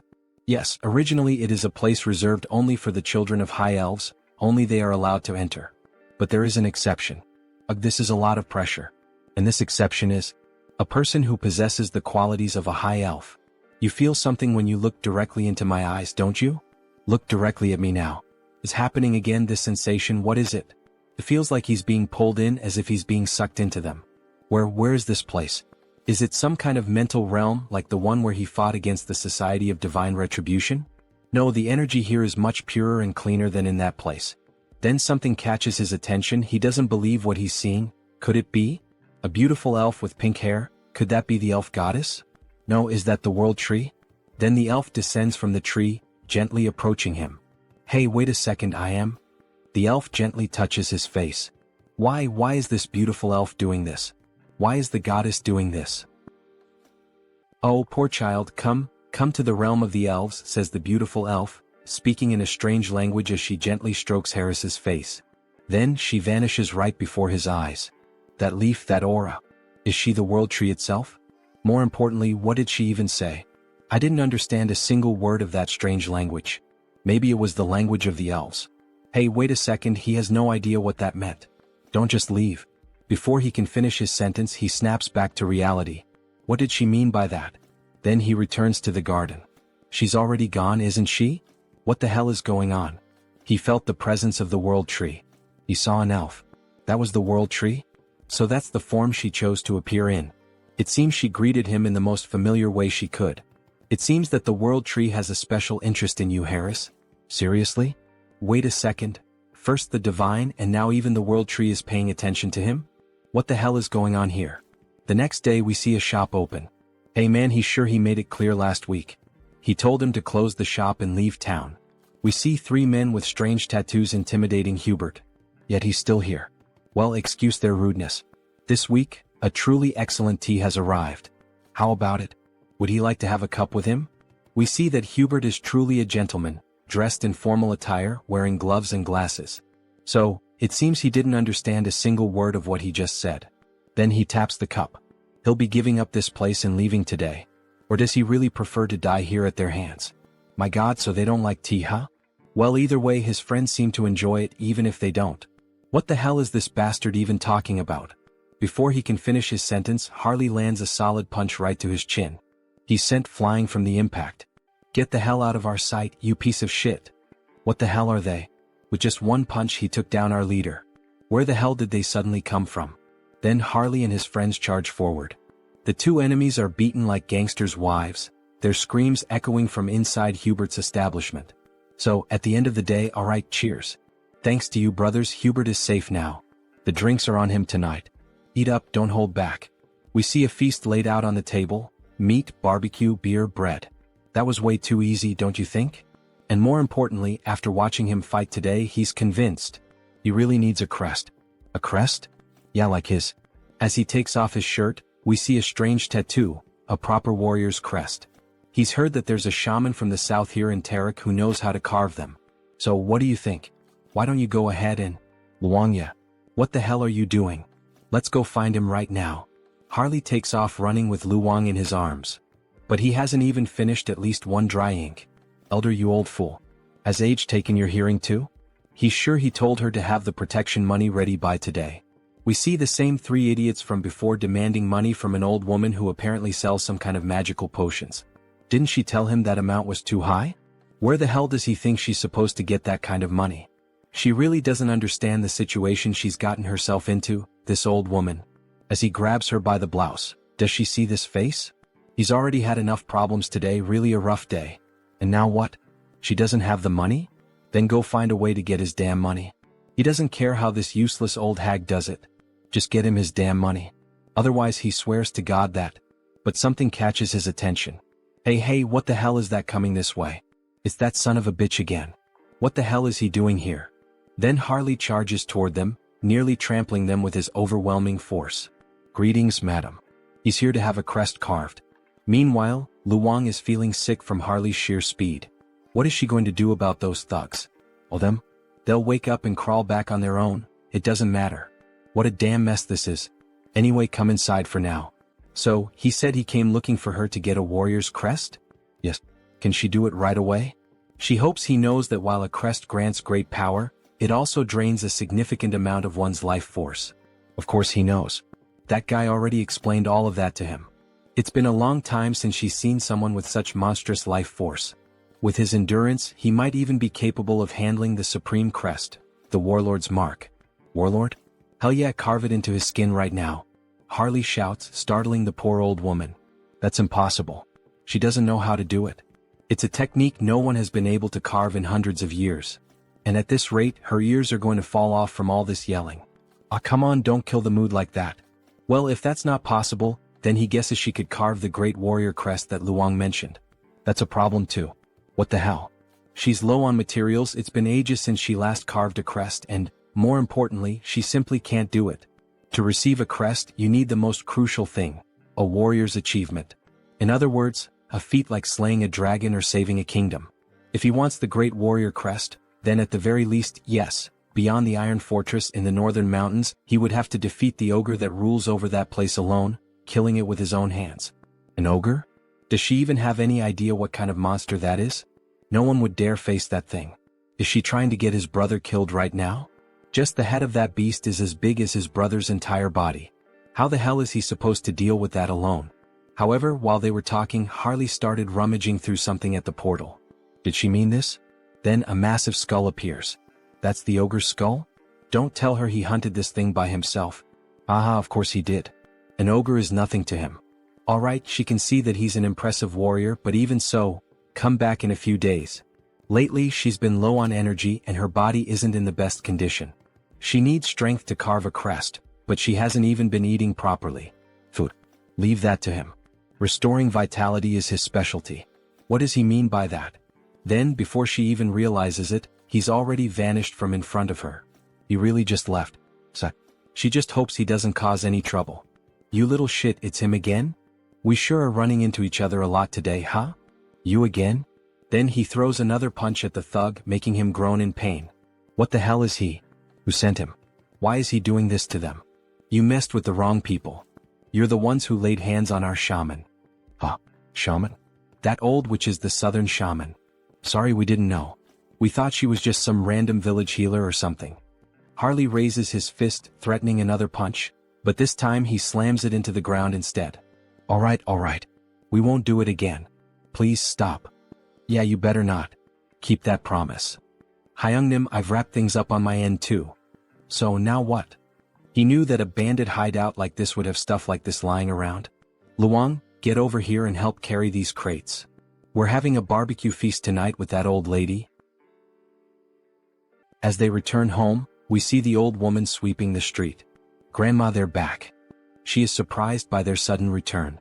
My God, what the hell is all that in their hands? What did she mean by all that? It's all meat and alcoholic drinks, to eat and drink together.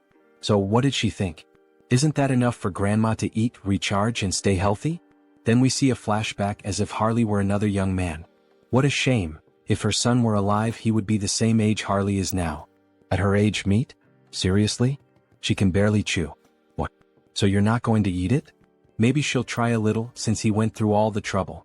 Then we see the old woman biting into a piece of meat and downing a bottle of wine by herself. They knew that women from the south had big appetites, But still, she ate everything by herself and didn't leave anything for them. Ah, that was so good, the food and the drinks were delicious. Alright then, now that our stomachs are full, shall we begin the engraving on Harley's skin? The engraving process is painful, you know. So she lays Harley down on the bed and starts getting ready with the needle to pierce his body. Is Harley mentally prepared? Aha, of course he is. Don't worry, old lady, he was used to going through procedures like this on a bed, a reference to when Hans used to perform experiments on his body. However, before he could finish that thought, the old woman put a stuffed bear in his mouth. Her son bit down on that toy when he had the engraving done on his own skin. So she knows it's going to hurt, so keep it in his mouth because she's about to start. Alright, here we go. When she presses the needle against his body, the needle snaps. Damn it, his skin is so tough that the needle broke and she can't pierce through it. Wow, I can't believe it. Isn't there another way to do the engraving on his skin?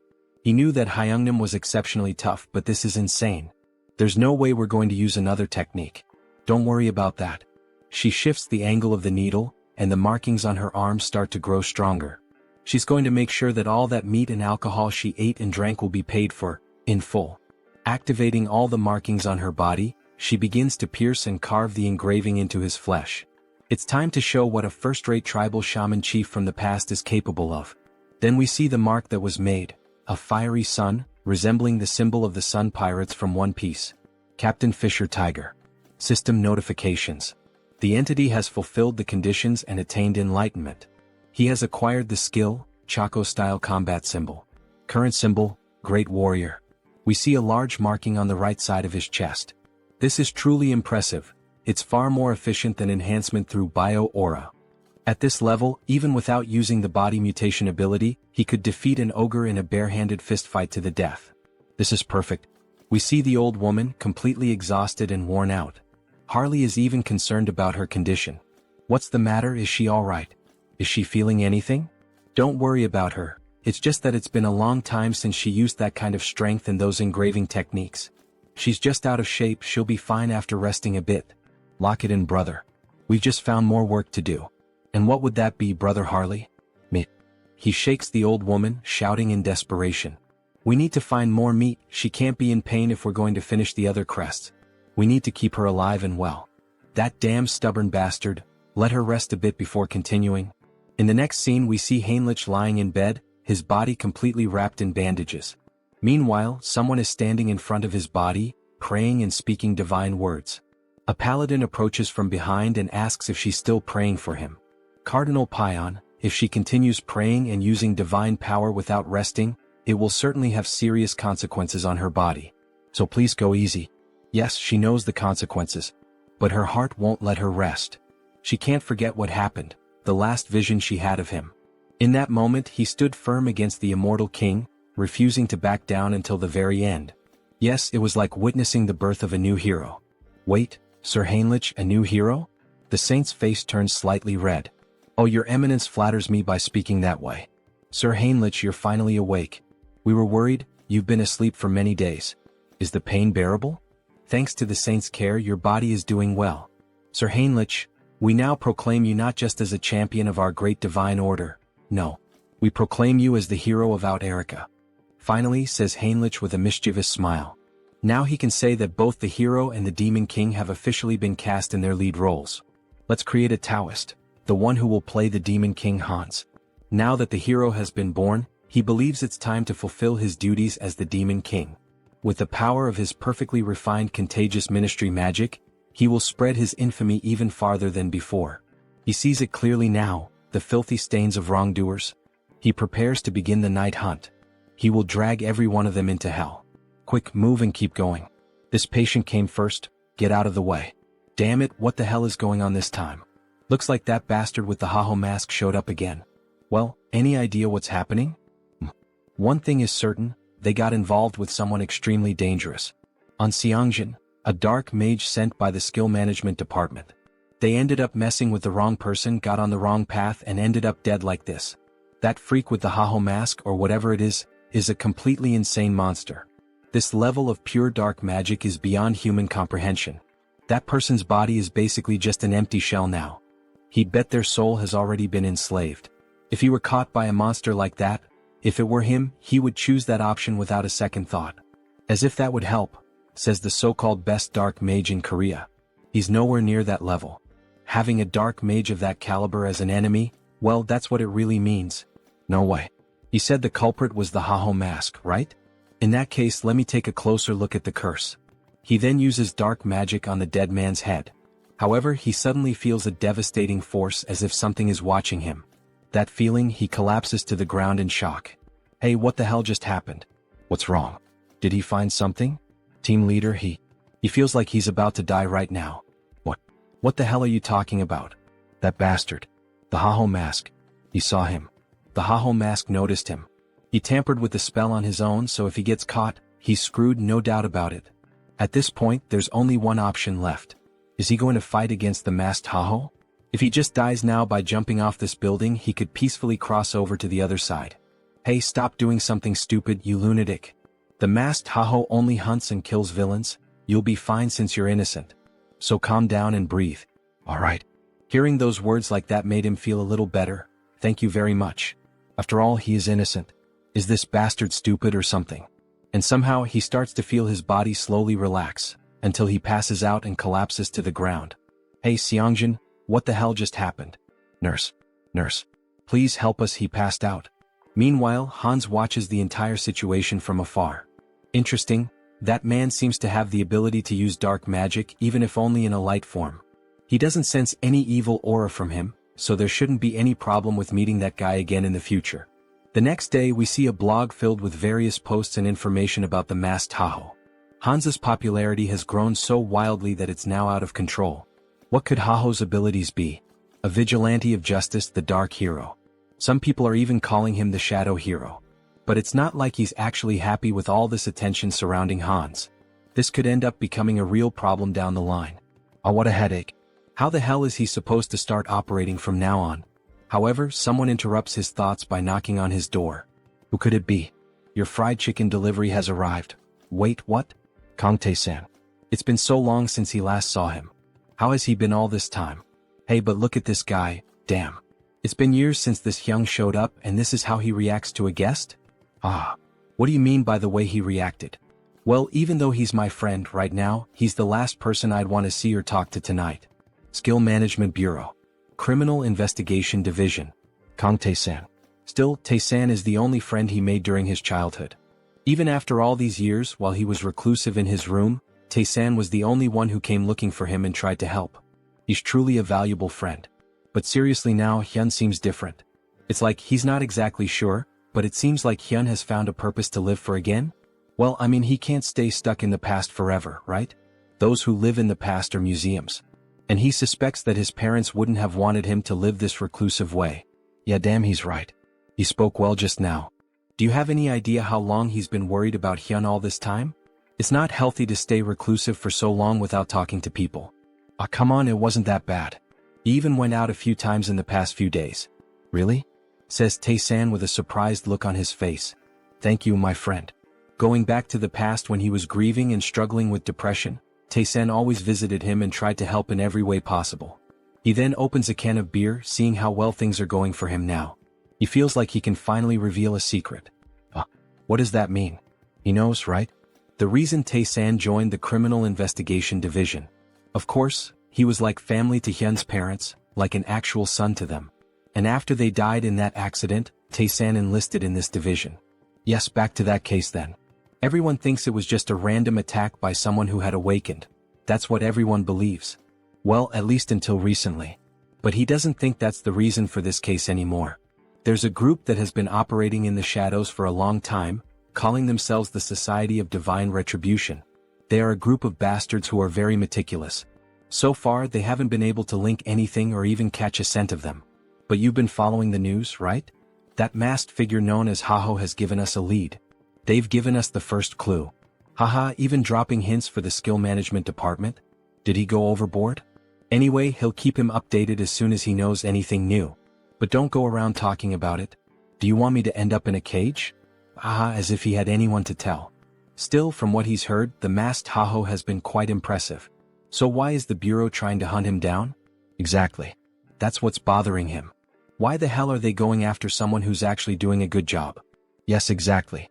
The protagonist is happy to see Tae-san on the side of the masked Tahoe. After all, it's his clone who is doing all this investigative work. Anyway, let's drink until we pass out tonight. A celebration for Han Sunghyun's new beginning. Then, after several drinks and chickens, they start talking about other things. Just give up on being a writer. What's wrong with that?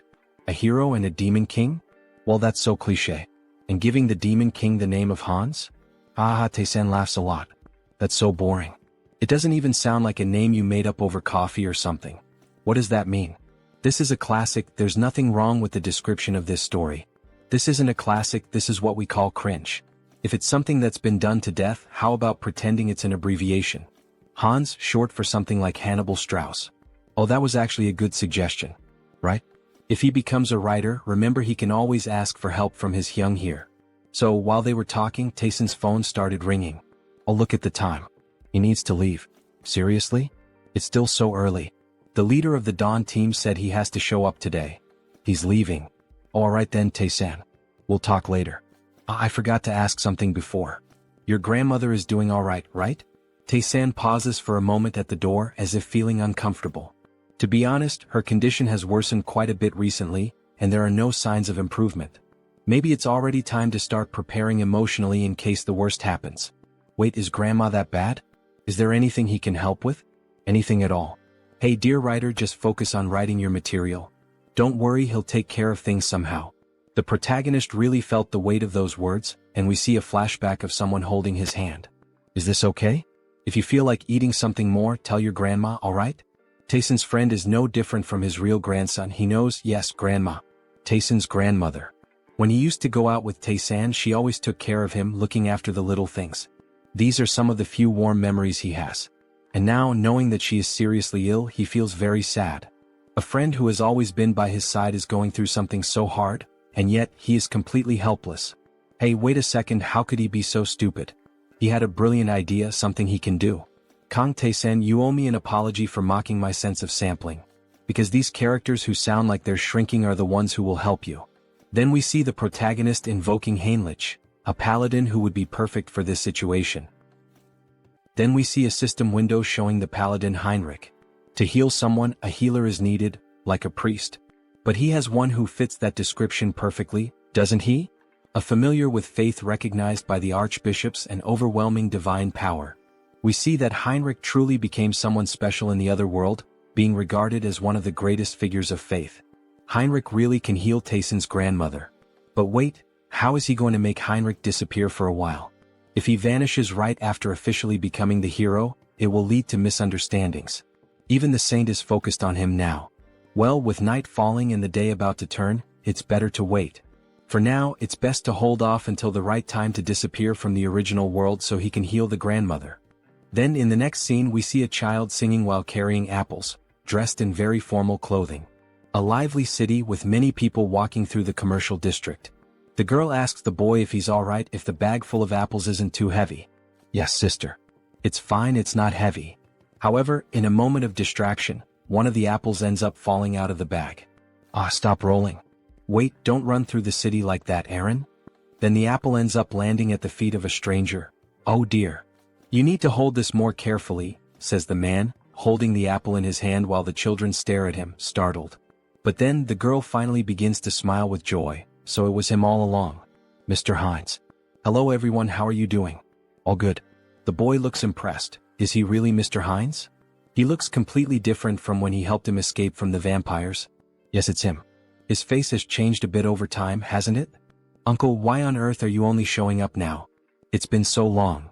Haha, right, it's been almost 7 months since he last visited them. Apologies. He had been very busy lately.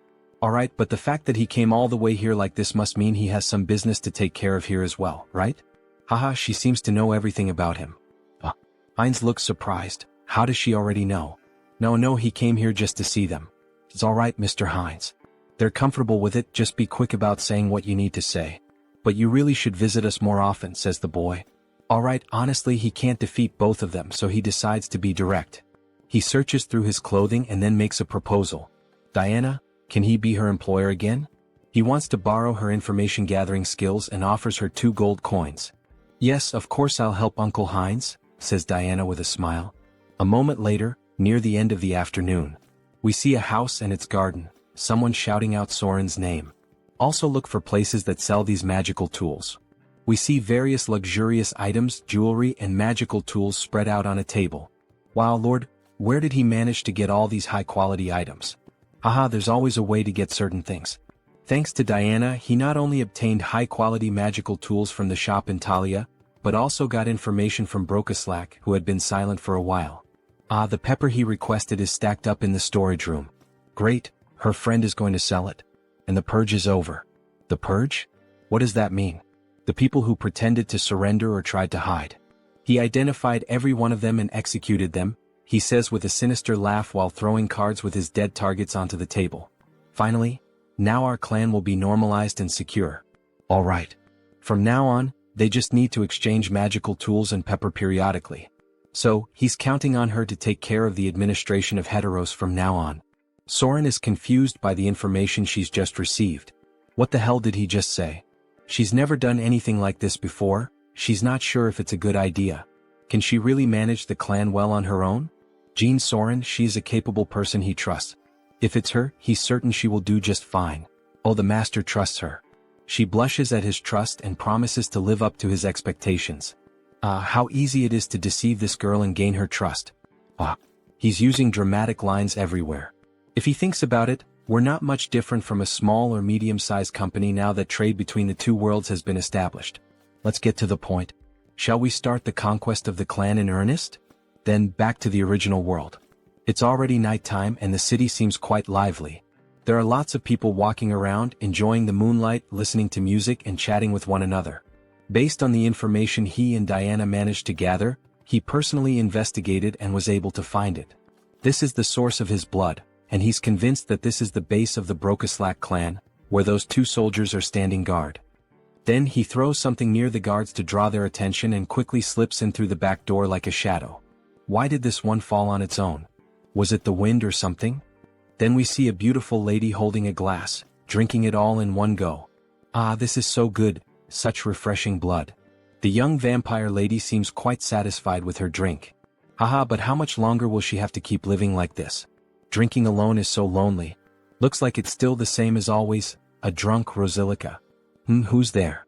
There are a lot of familiar faces showing up today. Conceal skill release. Forgive me, but who the hell are you again? He's Heinz, a vampire she met some time ago. She's sorry, her memory is a bit poor. Who are you again? Then she starts pouring more blood into her glass. Still, now that a guest has arrived, she must show her hospitality. However, while pouring blood into the glass, she cuts her fingers slightly to infuse the drink with her own blood. Here, freshly squeezed blood. Please have a sip. No, it's fine. Upon having her offer refused, she becomes uneasy and slightly furious. This is high-level blood magic. How dare he invade the sanctuary of Brokaslak? Then, throwing the blood-filled glass, she begins to manipulate the blood to launch an attack at Heinz. She doesn't know who the hell he is, but she won't let him get away with this. So she goes all in, attacking him with everything she has. However, Heinz only laughs at the situation. Then he counterattacks by controlling her own blood. How is her blood being turned against her? To freely manipulate another person's blood. That's at least in the realm of true blood. He then forms a rope out of blood and leaves her immobilized. This is Brokaslak territory. The intrusion of an outsider is a violation of the treaty. This girl really doesn't seem to recognize him, does she? Well, instead of clearing things up, should he take advantage of that? What violation of the treaty? He is also part of Brokaslak's indirect bloodline. Please don't lie, you coward. Imprisoning a girl like this, there's no way that could be true, is there? Now that she thinks about it, she recalls hearing something about a clan that was persecuted in the past. Could that be true? Yes, he is from that very clan that was mentioned. Now she will cooperate willingly and he will grant her power. Even if he's from a branch family, she has no reason to listen to him. Sorry, maybe I misunderstood, she says, then he grabs her mouth firmly. She has no choice but to obey and will do exactly as he commands. Then, holding a crystal in his hand, he pushes it into her, making her moan in pain, so much so that people near the house found it strange. Then back inside. She is in ecstasy. What is this sensation? It's overwhelming. The crystal is taking hold of her body and flooding her with more energy and power. And at the same time, it feels as if her master has changed. Now let's see if she can reveal everything she knows. Damn it, she can't disobey his command. The true blood that oversees this region of Thalaria is Lady Frisia. If she had to describe her defining trait without a doubt, it would be as a user of demonic eyes. Then we see a beautiful woman with very pale skin, blue eyes and slightly pointed ears reminiscent of an elf, sipping a cup of coffee. The butler then offers her another cup of tea and asks, "Lady Frisia, are you also enjoying the human world today?" Yes, it's always interesting to observe it. The way they struggle to live with such humble bodies. Then we see that they are well above the houses and buildings high up in the mountains. However, he has heard that the recent Protestant denomination is expanding its influence in Rafalashi. Don't worry. This kingdom already belongs to Brokaslak, disguised as human nobility. A simple pressure on the kingdom will resolve this quickly. However, before she could finish her sentence, the butler's head is ripped off, and a jet of blood sprays out. "Alright, so you are Frisia?" Her expression changes now. She begins to question. She has never seen this vampire's face before. He is a complete stranger. Pure blood. He doesn't seem to be of true blood. Meanwhile, Heinz savors the butler's blood. Let's assume he's from a branch bloodline. Humph, a humble branch blood like him dares to pick a fight without knowing his place. She makes a scornful face and takes a light breath. She's going to make him realize the mistake he just made, so she activates the demonic eye, which turns completely dark. However, the protagonist quickly repels the attack with ease. That's impossible. How did he dodge her demonic eye? He already knew how her ability worked, the fact that it doesn't work against him. She knows what that means, doesn't she? Now, who is the one that doesn't know their place? Oh, so he is a true blood after all. Attacking them right in the heart of Brokaslak territory, what is his goal? She asks angrily. His goal? Isn't that obvious? He says with a laugh. Everything you have in Brokaslak. He will be the one to take it all and become the new king of the vampires and the cities. She bursts into wild laughter, unable to believe what she just heard. I don't know if he's stupid or just bold. Alright, I get it loud and clear. But he should have one thing in mind, she is also of true blood. Then she awakens both of her eyes, increasing her speed. Even Heinz can't keep up with her and takes a punch to the stomach. Her hand is reinforced with magic and martial arts, making him spit out blood. He really thought his nonsense would work with skills so weak that he can't even dodge? She laughs as we see her arm massive and full of veins. This woman, is she a martial artist? What the hell? She's using her demonic eyes, so he thought she would rely on magic. This is so different from what he expected. Then she starts to summon the blood from her umbrella, using a blood strike toward the protagonist. It lands squarely on him. So, she's a physical fighter, huh? He's under pressure, spitting blood. Impressive, he can still stand. Let's see if he can block this too. Then she charges at him full force, wielding an umbrella. She even handles a sword with flawless technique. That umbrella wasn't just for show, huh? He tries to dodge the quick attacks. The dodges won't help him forever, especially since he's being injured little by little. Alright, this next blow will definitely crush him. It will leave him with nowhere to escape. Then she summons a sea of blood against the protagonist. Is this an AoE ability? If that's the case, he'll cut his way through this blood tsunami. However, something feels off. She's vanished from his sight. Where did she go? Then suddenly his vision distorts as if the angle has shifted. We see her appear, delivering an elbow strike that breaks Heinz's neck. He flies several meters from the impact of the vampire mommy's hit. Look at that arm. How annoying. So this is the end? We see Heinz's body on the ground, covered in blood, while she watches from above. But then he starts to get up and responds, "The end? What the hell are you talking about? Who said she gets to decide when it ends?" Then we see Heinz's head regenerating after the impact. For him, the fun is just beginning. He's perfectly fine as if nothing had happened. His neck was definitely broken. What happened? Injuries like that heal in an instant for him. He has something called hybrid evolution, she observes. This is insane. Aside from the master, she can count on one hand the number of people who have faced her attack head-on and survived. She's astonished. He admits it, she has some good talents and tricks. Of course she still has some flaws, but with those beautiful eyes. He thinks he could make her stronger than she is now if she followed his path. Have you ever thought about following me? What kind of nonsense are you saying? How dare you insult me, of all people? She will turn him into a pincushion so full of holes that he'll never get up again. However, before she could attack, her body stopped moving. What is this? We see a massive pentagram made on the floor with blood, layered with profane magic. If that's the case, then he has no choice. He'll have to use force. Then he starts moving the blood around. Blood magic from the blood on the ground? When did he do this? Then she is bound by strands of blood around her neck. It's true, he's not a martial artist like her. He's more of a blood specialist, a kind of vampire mage, we could say. She's completely covered in the strands of blood. And also, he can do this sort of thing. He turns his finger into a magical crystal, and as it penetrates her neck, she begins to undergo a mutation. Raffalashi injection. She starts crying out in pain, screaming that it hurts. It hurts so much as the crystal starts to take full control of her body. Sorry, but for a high-ranking vampire like her, a small dose wouldn't be enough to control her body. Then she begins to transform even further, emitting a huge red aura. Finally, it ends. She lies on the ground, devastated. What the hell did he do to her without her consent? She will never forgive him. This is so ungrateful. She should be thanking him, not lamenting. Doesn't she feel it? That sensation, that strength, as if she had been born again. He's right. Every sense in her body feels completely different from before. Her strength, reflexes, flexibility, all her physical attributes not only improved but evolved to a completely new level. Well, starting to feel like thanking me now. She thinks she is. So that she could give him the power to finish him off. Then she tries to make a quick move with a direct punch at Heinz, but her body stops before reaching him. She can't move. What the hell is happening? Her body doesn't want to move. What did this bastard do? It's as if her whole body is bound by iron chains, or rather, chains of blood. This is the power of his blood domination. She has no choice left. She will move exactly as he wants her to. No way, not even with sacred blood would this be possible. Too bad for her because he can. Now, finally, he can ask the most important question, the reason he came to her. Frisia, where is the clan master? Does he think she'll answer that so easily? It's the Duke Bright's mansion. Wait, what? What the hell? Her mouth moved on its own.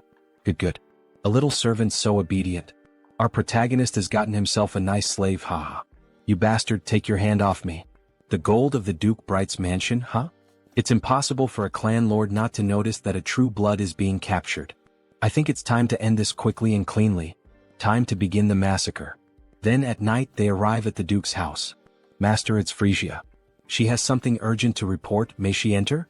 Yes, please come in. Really now, sir? Couldn't he have at least lit a candle or a lamp or something? Isn't it a little dark in here? He's not human. He simply doesn't need such things. He can see perfectly well in the dark. More importantly, she said she had something to tell him? Yes, well, forget it. She thinks she already understands. It's because of that uninvited guest who's after you, isn't it? So he's already noticed. As expected of a clan master, excellent perception. Well, yes. It would be a shame if the head of a clan couldn't at least notice that. Deactivate concealment ability. What a disappointment, he laments as he closes the book he was reading. Frisia, oh beautiful woman, why did you do this? Then she became a traitor. He releases a murderous aura. He's ready to kill both of them. He is deeply disappointed in her, Frisia. To think that she would dare betray him and serve another master. Mullo is boiling with rage, almost fully transformed. Frisia tries to calm him down while Heinz watches the situation unfold. Lord Mullo, this is a misunderstanding. Please calm your anger. A misunderstanding? You both come to his house at this hour of the night and try to attack him, not to mention the different scent I smell on her. Frisia, you treacherous woman. He spent 100 years with her. Did she really think he wouldn't notice that her blood scent had changed? That something had been altered? That rotten stench of betrayal is contaminating his study. How could he possibly remain calm like this? Then he lunges at Frisia. Die, you traitor. However, before he can finish Frisia, Heinz blocks the attack. That's not going to happen. She's my subordinate now. Mullo is caught by surprise. After all, this was shameful. With just one hand, Heinz had been able to block his punch. He had been planning to resolve this situation in the most peaceful way possible, but it seems that will no longer be an option. Violence will have to speak for itself. But who the hell is this arrogant vampire? Peacefully? He really dares to move his lips so freely in front of him. As Mullo speaks, he summons a ball of blood in his left hand, as if it were absorbing everything around it. He will cut off that snake tongue of his, along with the traitor. Then, a massive circle of blood appears above them both. He is like Heinz, a magical vampire. Come to me, children of Brokaslak. Several vampires begin to emerge from the magic circle, summoned by his spell. Go and feast on the blood and flesh of these traitors. Kill them for him. Offer the blood of the traitors to Lord Mullo. How dare they? This is no place for people like them. They're nothing but a bunch of puppets who think they're vampires. Then she begins killing them one by one using the umbrella. Something's not right. There are only about a dozen people summoned here. And yet, he has hundreds of vampires spread across the entire capital. Are you telling him this is all that's left of his subordinates in the capital? Mullo is stunned by the weight of that information. Meanwhile, Frisia continues slaughtering the weak vampires. Frisia, what the hell did she do in the capital? What happened to all of his subordinates there? Frisia remains silent. After all, she has a new master now. I'm sorry, Lord Mullo. And as a sign of respect, leaning on the umbrella, she informs him. Most of them are now subordinates of Lord Hines, to whom they have sworn eternal loyalty as their new lord. He doesn't understand. She's saying that his subordinates accepted a new bloodline so easily, without even trying to resist? That's no different from cannibalism within their own kind. With his hands hidden behind his back, he begins to cast a new spell. With both hands brought together, a black sphere made of blood starts to form. This will drive him insane if it continues like this. Is she really sure she wants to follow a man like that? One who will soon lose his mind? Well, all of this is only possible because Lord Hines is from a collateral bloodline of Brokeslack. He's from a collateral bloodline of Brokeslack? As if, don't be ridiculous. Did they really expect him to believe all this crap? As if he were stupid. Brokeslack, magical blood technique. Blood mist. Bear witness. He is visibly shaken by the fact that he's lost all of his subordinates in the capital. So this is the infamous barrier of a blood sorcerer representing Brokeslack. What is this pressure? Is this Mullo's domain? Feels like his head is being crushed and his body is twice as heavy as normal. It's far too early to be this surprised, Hines.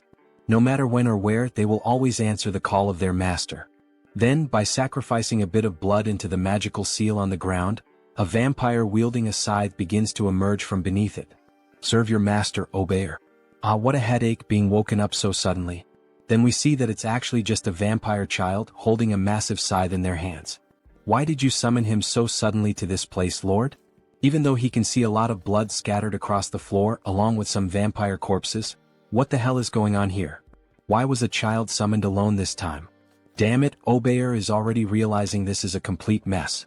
No time for chit-chat. Obeyer, kill those two bastards right now. Leave no trace of them behind, wipe out their very existence. Alright. Understood, just give him a moment. He's still waking up from the deep sleep he was in, but he quickly comes to and suddenly appears behind Frisia and Hines, both of whom are caught off guard by his sheer speed. So this is Obeyer, right? Hines had noticed how fast he was, so he must be some kind of pure-blood vampire assassin. Obeyer tries to strike Frisia first, but she dodges the sudden attack. However, he can't afford to be held up here, so he activates his ability, Acceleration. Now it's Hines who appears behind Obeyer, who is taken aback by his speed. Hines grabs him using a blood claw. What is this? A binding spell? How are you using blood magic inside the Lord's domain? Meanwhile, Hines charges toward Mullo, who is also caught off guard by his acceleration ability.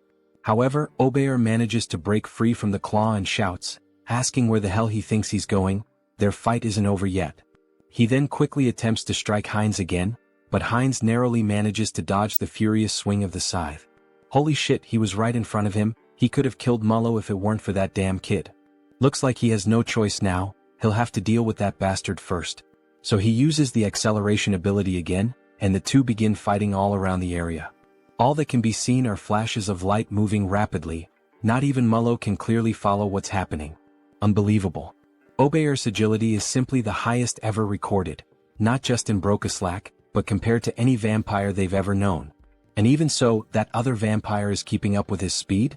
Seriously, who the hell is that guy?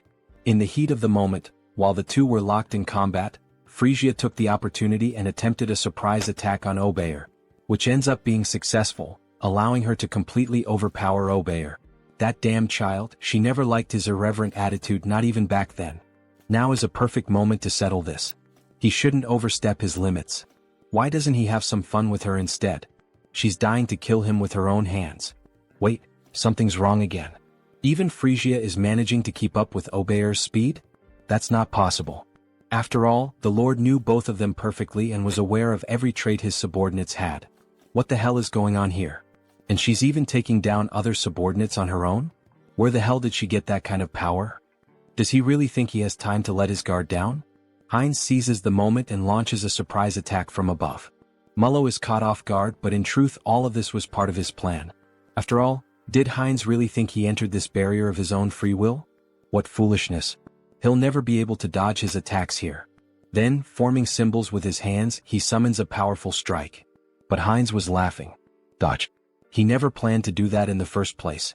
Then his arm is brutally torn off, yet he keeps advancing straight toward Lord Mullo. And finally he manages to press 3 fingers right into Mullo's chest. That bastard, he actually dared to sacrifice his own arm just to win this battle and get close to him. As if he knew how frugal he truly is. But Heinz's arm regenerates quickly. He wouldn't be foolish enough to actually lose a limb. What do you mean his arm regenerated instantly? Even among vampires, very few possess the ability to heal that quickly. Don't worry, Lord Mullo. He's not planning to kill him. Not planning to kill him? What's that supposed to mean? What the hell is he trying to do? What do you think? He's inheriting his lordship. Then he begins to drink the blood of the former lord. In the next scene we see a spiraling staircase that leads down to a coffin at the bottom. A fairly typical setting with 2 statues of guards standing watch. However, the coffin slowly begins to open, and we see a girl emerging from within. A beautiful vampire with long dark hair and ears resembling those of an elf. Her arms are held close together, and she wears an extremely elegant dress, with a crown of thorns resting on her head. She lets out a yawn but finally rises. She's so tired, she wishes she could sleep a little longer. We get a better look at the coffin, wide and large. But she thinks that can no longer be allowed. After all, something happened, something changed while she slept. Her gaze is shown, completely red and unlike anything seen before. This vampire clearly appears to be someone powerful. Something has happened to her son. It's time to act. Then back at Lord Mullo's castle, we see a commotion unfolding. Step forward.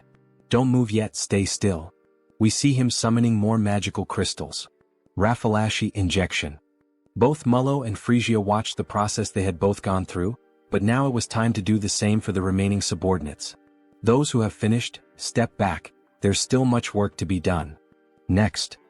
Finally it's over. He took an eternity to finish marking all the remaining subordinates. So this means all the subordinates in the capital have been accounted for? That's right. The rest can be summoned in order, it will be more efficient that way. What? Watch your tone, alright? Ahem, it will be more efficient. Heinz takes the opportunity to tease. As expected, having a clan lord nearby really does make things easier. This visibly irritates Mullo. His hypothesis about the marks was correct. Injecting a Raffalashi into a high-level vampire seemed too risky, so he forcibly drained their blood, which ended up lowering their level. And finally he extracted the Brocaslack, the source of their blood. It feels like just yesterday that he was bitten and accidentally became a vampire. And now, he's rising from the very bottom all the way to the top of the hierarchy. It really seems like a whole different world. Along the way he's gained numerous useful allies, ranging from simple vampires to ladies and lords. Hey Mullo. Yes. He will be responsible for gathering the remaining Brocaslacks from all the regions. Understood. And one more thing. Damn it. Alright, and now what else do you want him to do? Then Heinz begins to move the globe of the world map. He wants Mullo to start gathering information about the continent. Wait, information about the continent? Yes.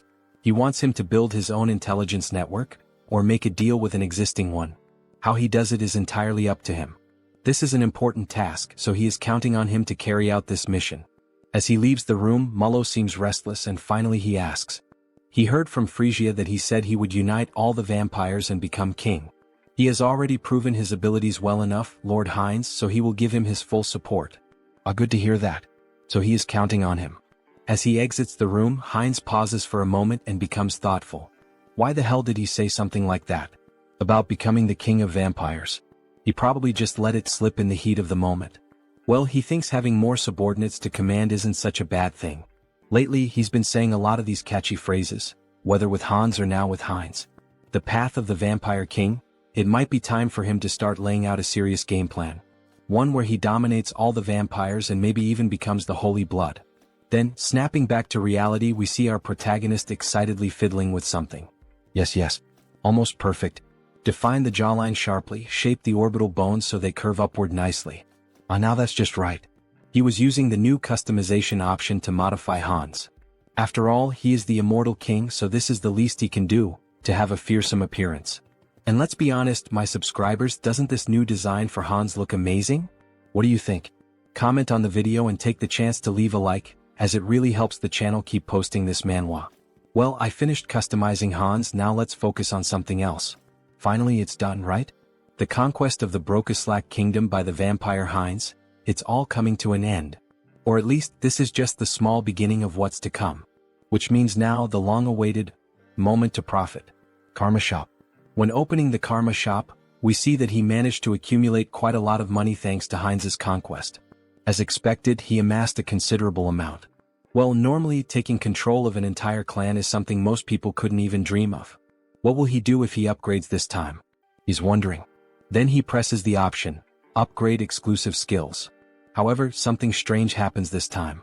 2 system windows appear simultaneously. 2 status windows appeared? Does this mean he's receiving 2 updates this time? What? The usual increase in the number of avatars isn't here? Actually, another window showed up instead. Media Selection. The avatar's potential will increase drastically. The entity's growth rate will become even faster. I can't believe it. This enchantment cost 900,000 in the Karma Shop, after several days of saving up his hard-earned money. This isn't right.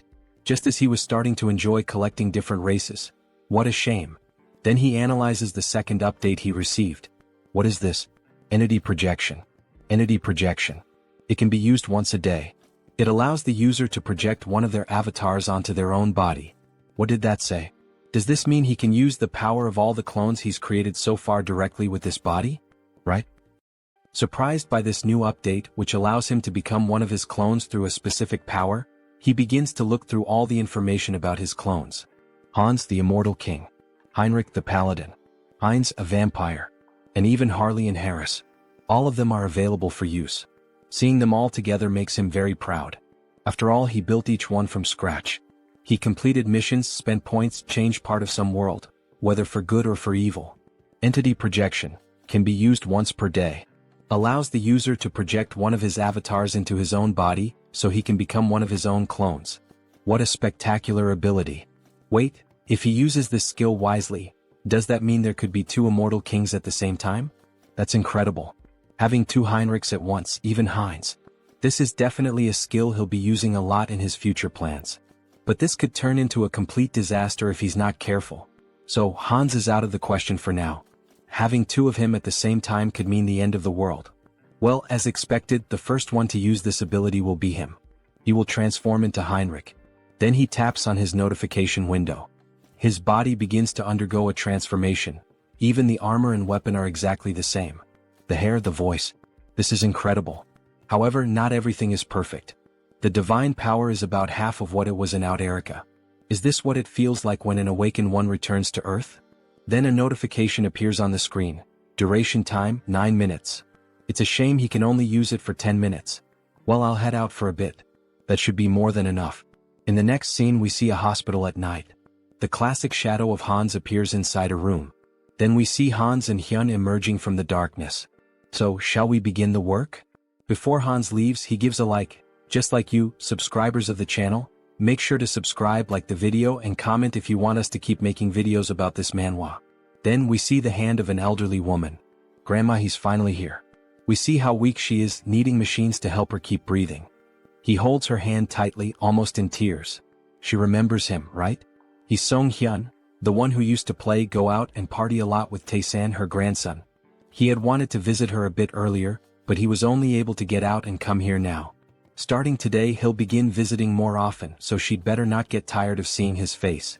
Then we see him beginning to use identity projection. Target selected, Heinrich. So please just hold on a little longer, Grandma. Let's activate the Uterican Divine Technique. He holds her hand as he takes on the form of Heinrich and begins to pray for her. The divine power starts to flow from his hand and moves toward her heart. Pour out all the divine power to restore energy, boost resilience, and cleanse the body. May God save this poor soul. As he says these words, the room begins to shine even brighter, as if a miracle is unfolding through Heinrich's hands. After the light fades, we see that the grandmother is still unconscious, but her skin already appears more radiant. It looks like the 10-minute time limit has ended, and he begins to lose the transformation. Even with divine power, there is still a limit to how much can be done to treat age-related illnesses. He seems exhausted. After all, taking on one of his powerful clones with just his ordinary body can't be easy. But this should help improve her condition. Now, he can only rely on his grandmother's willpower. Grandma, she needs to stay strong. We see the sunrise. He stayed the whole night watching over her, and makes a promise. He will come with Tae-san next time. Then, back in the world of Out Erica, we see images of a forest. We see the elves within the forest. So, is Harris one of Harley's friends? Yes, that's right. We see Cecily quite curious about the relationship between the two. Meanwhile, the other elves continue walking. It was a brief meeting, but we got along so well that we became like family. She begins to sniff him. Is that why? She senses a familiar scent coming from Harris. Harris is caught off guard. She's saying the same thing Diana says to Hines. They're not going to figure out we're the same person, right? It's a scent similar to what she smelled on the branch of the world tree. She knows that scent well since she spent the whole day with it. Ah, I see. Phew, at least it's not because of being the same person. It's just because the body is made from the same material. After all, it was created from the world tree. In any case, we'll get along well. He's a friend of Harley, so she's going to take good care of him. Yes, thank you very much. Granwood watches all the commotion from a distance, and he lets out a soft smile, as if he were watching two children playing and interacting. Alright, let's take a break and rest here. He said he still hasn't formed a contract with a spirit, right? Shall we practice some spiritual techniques? Miss Cecily is clearly very excited to have a new friend. So they move a bit farther away to begin training. Cecily starts trying to summon a spirit with great effort, and eventually it works. She manages to summon a water spirit. Cecily is overjoyed as it's one of the first times she's been able to perform the technique on her own. Harris, look at this water spirit, look how cute it is. But he doesn't respond. He has a depressed expression. What happened? What's wrong, Harris? What? Why doesn't it work for him? We only see wind and a leaf moving around him. Even after reaching the maximum value of his affinity stat, it still didn't work. Is something wrong? Is it because he's a false elf? Spirit mages and spirits are companions who grow together. Rayfury, he's going to help us. Before summoning them, it's important to form a bond with them first. Reveal the power of nature that exists within you and show it to the spirit. He had tried to form a bond after summoning the spirit, but it seems he got the order wrong. He's glad he followed the elves after all. First, focus entirely on affinity and release the overflowing power of nature. Then he begins to channel nature's energy, which emerges in its purest form, glowing a vibrant green. He gathers all the natural energy around him. But what is this? Why is he so good at it? He had mentioned this was his first time trying. Interesting, he has a gift for quickly picking up what he's taught. Maybe he has strong potential. Wait, he feels something pulsing in his hand, an electric sensation. Then system notifications begin to appear. Through repeated training, the entity has reached enlightenment. You have acquired the skill, Spirit Magic. That's it. We see that an electricity spirit has appeared, resembling a Pokemon. At this rate, the two of you will soon be on the same level. He's growing so fast that she almost feels betrayed. Ah, thank you. He has also taken a step forward as a spirit mage. From now on, its name will be What? A reference from real life. The What symbol, W, is the unit of power in the International System of Units, SI. It measures the rate of energy transfer. Alright, let's take a break here. Then he places his hand on the tree. From this point on, he will open the path. All forests and trees are connected to the mother tree, the world tree. And among us, the high elves who are the closest to nature, are able to travel anywhere there is a forest, opening a path that links them. We see the magic surrounding Rayfury, reflected in the intensity of his eyes. Cecily can definitely do this as well. Seriously, she can do that too? Maybe not right now, but in the future, without a doubt. A path connected to all forests. In other words, it's a vast natural teleportation network, isn't it? This is far more efficient than the portals of the Great Divine Order, which require physical installations. This is the power of the world tree. Alright, we've arrived. Harris is amazed by what he sees. There's no way this place is Real World 3. We see a massive tree with a structure built around it and a bridge leading directly to it. There are several houses and other buildings nearby. It's much larger than I imagined. It's your first time seeing the world tree too, right? But Cecily doesn't respond to him. Upon coming into contact with the true tree, she enters a deep trance. Then, with no control over her body, she begins to float toward the tree, while Harris and Rayfury watch in silence. She moves toward the tree which radiates natural magic. This must be the first time you've seen this as well, Mr. Harris. Watch closely and admire. This is the eye-opening ceremony of a high elf, an event that even other elves rarely witness. Cecily is awakening as a high elf, her new eyes are beginning to appear. The eye-opening ceremony, what a spectacular sight. Everything is being reborn, an overwhelming force of nature converging in one place. Then some elf spirits begin to appear. Wait a moment, what is that? The fruit of the world tree. It is handed directly into her hands by the elves. Then she takes a bite of the golden fruit, which resembles an apple. Cecily is truly becoming a genuine high elf. Wait, this is not the time for him to just stand there admiring. He can't let this kind of pure natural energy go to waste. So he begins to channel and meditate. Absorb as much as possible into your body, make it mine. Then something catches Rayfury's attention.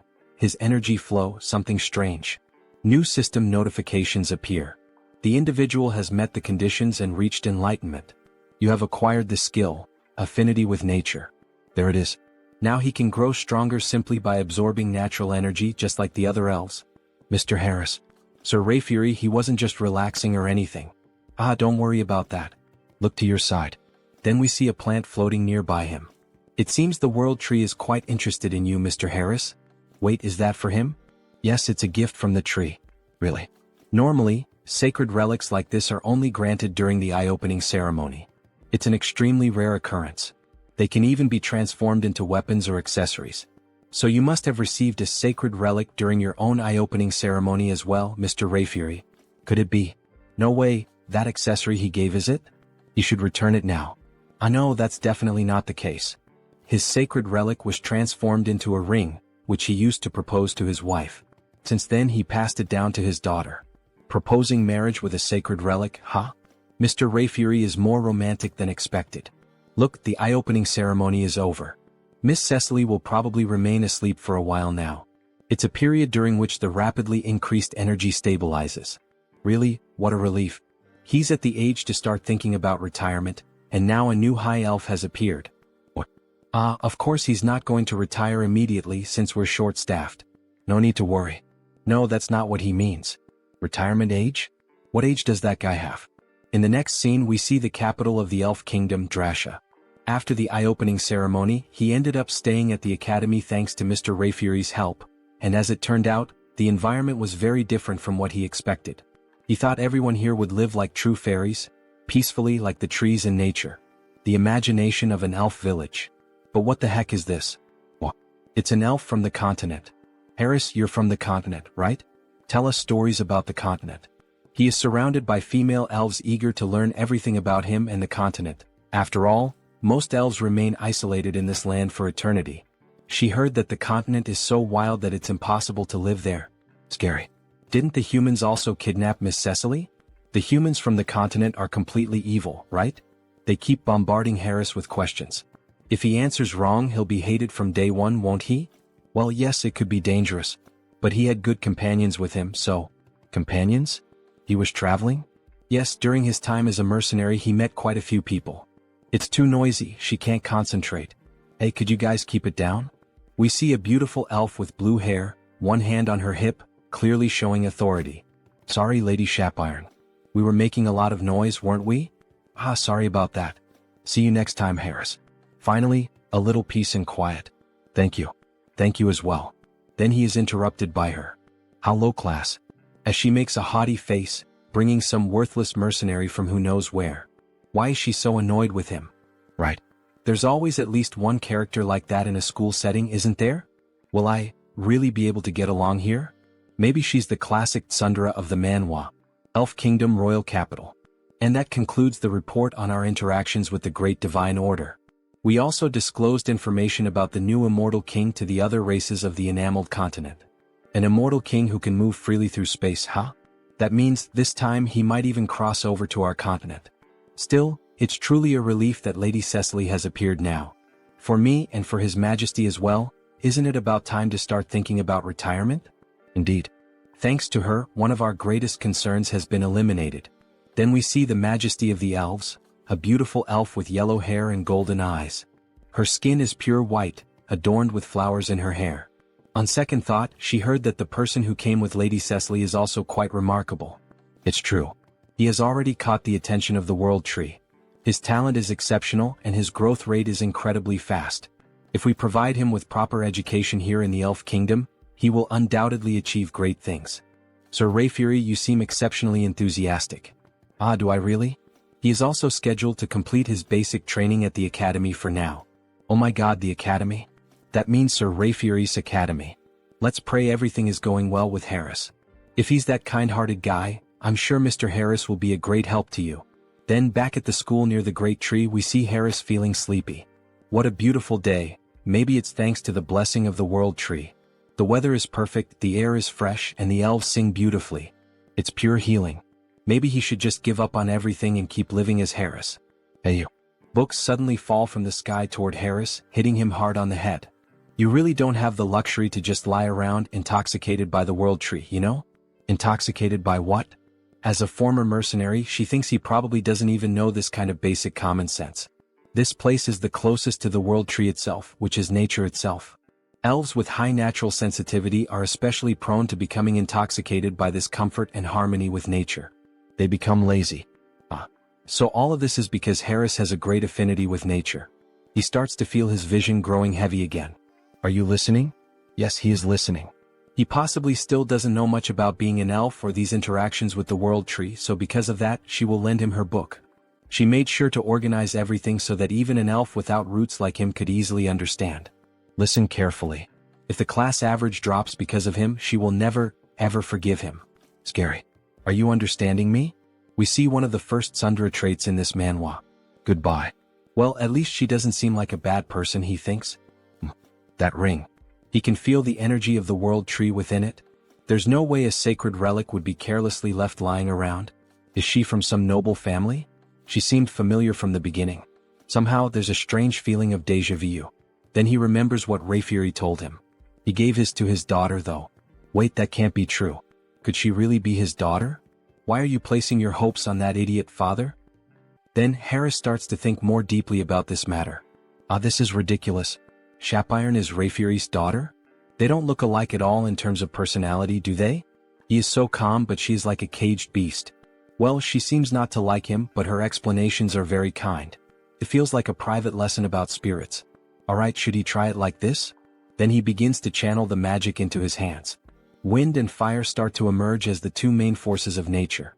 The fire spirit is called Kali, the lowest grade fire spirit. The wind spirit is called Pascal, the lowest grade wind spirit. Now that he knows the trick, this is not so hard. Even the one he summoned last time, has already been promoted to a lower rank. Low grade lightning spirit, what? To think they could grow this fast. Coming to the elven realm was definitely the right choice. Alright, he just has to keep his head down and adjust properly without causing any trouble. Well, as long as he doesn't get involved with Shapiron, there shouldn't be any problem. Or at least that's what he thought, until he ended up having to sit right next to her like they were two stubborn kids. Somehow, he got himself tangled up in this situation. We see a flashback. 10 minutes ago, the teacher started to explain the lesson's content. Let me repeat, forming bonds with spirits is extremely important. And traditionally, there is a secret to maximizing this connection. It is done through dance and song. Just like our ancestors used to do in the old days. Dance and song? That is an interesting theory. Soon, there will be a festival for the new High Elf, Lady Cecily, right? On that day, we will rent one of the main stages in the capital for the evaluations. It will be a performance that Cecily herself will be able to watch. It has been a while since he has done something like this, so wouldn't it be better to show his coolest side? Now, as everyone knows, we have a transfer student. Therefore, this time we will do a group project for the new student. Each group will work together to create their own performance. Your ability to connect with the spirits will be evaluated on stage that day. They can't believe what just happened. Then we see two together and two other unknown elves forming a group of 4 members. Wow, working with celebrities. How lucky. I'm Timer Coffin. And the elf very shy. Nice to meet you. Curie. Well, things have come to this point, so there's nothing to be done. So do you know how to dance or sing anything? If not, we will adjust to match you. He has no idea what to do, so I'm in. Me too. They are being so blatantly dismissive that now he is starting to get annoyed. From what he heard in class earlier, as long as it helps build bonds with the spirits, it doesn't have to be traditional elf music or dance. In that case, thank you for your consideration.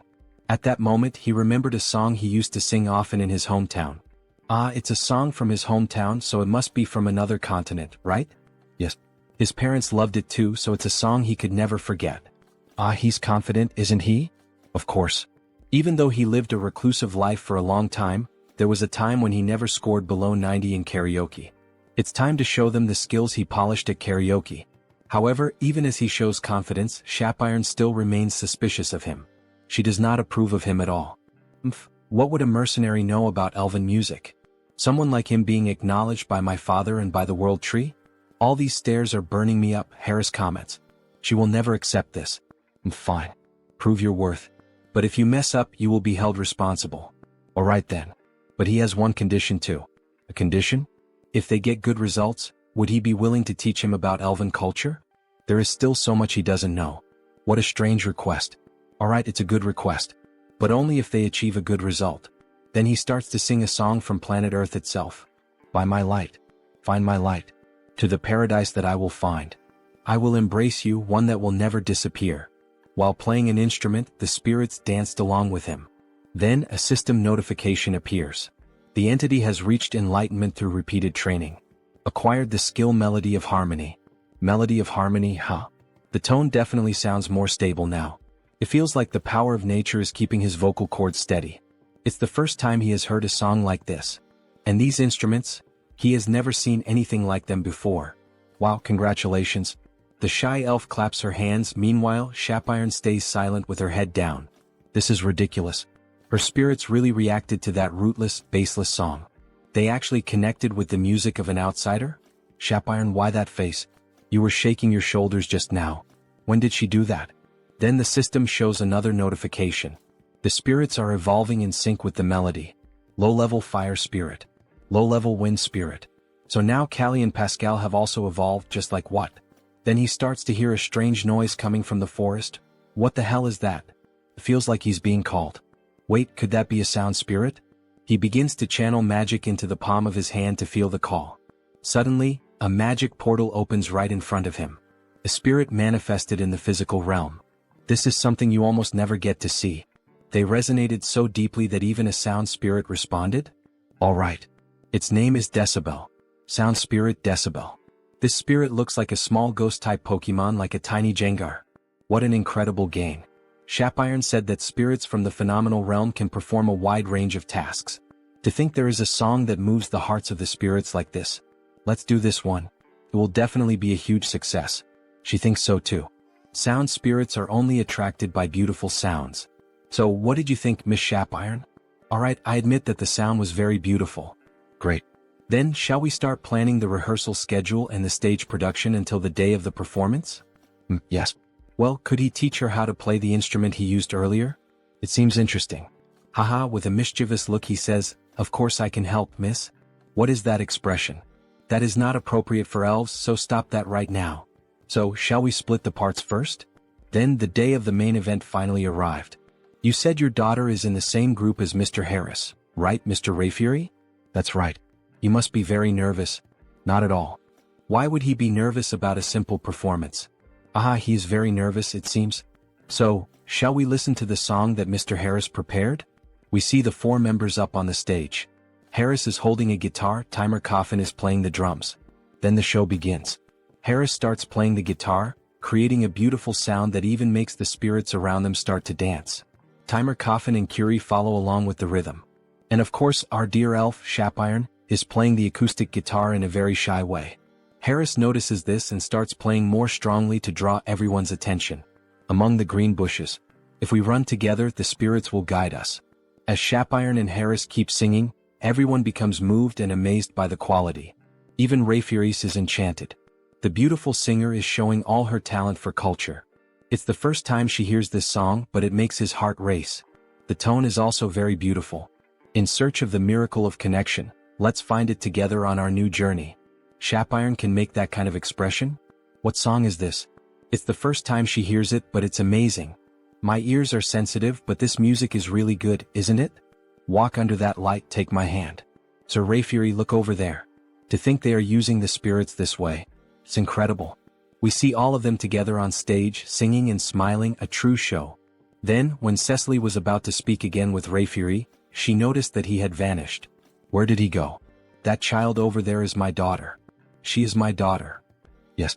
The woman is confused. Who would have thought he had this side, the overprotective father? Let's go together toward a new light. I'm not afraid. Shapiron helped a lot with the splendid stage production and the tuning of the instruments. As expected from an elite. Her spiritual knowledge is incredible. Since we are together. After being so irritable, she is the one enjoying it the most, isn't she? They keep singing, everyone happily putting on a big show for everyone in the Elven realm. At the end of the show, everyone gives a round of applause. Sing another song again. Her breathing was more stable than usual, and the music flowed smoothly. Who would have thought she would become so immersed? System notification. Melody of Harmony Skin is in action. Target, Shapiron Sylvest. Looks like it works well on other people too. He used the new skill to support Shapiron. So even her father was there watching her. Shapiron is moved. Shapiron, what do you mean? This is... Sir Harris, she has misunderstood you all this time. Sorry for being so rude to you. She lost the bet. Just hearing that already calms his mind. It's amazing that music alone can have such a big impact on so many people. You will definitely have a great impact on the Elven realm, Sir Harris. Then back in the Holy City. We see the Saintess sitting and reading some documents in her office. Lady Saintess, it's Heinrich. So he has already arrived, ask him to come in please. Come in, make yourself comfortable. Welcome, Sir Heinrich. However, what really catches his attention is the book on the floor. The Hero and the Saintess's Adventure. Let's pretend he didn't see that. Please have a seat. She called him here today to talk about something important. Something important? Maybe you have already heard about the Sacred Sword? Sacred Sword? The most powerful exclusive weapon that the hero protagonist in fantasy stories uses. Well, he doesn't know much about it, but he knows it is a traditional weapon for the hero. There is a decree that was unanimously approved by all members of the church. What do you mean? What kind of... Sir Heinrich, please challenge the trial of the Sacred Sword. The trial of the Sacred Sword? Am I really worthy to receive such an opportunity? Jackpot, you are the best, Lady Saintess. It was a meeting held in a hurry because of the resurrection of the immortal king, but no one had any objections. Because Sir Heinrich is the new hero of the Grand Divine Order. That praise is too much for me. The place where you will undergo the trial is the Great Temple of Pickle, in the western part of the continent. If it's the Great Temple of Pickle, the Salb Empire, which was destroyed 300 years ago by the second immortal king. After that, for countries claiming to be descendants of the empire were founded in that place, forming an alliance of kingdoms. Charlotte Steel Fortress, Talia Tulk Lesk. The great temple built in the southernmost kingdom among them, Lesk, is Pickle. It is a temple built on the site where the second immortal king was subdued by the hero. The previous hero defeated the immortal king but could not completely remove his heart. Soon the abyss spread and the land became tainted. Only after the hero drove his sacred sword into him was it purified. The great temple of Pickle was built right on top of that. The previous hero made it so that only someone who would succeed him could find the sacred sword. But if he pulls out the sacred sword, won't the seal of the abyss be broken? It has been 3,000 years. Now it is sufficiently purified, so it is fine. Therefore now it is time to inherit the hero's weapon. Leave it to me, Lady Saintess. When should he depart? Right now, she says with a smile on her face. Then he heads to the great temple of Pickle. Wow, it's magnificent, truly magnificent. He's amazed by what he sees. It has a completely different atmosphere compared to the great temple of Rosalia. The great temple of Pickle. There's a massive building surrounded by many trees, crosses, and a beautiful temple. So you must be Heinrich. Yes, that's him indeed. So, this person he's speaking to would probably be Cardinal Donovan? Wait a second, what kind of body is this? He looks like a wall. Yes, that's Donovan. He's the one challenging the sacred sword, right? Yes. He knows you're busy, so thank you for meeting him in person. Then we see that this priest is at least 6'7". Besides having a muscular build, his face is covered with scars. No. Aren't you the new hero recommended by the saint? Of course he had to come in person. Just like the rumors said, he's very trustworthy. They say he used to be a paladin and you can tell. His physique, even the strength of his handshake are no joke. If he had known he wouldn't get to see the saint again after his appointment, he would never have accepted the position of cardinal. Donovan, you look like a worm. We see that the saint has admired worms since her childhood. And of course she has a fondness or some kind of special bond with Donovan. Sir Heinrich, he's going to be honest with him. He was genuinely worried that some random brat might try to hit on her. Can he understand the heart of an old man like him? If someone like that shows up, he will personally take responsibility and deal with him. Yes. Alright, but before that, what about the sacred sword? Ah yes, pardon him, he completely forgot about that matter. Then he puts Heinrich back down on the ground as if he were holding a toy. Before that, there is something he needs to tell him. The trial for the sacred sword can only be held once a year. Countless paladins have already challenged it and failed. Does he truly believe he is up to this task? Don't worry. He will face it with the faith that the divine is always watching over him. To think that there's still a young man out there with faith this deep. Indeed, he has everything it takes to be the next hero. O Divine One, you will help him this time too, right? He believes in you. We see the image of the angel, uncertain about what to do with this request. Then they start descending into a sort of labyrinth. Donovan uses the sacred light to guide Heinrich. It's deeper than he thought. Could it be because it was built for sealing purposes? Now that he thinks about it, Sir Heinrich, does he know what the trial consists of? Yes, he heard from the saint. She said the trial changes for each challenger. That's right. Some finish in just a few hours, others take weeks. Since each trial is different, there is no advice he can give him. Finally, they arrive at the destination. If he wants to turn his back and run away, now is his only chance. So this is it. It's the Gate of Trials. So huge and mysterious, he can definitely feel some sort of power behind the door. Then, with a smile on his face, he makes his decision. Without fail, he will retrieve the sacred sword. So that's your answer, Sir Heinrich? May God help you. The moment you step inside, the trial will begin. His hand starts to shine even brighter. May luck be with you. Then the door opens and Heinrich walks toward it. He prays for the new hero's success. Then a system notification appears. The first trial of the Holy Sword. They say the trials are different for each person, but even so, the system notification shows up. Reach the destination within the time limit. That's already a problem right from the start. The door he entered through has vanished, and there are paths both ahead and behind him. So it's telling him to choose, huh? He's literally inside a labyrinth like a minotaur's maze. So he does some light stretches before starting. Alright for now. Blessing, leap. It's a battle of speed. He starts moving at the speed of light. Leap, leap. He rushes forward through walls, secret passages, and doors inside the maze. However, he notices something odd. Something feels strange. At this pace, he must have already leaped over several cities, but he still can't see the end. The goal of the trial is also vague. Reach the destination within the time limit. But exactly where is he supposed to reach?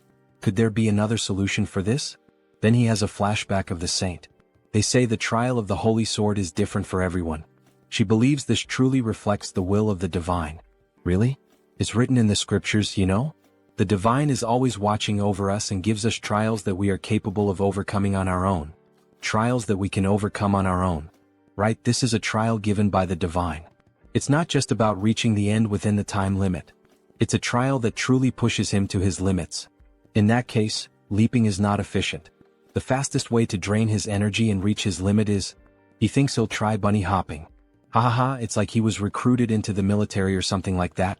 And then, after some time, a system notification appears. Having cleared the first trial, proceed to the next. Even so, even after that, Heinrich took exactly 40 days to finally find the door. That's insane. Heinrich is lying on the ground as if he were dead. He pushed himself beyond the limit of his own limits. 40 days? Don't you think that's a bit too much? He realized it about halfway through, but there's a time dilation here compared to the outside world. In Out Erica, it's 10 to 1, and on Earth, it's 100 to 1.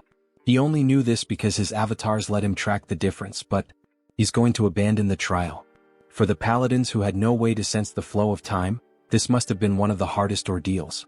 From the halfway point on, it also started testing his mental strength. Various phrases began to pop up in his mind. Give up, you won't make it, weak. Just quit, you're not worthy. If it weren't for Mind Hub, even he might have lost his sanity. Alright then, he thinks he'll move on to the next stage. So the moment he touches the doorknob, a golden light begins to emerge from his hand. Everything has been restored. He's perfectly recovered from everything.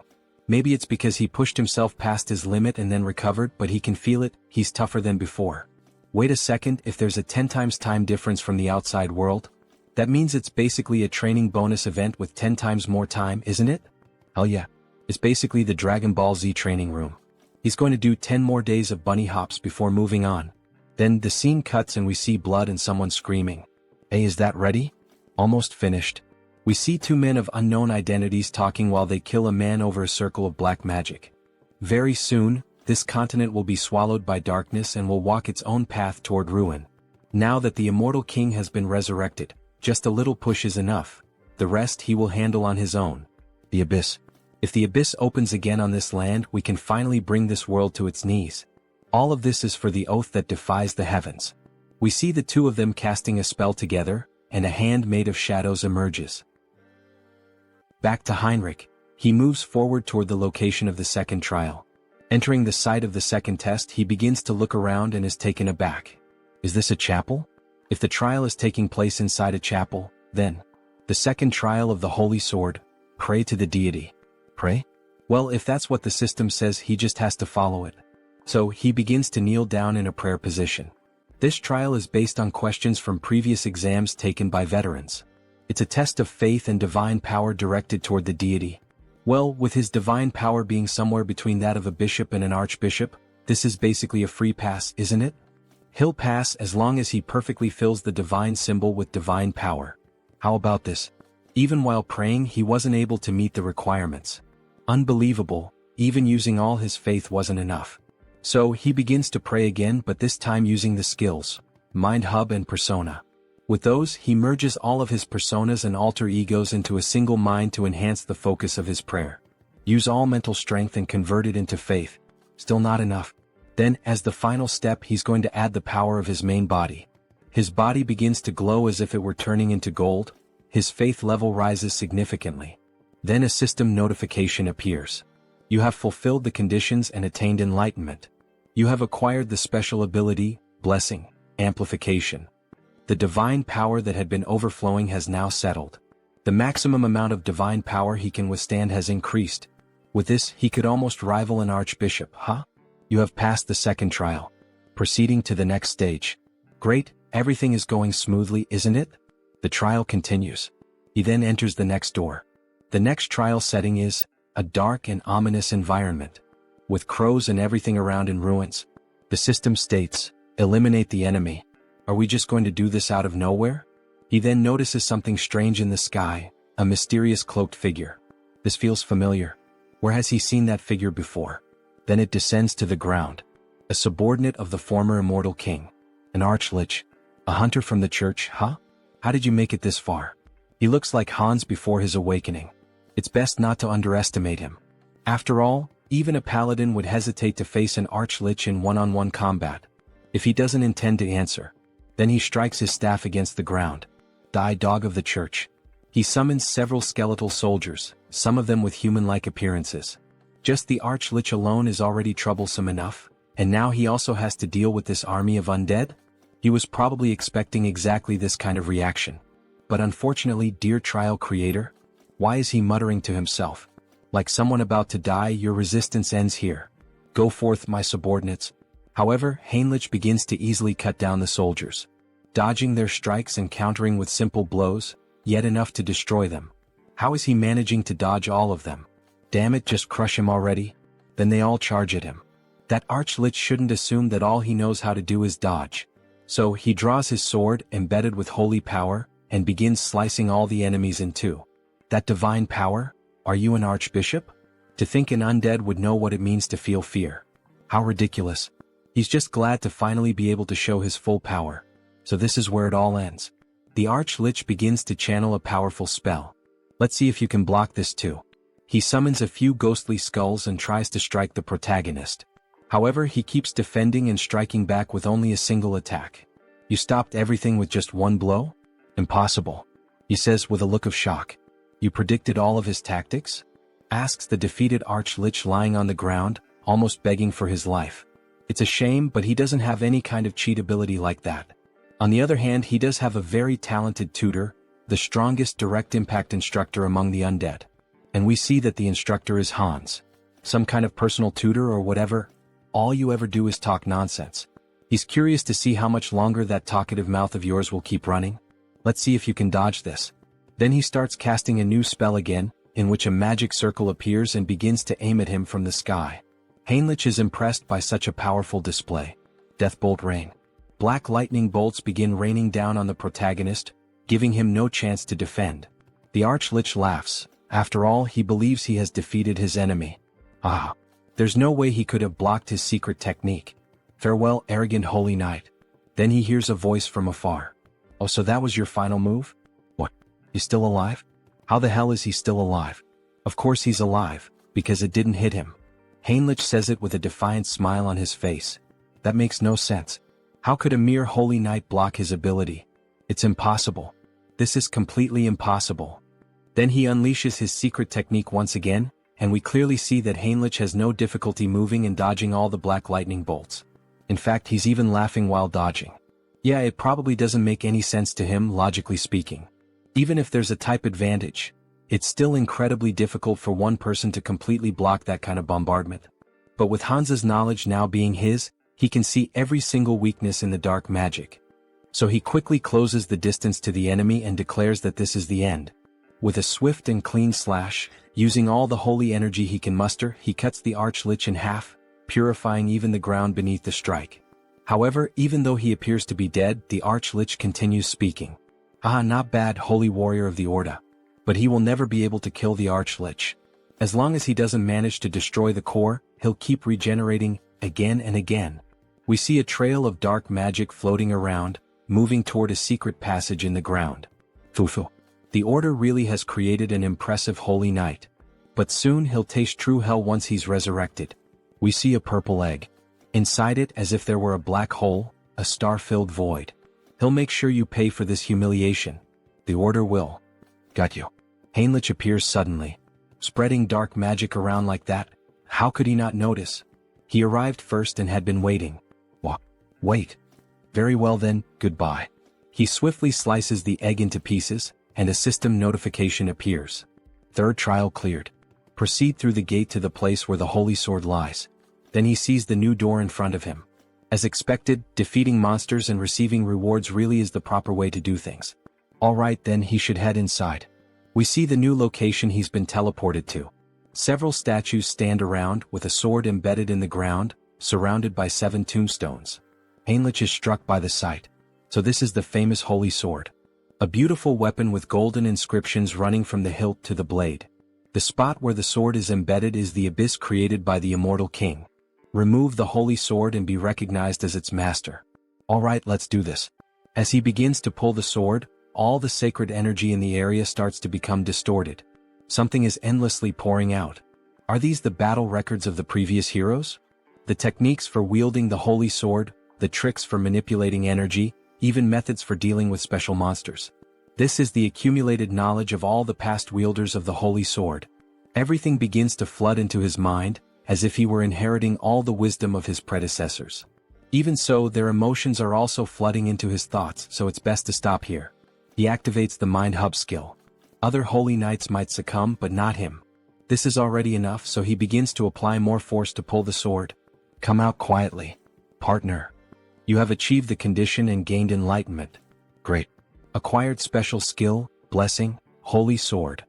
A stigmata on his palm? In the shape of a cross. Then the sword begins to shine intensely and vanishes. So he can use it like a subspace, huh? That'll be useful for drawing the holy sword. You have achieved the condition and gained enlightenment. Skill, Paladin's combat techniques, and comprehensive weapon arts, have merged and evolved into special skill, Logia's holy warfare. Then he summons the sword from the subspace and begins to train. This is incredible. To think he has acquired the perfected battle technique of the holy sword's past wielders. With just enlightenment, his power grows stronger and his movements become sharper. Finally, as he gazes at his reflection in the blade, we have reclaimed the holy sword, my lady. Then the scene shifts. A mountainous region on the western continent of Ion, between the kingdom of Talia and Lesk. We see an abandoned house in the middle of the forest. Inside it, there are scrolls and skulls. Dark mage of the mountains, what is your name? We see Hans with his new appearance.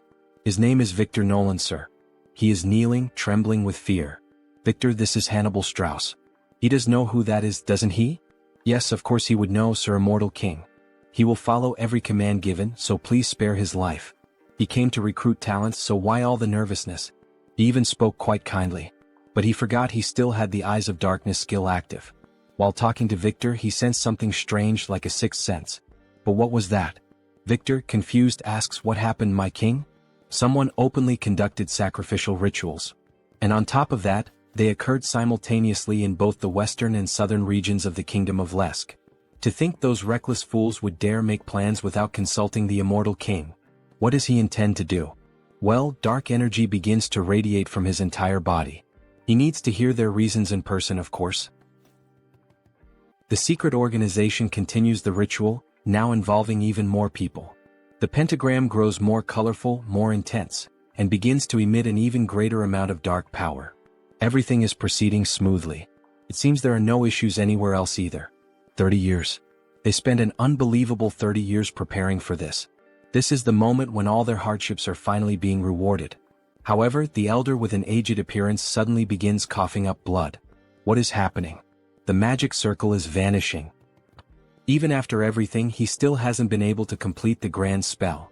But he cannot stop now. If things have reached this point, he grabs hold of a necklace bearing a purple gemstone. Then he will offer himself as a sacrifice. The necklace is shattered and black flames begin to corrode his body. He becomes one with the pentagram, dedicating the remainder of his life to completing the spell. Another sect member watches, pleased by such a profound display of loyalty. So, he has finally embraced even the seed of madness within his own body. He will remember this moment. He was the greatest bearer of vows he had ever acknowledged. He was truly a madman in both body and soul. But that madness will be rewarded. Very soon, exactly as he wished, this world will fall into ruin. Outside, Hans watches this overwhelming display of power, one that reaches even the clouds. Something unbelievable has occurred. The Abyss, the entity said to hold power capable of destroying the entire world. That Abyss, for the first time in 1,000 years since the first immortal king, is opening once again. He had never even considered a variable like this. By the time they managed to track them down, it was already too late. The vow of defiance. It's time to settle the score with those bastards. But before he can finish that thought, he feels a sharp pain in his heart. Whispers begin to echo in his mind. Death to the world. Vengeance. Let this continent drown in death. Erase every living being from this land. March silently toward destruction and sleep forever. The voices of the former immortal kings. Are these the remnants of thought left behind by the immortal kings who once rested within the abyss? But what the hell is he doing? Suddenly, the former immortal king appears before him. Come and join him. They must shroud the world in death. You think some ghost from the past has the right to give me orders? He's stunned. What the hell did he just say? He has absolutely no intention of obeying the orders of a loser. He begins to laugh like a demon. Ha ha ha. So, you broke free from the will of death, didn't you? Even after becoming an immortal king, you managed to keep your consciousness intact. This junior of yours truly turned out to be a prodigy. That makes their blood boil with rage and envy. We are still chained by death. Chained, he says. Now he thinks he understands. That impurity he'd been feeling in his heart all this time, was it the lingering thoughts of them? We are bound by resentment, forever unable to break free. We too seek liberation, O new immortal king. Liberation. Liberation from these emotions. These guys are getting way too noisy. Wait a second, emotions? So, in the end, he's still shackled by the emotion of death. Why don't you all just shut up already? He'll grant their wish. And erase every last one of them. If he truly grants them an eternal death, then he will give them a gift. Something they should have had but never could. Something he should have had, but never obtained? What the hell is he talking about? Well, in any case, he'll find out for himself soon enough. Activating skill, persona. Persona allows one to control specific emotions, targeting the lingering thoughts embedded in the heart, and expelling them from the body. He's coming apart. He's being erased. At last, eternal death is approaching. Farewell, you pathetic old fools. He finally manages to erase every trace of the former immortal kings. And because of that, black words begin to fly toward him. He starts absorbing those words through his hand, gaining even more knowledge. He admits it, this really could be considered a gift. Who would have thought he had left traces of the immortal king's legacy scattered everywhere? The first immortal king laid waste to half a continent, and the second brought down an entire empire. That's a feat that, no matter how powerful one might be, could never be achieved alone. Naturally, there were followers who served him. An undying army that marched at the forefront, carrying out the will of the immortal king. Most were wiped out by the order, but many managed to escape thanks to the discretion of their commanders. And the method many of them chose was to seal themselves at the edge of the abyss. And now, it seems the first of those legacies has begun to crawl back out. Back to Heinrich. He had just obtained the holy sword, and the moment he was leaving, he felt a strange energy. The ground began to crack. The abyss was opening once again. Royal Guard of the Immortal King. Dwell McCain, Archlich, the very same enemy he had just faced, emerged from the abyss. Those filthy bastards from the Order. He can't let it end like this. Not now that he's returned to the world of the living. And when he looks up, he sees the same knight who had recently defeated him. We've met before, haven't we? That stinks. Sorry, it's just, he only just returned to the world of the living. Talk about bad luck, coming back to life at a time like this. So he kills the Archlich again, who ends up dropping the same stone that had appeared in the other world. So the source was trapped between the holy sword and the abyss, huh? Normally he'd be destroying that source right about now, but he'll be merciful and hand it over to Hans. Make sure to serve him well as your new master. After all, he's a very good boy. Then Hans finally arrives at the location where the explosion occurred. However, he doesn't find anyone there. The ones known as the Vow of Defiance have already fled, huh? This must be the source of the abyss that shot up into the sky. He's sure of it, since the energy is definitely most concentrated right here. To open an abyss so immense that it could pierce the sky. But as he looks down at the ground, he notices a fragment of a strange object lying there. Upon inspecting it more closely, it turns out to be nothing more than a piece of metal. Did those bastards drop this? The energy is unstable, so he can't track where it came from, but he'll keep it for now. The flow of leaked energy from the abyss continues to increase. The madness seeping from the abyss is resonating. Even though it's an unstable gate, that alone will already have a huge impact on the continent. He activates the skill, Eye of Darkness. Well, so this is the origin of the dark magic contained within the heart of the Immortal King. If he does this properly, he might be able to control it. He then begins to gather and concentrate all the abyssal energy into his hand, just like when he absorbed the ancient knowledge of the Immortal Kings. He's going to focus all his power into a single point, and absorb it.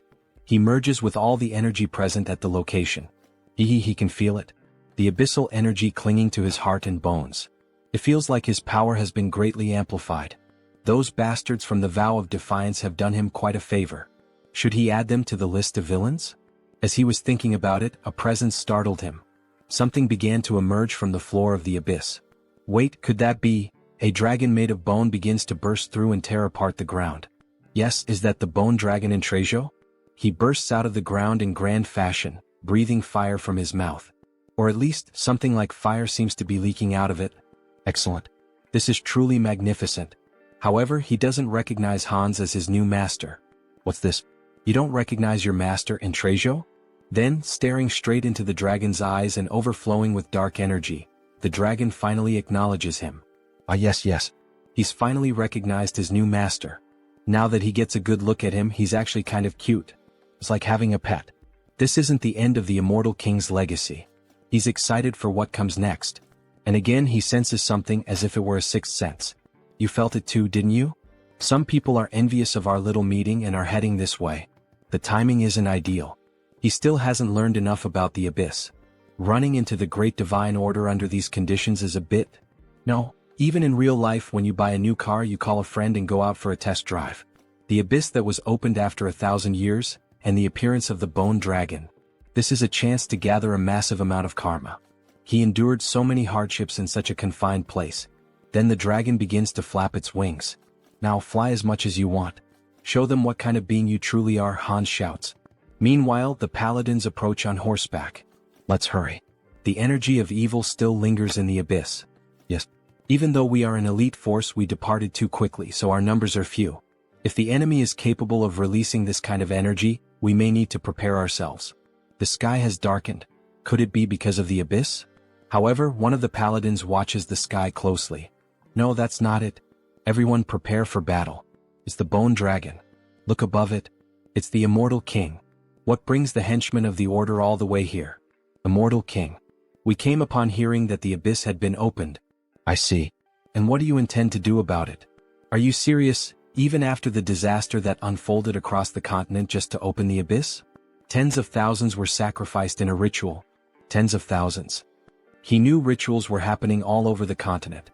Those bastards from the Vow of Defiance are even more insane than he thought. And that's not all. The damage the continent will suffer due to the Abyss's influence is beyond imagination. Of course, all of this is your fault. No, it wasn't. He's curious about that too. But he must play his role as the villain here. That's a question not even worth answering. Who else but him could accomplish something like this? As expected.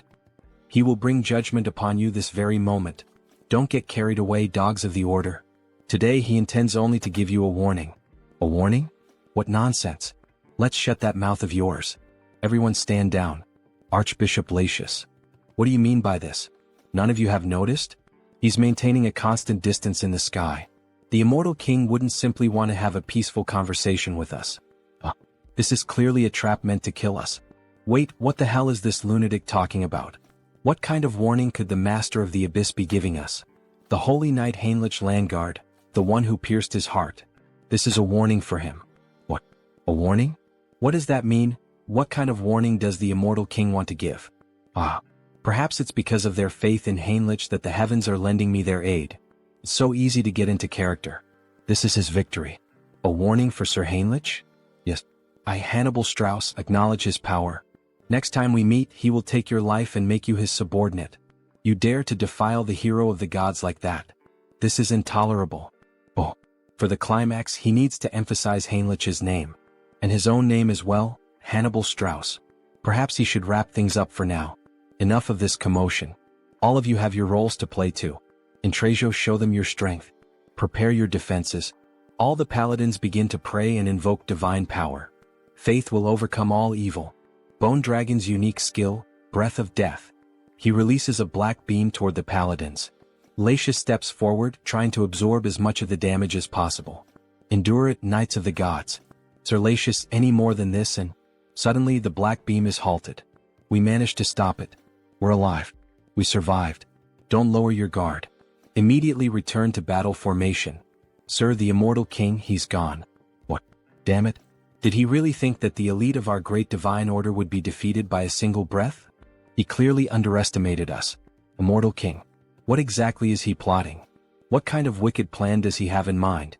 Intrasio, your smoke was masterfully done. How did you manage to create such a flawless breath? Thanks to that, we've earned a notorious reputation while still preserving innocent lives.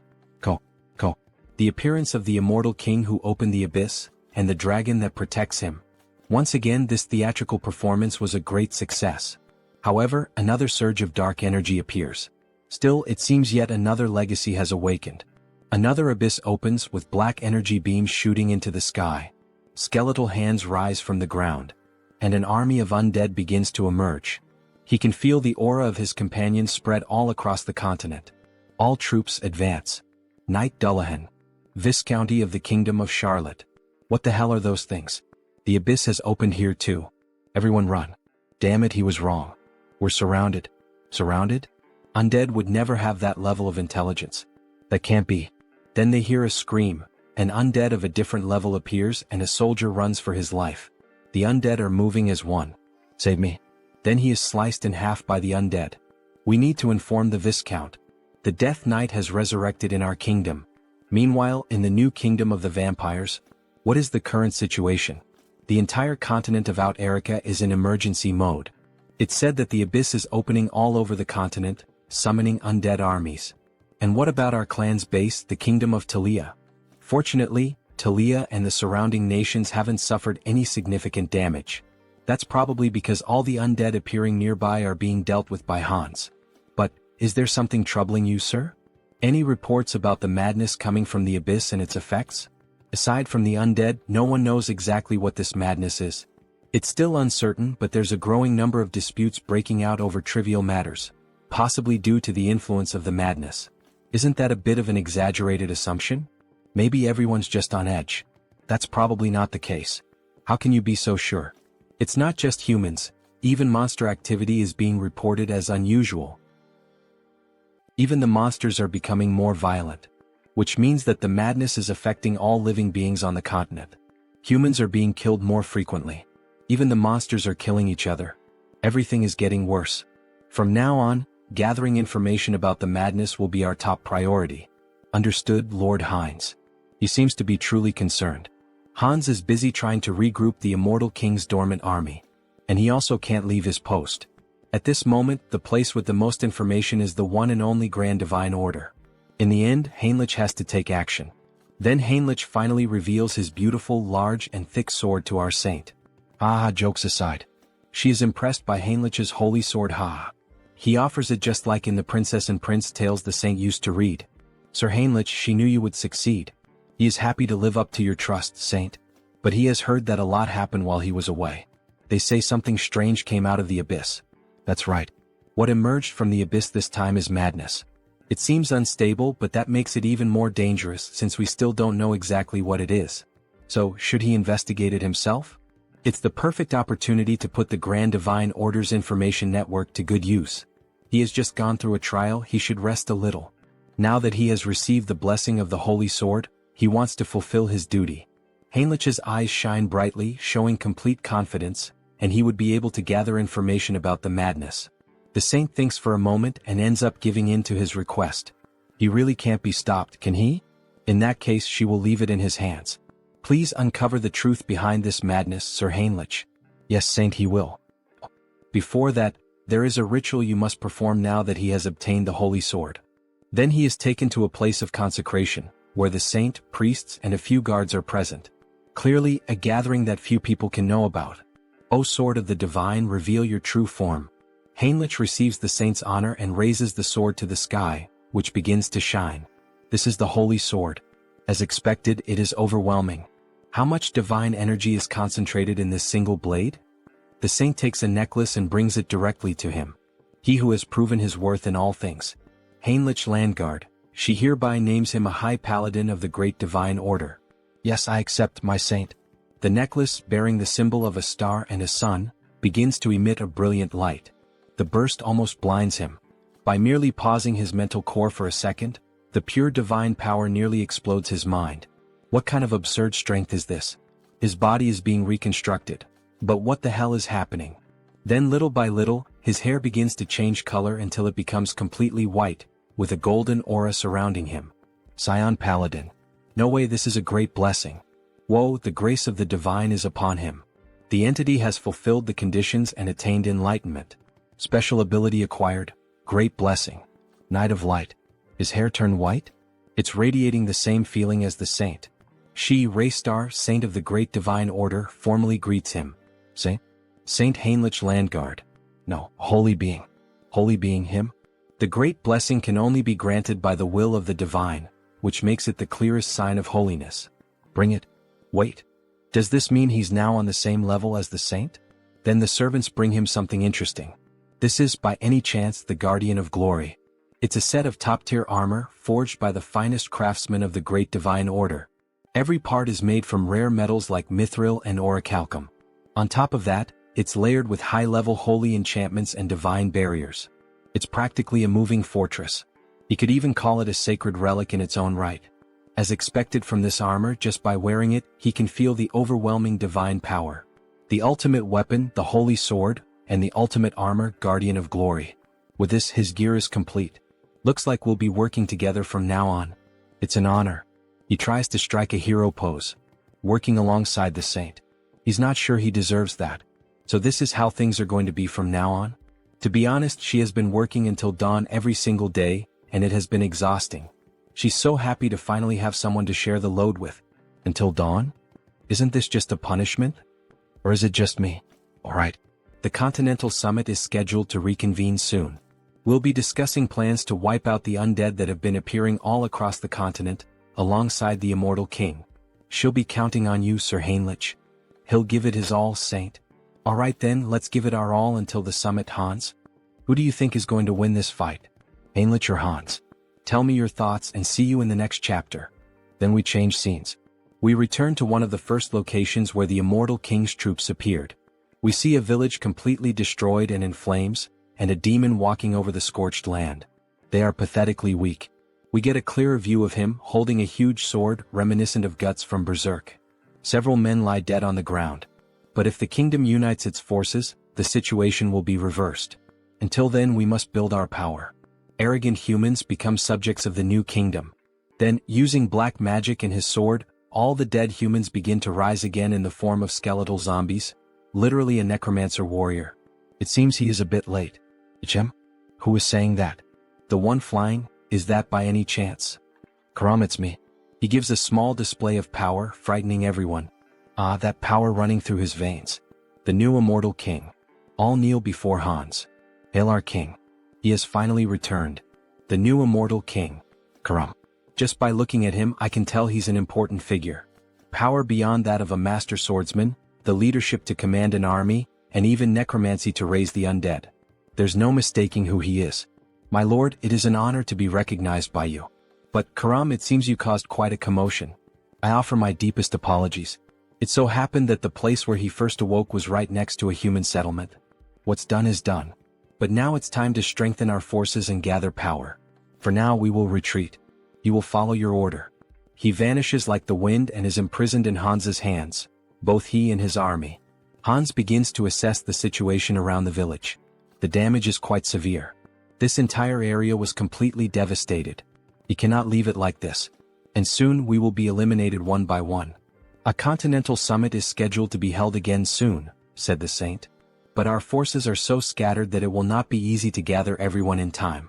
In that case, he begins to focus the dark energy in his hands, forming a sort of black hole. He wanted to avoid this method because of its strong side effects, but there's no other choice. By channeling black magic into the ground, he manages to connect with everyone in the army of the former immortal king. Hear me, my children. Your lord, the immortal king. He is here in the flesh. This will inevitably reveal his location, but the order will need time to analyze this dark magic. As long as we gather quickly and disappear, that is enough. Now, hurry and answer him. All present begin to respond to the call, creating a screen of dark magic. We obey the command of the Absolute One. We stand before the true Lord of the Undying. O new king, your servant shall depart there at once. He will march immediately with the troops stationed in the southwest. He will march immediately with the troops stationed in the southwest. Yes, my loyal and devoted army. He shall lead you to a new future unlike anything that has ever existed. Ah, he laughs like a true villain. Changing scenes, we see two adventurers walking through the forest at night. Hey Mike, are you sure this is safe? He's heard that undead have been appearing all over the place lately. Come on, they're just rumors, just rumors. Let's just focus on transporting the supplies. What was that? Sigh, you coward. What kind of undead sneaks around quietly? Obviously it's just a wild animal or something like that. Hey, look behind you, this time I'm serious. What is it now? Must be another animal. Could there really be something behind him? Before he could finish, a sword slices through his neck. A fierce ogre annihilates him. Hey, what the hell was that? Monsters are nearby. What the hell are these things? They're supposed to live deep in the mountains. Why are they here? He's never heard of anything like this before. Monsters joining forces? Meanwhile, in another region involving another clone of the protagonist, Hubert the Merchant. Hubert Trading Company. What is this? Monsters from the northern mountains attacked a caravan in a group? This is also an effect of the madness. If this continues, even Tarak, which is nearby, will be in danger. We secured food and war supplies in advance, but this is not the time for business. Small merchants chase after coins, great merchants chase after hearts. Times like these call for providing help. He begins to analyze the map of the kingdom and nearby cities. Aonia County. Fortress of Steel. But still, specifically where? The Fortress of Steel is recruiting mercenaries on a large scale? Just the news we needed. Recruitment of mercenaries? It seems that the Fortress of Steel is also in trouble. The monsters from the northern mountains are showing signs of moving south, right? And the gossip in the tavern continues. They are not ordinary monsters. They are advancing as if they were enraged, making Harley's group hear the news. Everyone heard that, right? What do we do? Harley, and you? Well, of course he's going to join the fight. You can't miss an opportunity like this, right? That's Harley.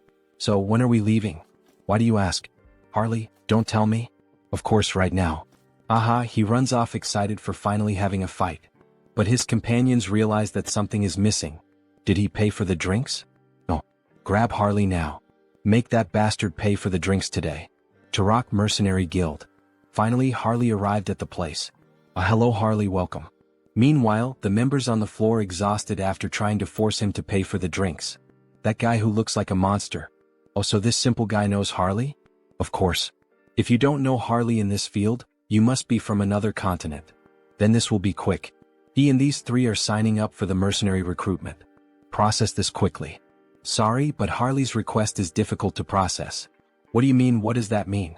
Does it make sense for a mercenary guild not to give work to mercenaries?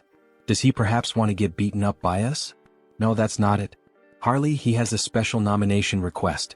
Then he receives a letter, quite a beautiful one at that, showing its importance. Nomination request? He was planning to go to the Fortress of Steel, so he hadn't thought about that. He's going to refuse this request. That's Harley. Decisive. Cool. Jim, he thinks he can't refuse this one. The client is Lord Talmine Aeonia. Wait, Taloasis? Who is that? No, it's Lord Talmine Aeonia. Right here, the Lord of the Aeonia territory. Office of the Lord of Aeonia. He is waiting in this room. The Lord is here? He then suddenly bursts through the door, wanting to draw attention. The Lord is here and Harley has just entered the scene. However, he ends up seeing a different sight than usual. A knight at the window? Possibly not the Lord. The Lord wouldn't talk to a mere mercenary. He is Knight Robin, authorized for this mission. They've heard of him, but he is quite large. And very unique. As he stares at the wolf ears, the female version of girls with cat ears. He understands the matter. So, what does a knight want with a mere mercenary? There is only one reason we have nominated you. We need someone to lead the attack on the Northern Mountains. Northern Mountains? Isn't that the place overrun by monsters now? The mission is to rescue a VIP. The target's name is Jaonic Steelstone. He is a blacksmith from our territory and his race is dwarf. We have images of him in some mine, mining some kind of bluish crystal. Switching scenes, we see a hospital in Seoul. We should go now, Grandma. Ah, she's fine, so don't worry, go ahead. He is happy that she is feeling better. Right? The doctors were also surprised. It seems she may be discharged soon. But there is something strange. Strange. According to the doctor, it is as if a high-ranking priest had poured divine power for days. Where would someone humble like him have such incredible connections? It was him, a pity he can't reveal that information, at least not now. Grandma must have overcome this on her own. She is strong. Right? Wow, our grandma who spent her life serving others was finally rewarded? Ah yes. How is your moving plan going? He found a house in the suburbs for a quieter life. Oh, a private house. Hang Sunghyun is successful now. But isn't it hard to be far from Seoul? It is a sacrifice he is willing to make. Apologies to Taesan for worrying, but now that the duration of his projection has increased, he can easily travel long distances. He won't sell his old house and will use it as a base. The main reason he managed to get a bigger house is, he doesn't know how many clones will appear in the future. This last page of the chapter looks a lot like solo leveling. Then on the next day we see the snowy mountains and Harley walking with a group. Is it because this request comes from the Lord himself? Everyone is being very proactive. And that knight over there is really impressive. He is not just delivering the request, he is actually participating personally. A little further and we will reach the last area where Jaonic left a transmission. He sent a transmission? Yes. The moment he noticed the monsters acting strangely, he hid in a safe cave and contacted us with a magic device. Did Jaonic really need to climb the mountain at a time like this? Well, he couldn't have known things would turn out this way. Dwarfs chasing rare minerals is nothing new. I see these are all well-known mercenaries from Turok. Using such elite people as guides. How incredible Jaonic Steelstone is as a blacksmith. Careful, monsters. Some ice ogres appear in front of the group. Leave this to us. The two combine crossbow arrows and fire magic to form a strong combo. They fire directly at the monsters point blank. However, to their surprise, after the smoke of the explosion clears, the monsters remain unmoved and without apparent injuries. The further we advance, the tougher they become. Their vitality and defense also seem unusually high. Looks like he'll have to intervene. He activates the marks on his body to increase his base strength and using all his power, leaps directly at the monsters. Grabbing both their heads and smashing them together, making an instant double kill. Two others try to advance against Harley, who with 2 punches smashes the monsters' heads. Harley, watch your back. 3 of them at once? Bare fists might not be enough. If he used wild instinct he could finish this easily. But they might mistake him for a monster disguised as a human. In that case he puts strength into his legs and jumps directly at the enemies. Charging power into his hands, he pierces one of the monsters with his bare hands. The other ends up making a huge cut on his chest, and the last monster using both hands together. He's going to finish this before even landing. Invisible hand operation. What? He just punched 3 of them at once? Now they don't know who's really the monster here. Is something like that even possible? He's already seen this several times just today but still can't get used to it. Harley starts consuming the magic stones. Wait, Harley? What are you doing? Sorry, he was so hungry that he did it out of habit. Out of habit? He can't believe it. It's the secret magic of our tribe. We absorb energy by eating magic stones. She has never heard of anyone capable of doing that. There's no way eating something like that wouldn't harm you. Nah, he's fine. He's used to these crystals, however, something strange happened this time. Blood starts coming out of his mouth. No, he's not fine. What is this nausea? Annoying.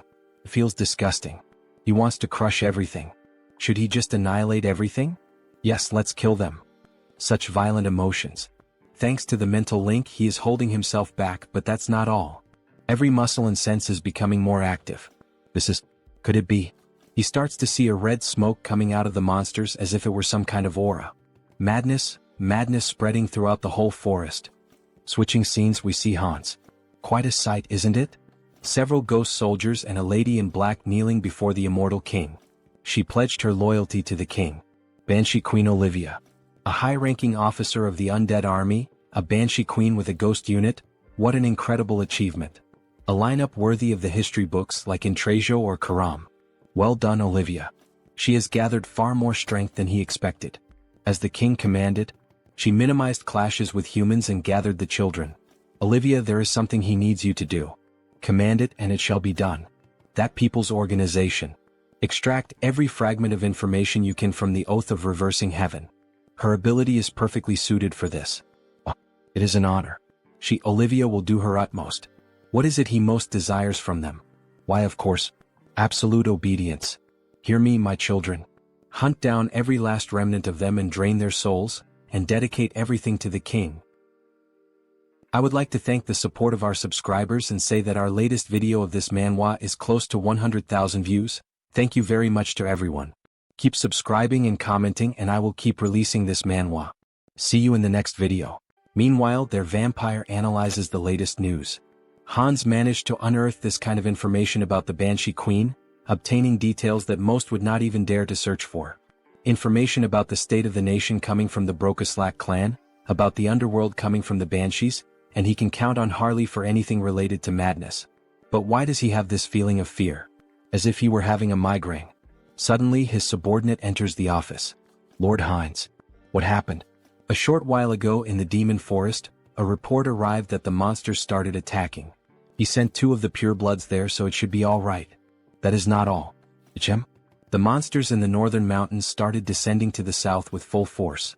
This spreads in all directions in an instant. This is madness. Something that cannot be seen, as if it mixed with the air. Everyone is being corrupted by madness just by breathing. Wait, what about his companions? The effect is small, but they are not completely immune. It seems the effect is lighter on humans at least. We are about to reach our destination, so let's hurry. Just a little more. Even so. This is really dangerous, isn't it? His body keeps having spasms. His physical abilities are becoming explosively stronger, but in exchange, it seems he is losing control of his own body. Then a system notification appears. Controlling the physical transformation with the skill body mutation. If it were not for this skill, he would have become a lunatic like the orcs. Everyone stop. What, there are more monsters? At least he is dressed like a monster. It suits me quite well, don't you think? Some plants start moving. They are already here, he was waiting. Blacksmith, Zaonic Steelstone and another unknown. He dug a cave there. He will escort you to it. He is curious but he cannot. Hallie, don't tell me. That's right. Monsters are coming. Let's go down there now. Several orcs appear with different types of weapons. All possessed by madness. Everyone cover our rear as we go down the mountain. While they run, the dwarf starts falling behind. After all, he takes short steps. One of the orcs is approaching to wound him. Someone please save me. Harley appears, cutting the orc in half using only his bare hands, leaving the dwarf impressed. They are so big it is satisfying to cut them. Hey, this is not the time to have fun. At this pace they will catch up to us in no time. Then Harley has an idea to run with the dwarf just like he did with the elf he saved months ago. How ruthless. Those monsters run fast too. They are right. At this pace we will be exterminated. Except for him. Don't say such frightening things. Isn't there a better way? Hey Mr. Knight, he is running out of energy. Could he receive his share of the magic stones now? What? He does not know what he wants to do with this, but if it is necessary for the mission, he sees no reason not to. He gives a bag full of magic stones from monsters. Thank you. For now, he will leave this dwarf with them for protection. Harley, what the hell is he doing? It is dangerous, he has to get out of there. Ah, wasn't it them who asked if there was a better way? He opens the bag full of red fragments and starts ingesting them all at once. He can feel a madness far greater than before. It seems that each magic stone contains a different amount of madness. If he absorbs the power of the madness from the magic stones while controlling it with his skills, theoretically he can become infinitely stronger. In that case, he will devour all the madness that has arisen in this world. He screams and his voice echoes throughout the mountain. A system notification appears. The individual has met the conditions for growth. The skill wildness has evolved into the special skill frenzied beast. His whole body starts to turn slightly red, even the tattoos begin to gain more colors. Upon opening his eyes, we see that even his eye and his breath leak madness. He became slightly mad, although he can still control himself. Alright then, now it is showtime. He equips the 2 axes and goes alone against all the enemies. Let the carnage begin. His whole body is boiling. It is unbearably hot. It reminds me of Goku's first transformation. Whoever guesses it right in the comments, I will put a heart.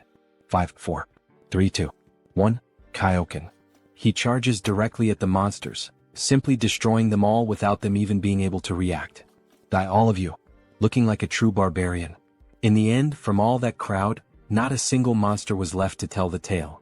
This is the power of the frenzied beast. She can barely see his movements. How can he be like this? The rumors that he was the strongest mercenary of Turok were not an exaggeration. Not the strongest of Turok. The strongest of the whole continent. Other monsters keep coming, however, nothing is capable of stopping Harley's carnage. He toys with his opponents using the axe in incredible ways. This basically settles the matter. Skill Jewel Eye, Severe Winter. That was amazing, Harley. Is he alright? Everyone runs off seeking to obtain information about him. He has the bravery of a dwarf. After begging for his life and running away. Suddenly, Harley feels some kind of strange energy. His whole body is screaming for him to flee. This is the first time he feels so tense. Harley, what is that face? Don't tell me more enemies are coming? Kah. This is really bad. If we encounter the monster that is coming now, it will be a total extermination. Well, except for him. We have come too far to give up now. Do something, muscle friend. Old man. When he saw them before, he dug a burrow to hide, right? That's right. He very bravely dug that burrow. So can he hide all of us now? Within 10 minutes. 10 minutes? 5 minutes are enough. With your beautiful tool, Ellen. A radiant pickaxe looking like diamonds. Ellen?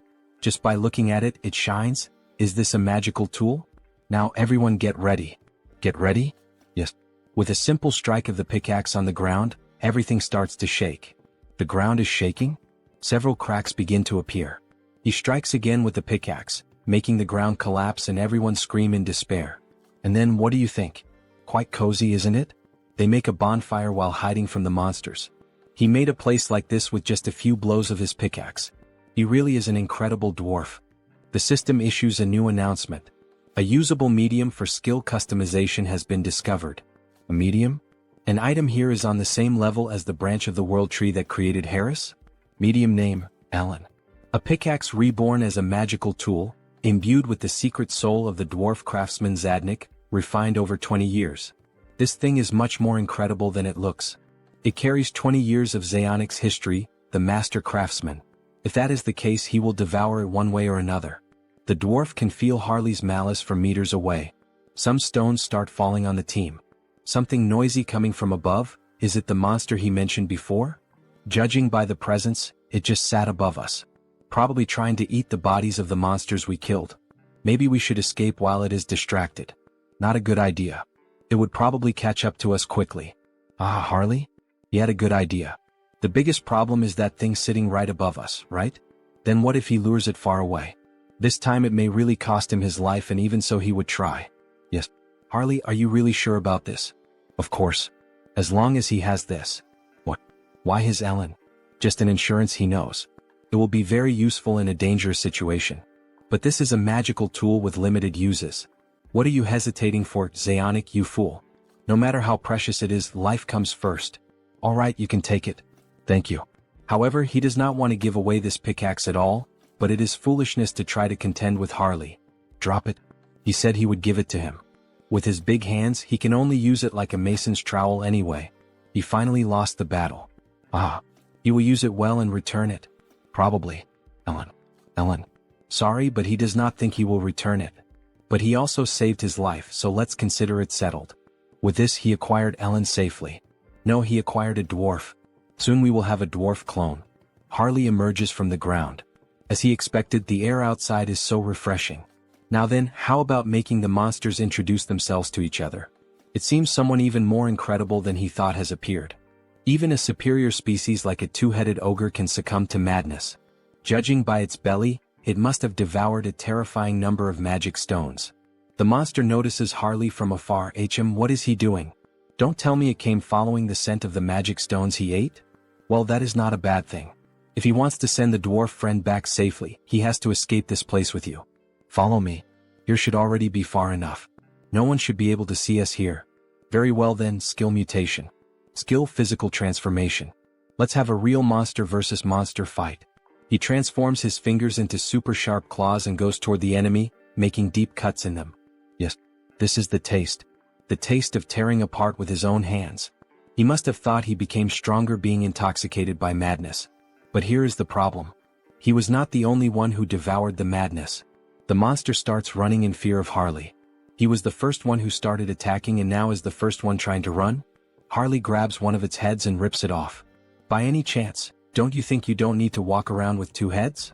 And he throws it violently to the ground. He stands up laughing and even speaking. That arrogance of yours will only last for now. His subordinates will certainly arrive here as reinforcements. However, when he looks around, they are already lying lifeless on the ground. How the hell did this happen? Thanks to him, he was able to relax a little. He was here just completing a task. And it was already becoming boring.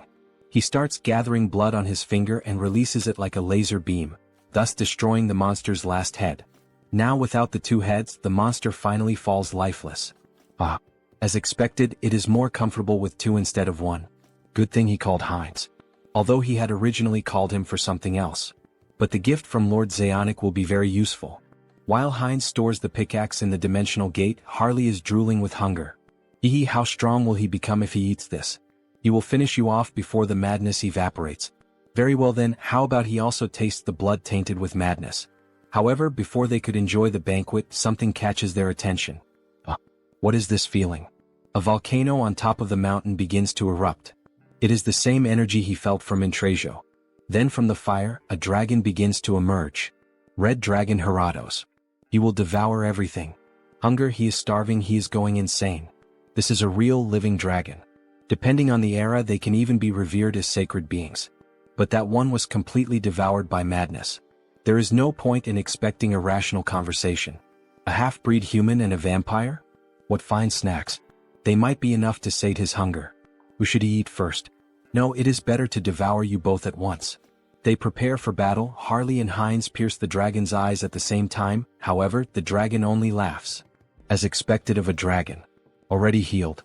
With such thick skin and on top of that this regeneration ability? That is totally unbalanced. Inferior beings. In his eternal life he was only defeated once. Well yeah, who did you lose to? The King of Death. The King of Immortality. The one who sentenced him to death. The Immortal King? That's right. But he perished and his curse was broken. They are laughing? What kind of reaction is that? Sorry, but we called a friend over in the meantime. Since the two of us might not be enough. We apologize in advance for the trauma. The dragon does not understand what they mean, but in just a few seconds, something appeared in front of him. A dragon tainted by madness, he will be an excellent subject for experiments. The third immortal king Hans. Then, the monster knows the monster. The dragon becomes terrified upon realizing that the one standing in front of him was the new immortal king. A dragon consumed by madness, what an excellent test subject he will be. What? The immortal king has returned here. He can see him through the memories of the previous immortal king. If even you could awaken from that corpse-like slumber, then who can say he cannot return from death itself? The dragon truly felt the pressure and little by little tries to move away. However, it ends up striking its tail against some kind of barrier. Haha, don't even think about running or flying away from here. Inside this barrier, your wings will not take you anywhere. After realizing that he had been trapped, the dragon begins to go insane. Kill him, kill him. The immortal king. Kill him. Avenge us. Then Heratos begins to accumulate power. Incredible, he is absorbing all the madness in the air. Not even he would be able to accomplish this. An overwhelming power is emerging. Yes, that strange power is the will of nature, commanding vengeance. He will erase you, immortal king. This hinders your plans. So the so-called immortal king flees in terror. He was going to kill him cleanly even if it meant a small loss, but releasing so much condensed madness would be a waste. That bastard, what nonsense is he telling himself? So that is an option. If we are not on the same level, he should enter his own game. The immortal king begins to summon something from his gate. Come forth. Intratio. That's right, now we will have a war of dragons. He mounts the dragon of pure bone and commands it to attack. Wait, is that a pure-blood dragon? Intratio, make sure that his flesh and bones remain intact. Remove the curse and the rot before he fights. The bone dragon charges in with everything, biting the fire dragon's jugular to immobilize him. Now then, let us begin the analysis of how best to carve him up. Skill, gravitational chains. Skill, spatial lock. Skill, shock absorption. What petty tricks. Now is the time. The two run toward the imprisoned dragon. Solid body, merely looking at it already makes him salivate. He will take a good taste of this precious dragon blood. The vampire launches a blood strike which causes great damage. Meanwhile, the barbarian, dying of hunger, is already there biting the flesh. Infinite refills of dragon meat? He will gorge himself until he is restored. While the vampire was savoring the blood, he ended up feeling something strange on his palate. The blood itself is good, but the madness mixed into it keeps getting in the way. Wait, madness? It seems our protagonist had some kind of idea. Heratos manages to free himself from the chains. Did those insects think he would just sit and watch? Breath. At this range there is no way to dodge. But they did not use it. He is not the only one with a breath attack. To keep pestering me like this, burn you cursed dragon. After both dragons charged their unique abilities, they fired red and blue breaths, causing a huge explosion in the middle of the ice mountain. Meanwhile, the vampire begins to prepare something. He focuses every drop of blood in his body and pushes the mysteries of blood to their extreme. Great sword of blood. He prepares himself, uses the acceleration skill, and delivers a tremendous strike to the dragon with his new sword. That worked. Useless insect. Useless. An injury like this is nothing, he can simply regenerate it. Sorry, but that is not his goal. What? An insect, huh? That is the perfect word. What is this? Your stockpiled madness looked far too appetizing, so he simply slipped a parasite into your body. One so vicious that not even dewormers will work.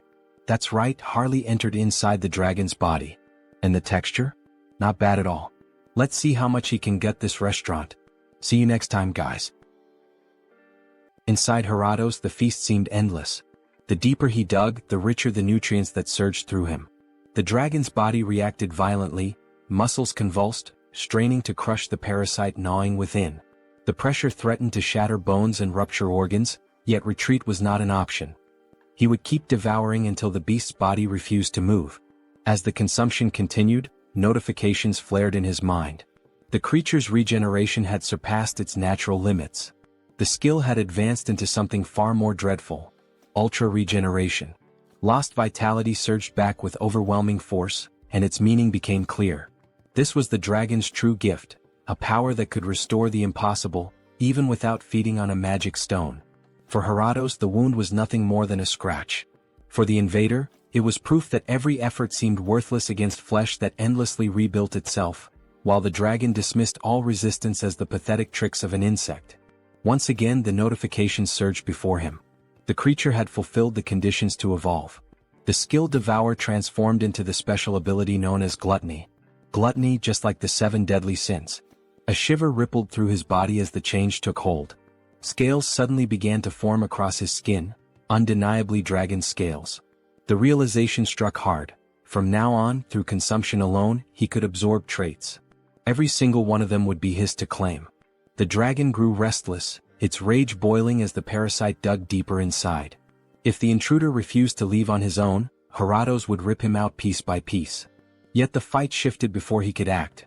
The immortal king and the vampire launched a coordinated strike alongside Horacio, who tore into the beast's neck, while Heinz's blade carved through with relentless force. That was the effect of gluttony. With Harley suppressing the madness, even the dragon's bloodline fell silent. Just one taste, and a torrent of power erupted within, flooding him like an unstoppable tide. And at last the notification appeared for the vampire. The special skill Clan of Blood, True Blood, had advanced to a far greater stage. As expected, to ascend into sacred blood, the condition was clear. He had to drink from an opponent far superior to himself. Heinz seemed to realize something, hesitating, but Harley confirmed it. The discovery was undeniable. They had finally located it. Harato's heart. Checkmate. The ultimate magic stone, the dragon heart. Bon appetit. The first bite tore through, and the dragon convulsed in agony, the pain erupting straight from the core of its being. Moments later, the mighty body collapsed, lifeless upon the ground. The battle had ended. Intracio's efforts had carried them this far. His task was complete and he could now rest. Laughter followed, triumphant and raw. From the twin-headed ogre to the dragon raid, every challenge had been cleared. A final image lingered, a symbolic snapshot of the three victors standing together, their silhouettes marked by the hunt of a dragon now fallen. The dragon's eyes snapped open for one final breath. This time, the immortal king carried no desire to destroy the world. If he chose to take a few bones, there would be no need for resentment. He would put them to good use. The blood too. And the horns. In the end, every piece had value. None of them wasted anything. The trio moved like a flawless cleaning crew, each collecting a share of the fallen beast. The corpse of a dragon truly was a treasure vault. Prime ingredients for rare sorcery gathered all at once. The scene resembled that old meme of a robot staring at an empty plate. Oh my god, nothing left. Even the blood, overflowing with the power of dragon lineage, had been secured, certain to prove useful later. Yet the greatest beneficiary of the raid was not the immortal king or Heinz. It was Harley. On the ground, Harley writhed in agony. His body twisted and shifted as something unnatural surged within him. This time the transformation was not smooth. Perhaps he had gone too far, even for his limits. Absorbing all the madness of those monsters, his insides felt as though they were tearing apart. Control slipped with every second. Only the method inscribed within the dragon heart could save him. The madness flooding his body had to be woven together with the dragon's essence. As he forced the chaos into alignment, strange markings spread across his skin. A heavy feeling swelled inside him, followed by new notifications. The creature's race has changed to Dragonkin Hybrid. Special skill, Heart of the Mad Dragon, has been acquired. Harley's body no longer felt the same. On the surface, his anatomy still resembled that of a human, yet something deep inside had shifted. The change was undeniable. His very essence had risen beyond its former limits. His being had ascended. See you next time, guys. So we see Harley's hand covered in scales. For the entire race itself to change, this is the power of the dragon's heart. Alley. Race, Dragonkin Hybrid. Then a notification appears. Special notes. Absorb the heart of the light dragon and gain the power of a dragon. Controls the madness within the body and continuously absorbs the surrounding madness. The jeweled eyes have merged with the dragon eye, becoming even more effective. With the power of mutation, he can draw it out whenever he needs. But, with a simple stomp with force, he destroys the ground. If he increases the density of the body, the weight becomes unbearable. If he doesn't control it, it will be a disaster. It's better for him to practice a little before meeting them, his group that had been waiting for him to escape with the monster. Before Harley could begin training, he felt an enormous force through his body. So it's finally going to begin. It's the closing ceremony of the raid that Hans prepared. We see the immortal king preparing some kind of spell, and in this case the spell is being performed on the dragon's body. A lot of dark magic is being involved in its body, so much that the sky begins to grow cloudy. Little by little, only the dragon's bones begin to rise. Now speak to him. What is your name? Heratos. Yes, Heratos. I am the Lion King and death itself. He will grant you a second life. Now he is your master. Very well, very well. He looks like a second puppy. In the next scene we see the protagonist in reality. He was admiring his new house. He had finally finished working on the house, moving the furniture. Everything is impeccable. An internal gym, an arcade, even a comic cafe. To think that he fulfilled the dream of building everything to his own taste. Unlike before, now he can go out freely, but staying at home is more comfortable, so he devoted himself completely. Now he will never need to go out again. Our protagonist is truly a shy nerd. Right now, should he take care of the gardening? Conjuration skill, entity projection. He transformed into the elf to use his abilities in gardening. Then, let me show you the natural power of the high elf. With just a little magic, he forms a beautiful garden effortlessly. Truly very beautiful. They say independent houses are difficult to maintain, but that does not apply to me. After all, he is one in many. He will use Heinz, who was summoned beforehand, to raise a primary barrier. And as soon as the cooldown of the entity projection ends, he will add Hans and Heinrich's barriers on top. Is there any house safer than this? Barrier against vampires, barrier against dark magic, barrier against holy magic, literally the safest house in the world. Household chores should be settled like this. I think it's already time for accounting? Karma shop. Then we see his little point shop with an incredible 1,608,961 points. It's already over 1 million? Not even a week has passed in Earth time. I guess numbers really matter. But don't tell me that, once again, there's no increase in the number of avatars, right? Whatever, either way he has to spend. He has to do it, no choice. Enhance. It worked. The unique skill has grown, increasing the number of avatars he can possess. Now he can increase the avatars again. Let's see what else he obtained. Avatar potential increases. The learning ability of each entity improves further. Avatar cognitive ability increases drastically. No wonder the distribution of mental energy to his clones seem to have increased. At this rate, it won't be only the main body that will become stupid? Then a depression hits him. No way, the clone is me and I am the clone, so whatever. Next. The unique skill has grown and blooms with possibilities. Special skill Avatar Cloud acquired. Avatar Cloud shares avatars' items within a small subspace. Avatar Cloud? Sharing items in subspace? That practically means the protagonist can transfer across dimensions. He won't even need to fetch them in person anymore. Let's test it right away with Ellen. So they really can transfer the item from a clone to the creator's backpack without any problems. Excellent. This could massively expand trade with Hubert. He can even send the source of the arc lich that Heinrich kept to Hans. Then now shall we start the main event? Sorry for Zeonic, but hey, think of it as the price of your life. Using the customized skill. Time to summon a dwarf. An explosion happens in the garden, and finally a new clone is made. He needed a craftsman to take care of the clone's equipment. Finally, he would have a reliable blacksmith like Zeonic. What is this adorable little lock? This isn't what Zeonic said it would be. We officially have a buff baby with the protagonist's face and a beard. See you next time, guys. What's with that adorable look? Customize. Increase the height to the species maximum. Make the face a bit younger. Grow the beard to look stylish. The body too. Is starting to look decent. Is ready? A dwarf who will serve as the blacksmith of the tattooed ones. Now he truly looks like a real dwarf. From now on his name is Howard. And of course it would be yet another name starting with the letter H. For some reason the protagonist really likes that letter. It's a pleasure to meet you, Howard. Likewise, my creator. Then a system notification appears. Howard. Species, dwarf. Individual trait, artisan S spirit. Special notes. Han Sunghyun S 8th avatar. Born as a dwarf using the artisan S pickaxe as the medium. The influence of artisan S spirit grants additional bonuses to crafting actions. Perfect, exactly what he had in mind. The first attached skill is precisely the type he wanted. If he were to point out a small problem. Just like Harris, he lacks general knowledge. Why can't I? He'll have to use Harley's connections again, but the north is in chaos, so it won't be immediate. Alright, then he'll have to do that. Heinrich will have to intervene. It's time to make some calls. It's been a while, how have you been? Lord Heinrich, did something happen? He has an urgent favor to ask. A favor?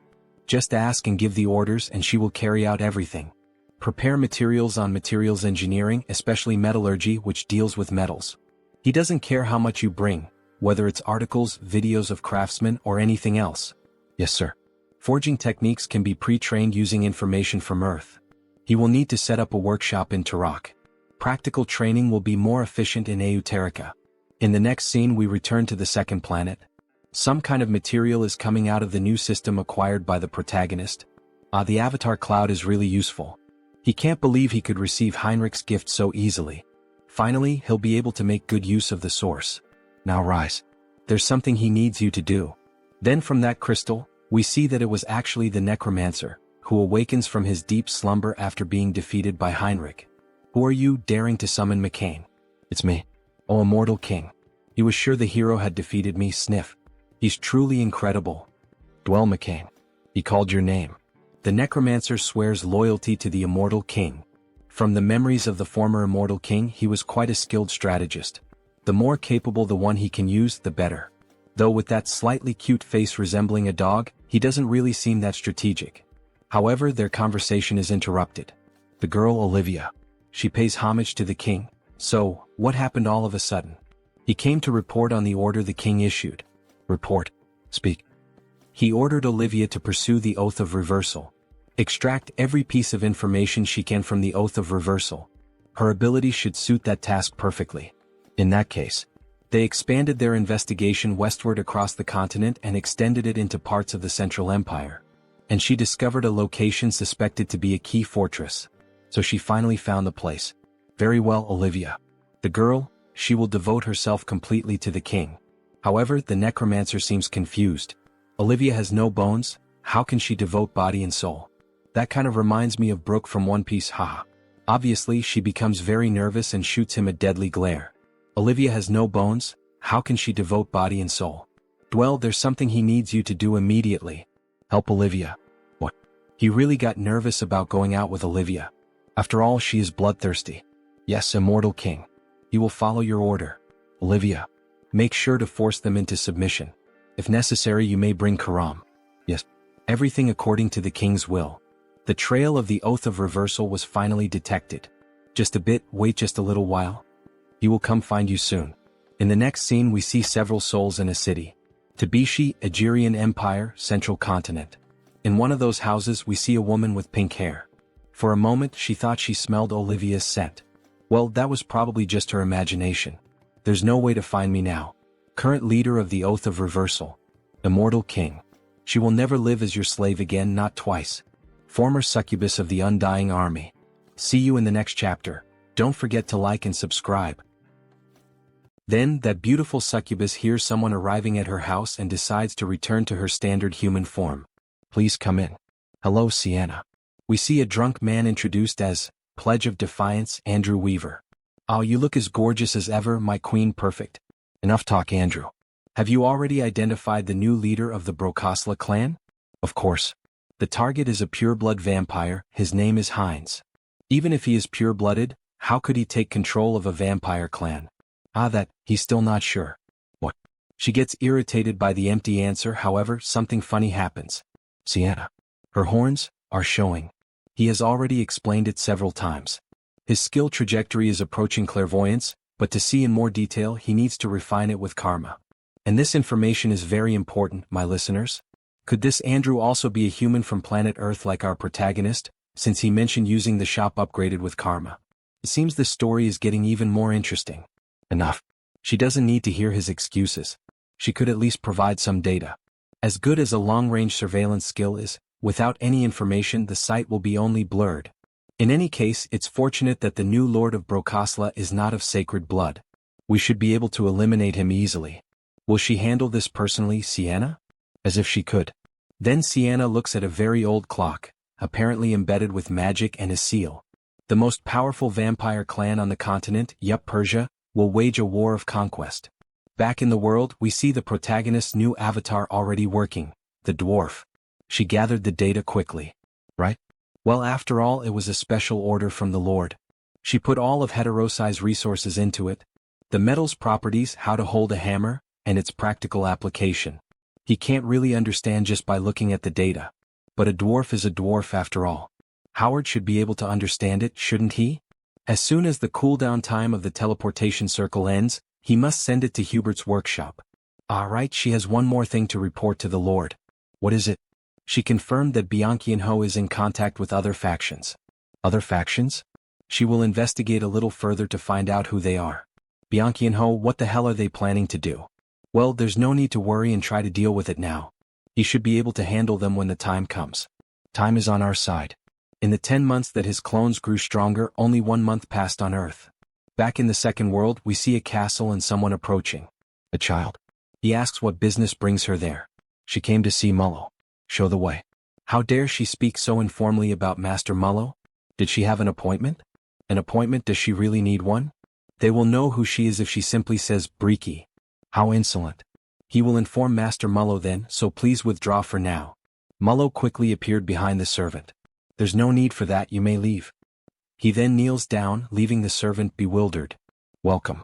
Master Brokaslak. It's been a while, Mullo. Master Brokaslak, he said. Then, could this person be the founder of the clan? The sacred blood, Brokaslak herself. He apologizes for not being able to greet her properly while serving tea. Master Brokaslak. Frisia was not present. She told him to call her Briki. Brokaslak sounds too formal. Right, Miss Briki. This is a big problem. There should still be at least 20 years left until her scheduled visit. Why did she suddenly appear like this? But it's so strange. That child at the door earlier. His essence hasn't changed, but there are too many incomprehensible changes. He didn't even recognize his own master. Is that so? He's not sure. Don't try to deny it. The same goes for you. He can't fight against Lady Briki. Nor does he want to. For this to happen precisely while Lord Hines is away, of all possible times. He definitely inherited her blood, but could it really change this much? Well, anyway, where is the one who made him like this? She knew everything and was merely testing us. So, it has come to this. He is currently away. Then she supposes she'll stay here while she waits. Have the guest quarters prepared. Of course. How truly interesting indeed. She had always dreamed of this. The strengthening of a bloodline through evolution and the transmission of superior blood. If something like that were truly possible, he believed that we vampires could also take a step toward the light. And yet, to think that upon awakening from her slumber, she would find someone who had actually opened that possibility. It's truly fascinating. His praiseworthy descendant. And the traitor who dared to defy his own blood. See you in the next chapter. Then, in the middle of the ice forest, a madman starts shouting. Now, everyone who can hear me, all of you can come out of hiding. Harley arrives, jumping and making the ground shake with the dwarf and the girl. You scared me, Harley. It seems you succeeded in the subjugation. Are you okay? It was a tough battle. But somehow he seems even more energetic than before. Harley, did you just get scales on your body? Or did I? I hadn't noticed, Well, anyway, we don't know when another monster might appear, so let's hurry back to the Iron Fortress. They start running toward the city as fast as possible. However, the dwarf being carried by the protagonist begins to ask.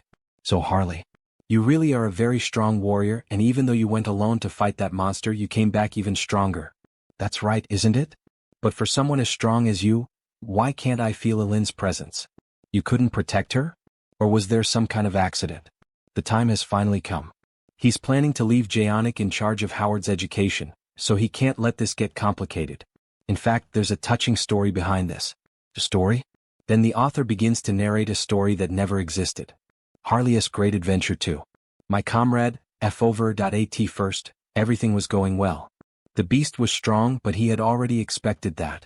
However, the area was already surrounded in multiple layers. This can't be. Even for me, how am I supposed to? He used all his strength and began slaughtering the monsters. Even so, he was gradually being overwhelmed. Damn it. From behind too. He was about to be struck by a surprise attack, and at that moment he prepared for death. And then, suddenly he just heard a sound and saw something broken on the ground. When he approached, he saw that it was the enemy's attack in Elin. She had saved him from the deadly strike. Don't die, Eliane. She will definitely be avenged. He will never, ever forget that debt. Then, with a ferocious roar looking like a super scion, he summoned a red aura around his body and scales appeared. The monsters were terrified at first. However, there wasn't even time to react. He simply obliterated every enemy in front of him. This is revenge for Elin. Meanwhile, the dwarf was sobbing uncontrollably. What a sad story. At the moment when his thirst for revenge reached its peak, he realized something, that the blood of a dragon flows within him. He only discovered that thanks to the last chance Elin had given him. In that case, it seems you had a dragonkin ancestor. Probably around 300 years ago, and the knowledge was lost after the Great War. So that's what it was. Thanks to you, my doubt has been answered. Oh, I like that past. He's going to use it. The blood of a dragon, awakened in the midst of a crisis. That's truly the stuff of heroic tales. He knew there was something extraordinary about Harley. Haha, you really think so? While everyone was talking, the knight noticed something in the distance. Everyone please look over there. Just beyond that ridge lies the Iron Fortress. But why did he stop? Please look closely. At the entrance of the city, it was a true war scene. Monster corpses were scattered all over the place. And above them all stood a creature that stood out, a mutant minotaur. It has already reached the Iron Fortress. We must hurry. At this rate, everyone inside the fortress is in danger. Right, let's hurry up and eat. No, he means let's go save them. To think it so easily took down the priests of the Holy Order and the mages of the Magic Tower. Even the mercenary company gathered from across the continent can't get close. He's here. He's here. Harley approaches the monster from the sky. Before the poor creature could even realize it, the protagonist was already on top of it, grabbing its horn. The monster of Turok. A monster, huh? In that case, he'll have to show this bull what it truly means to be a real monster. He equips the scales and, using all his strength, rips off the monster's horn without mercy. How's the taste of this monster, you monster? Oh, you want to have a contest of strength? Like bull versus human, just like in rodeos. Fine, let's do this, damn it. The two charge at each other at a speed beyond normal. Only blood can be seen flying, with a guard watching everything. In the end, the bull is seen standing. But in the next scene, in truth, it was on its knees, missing an arm and its horns falling lifeless to the ground. Well, you were pretty impressive. But you are beneath me. All the guards cheer ecstatically at his victory. We won, we managed to stop the monster. Meanwhile, Harley stores one of the enemy's horns in his inventory. This guy's horn should be useful. So big, it even looks like your friend's in real life after getting betrayed by his ex-girlfriend, ha. Maybe Howard can turn it into equipment later. And the biggest reward. Harley begins to devour the creature's body and mana gem. Meanwhile, the notification window appears. Madness Control is controlling the madness that has entered your body. When you think of Minotaur genes, it's definitely all about the lower body. The clash was over, and in the end, Harley finished devouring the monster while the others celebrated their victory. It had been an incredible performance.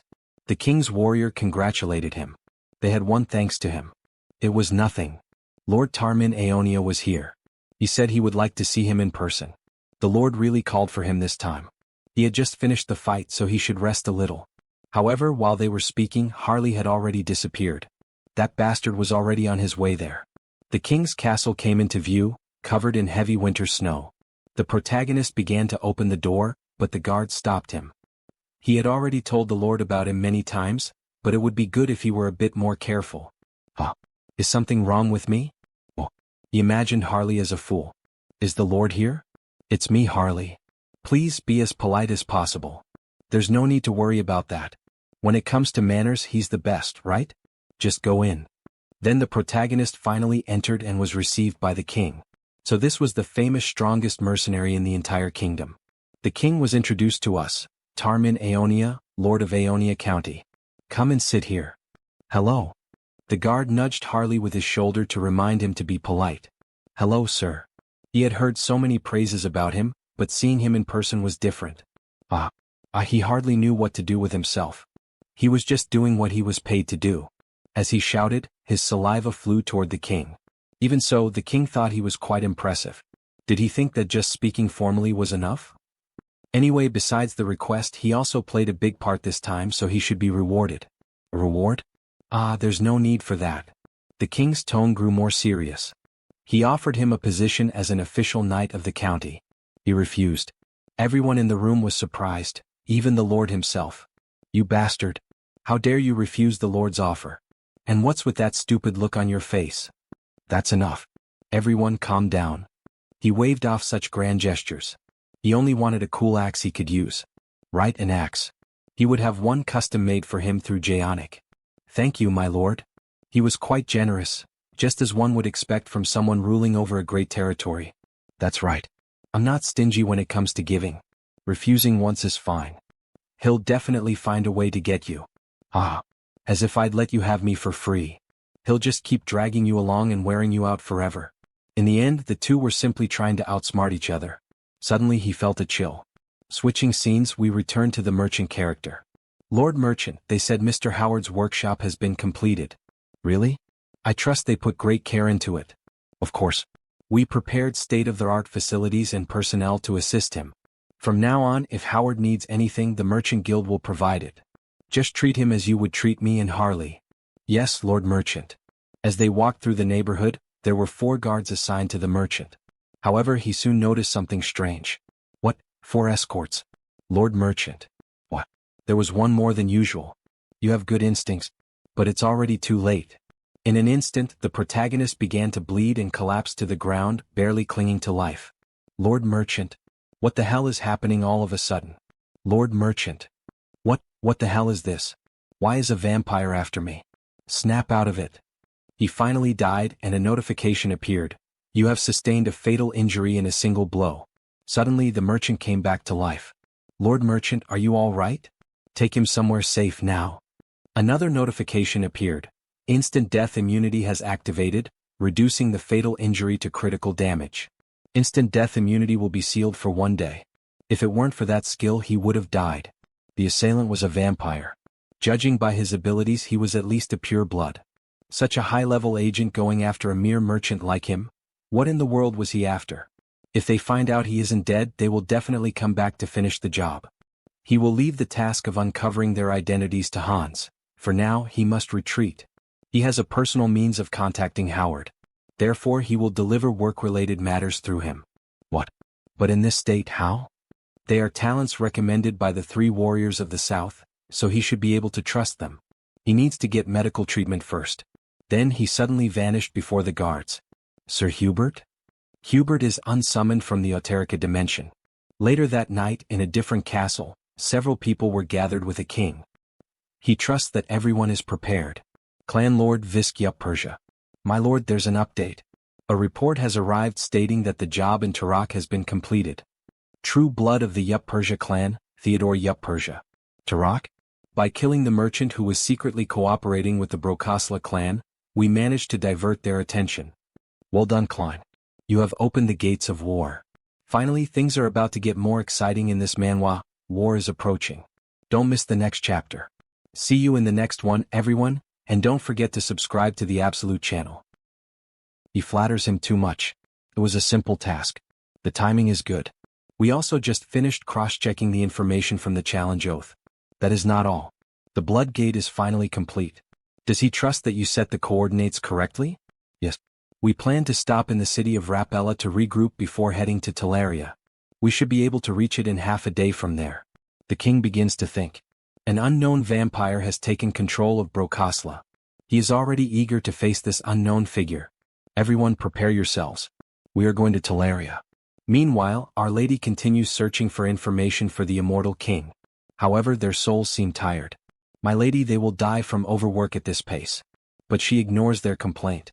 While tracking the challenge oath, is she also supposedly meant to find the vampire who murdered Hubert?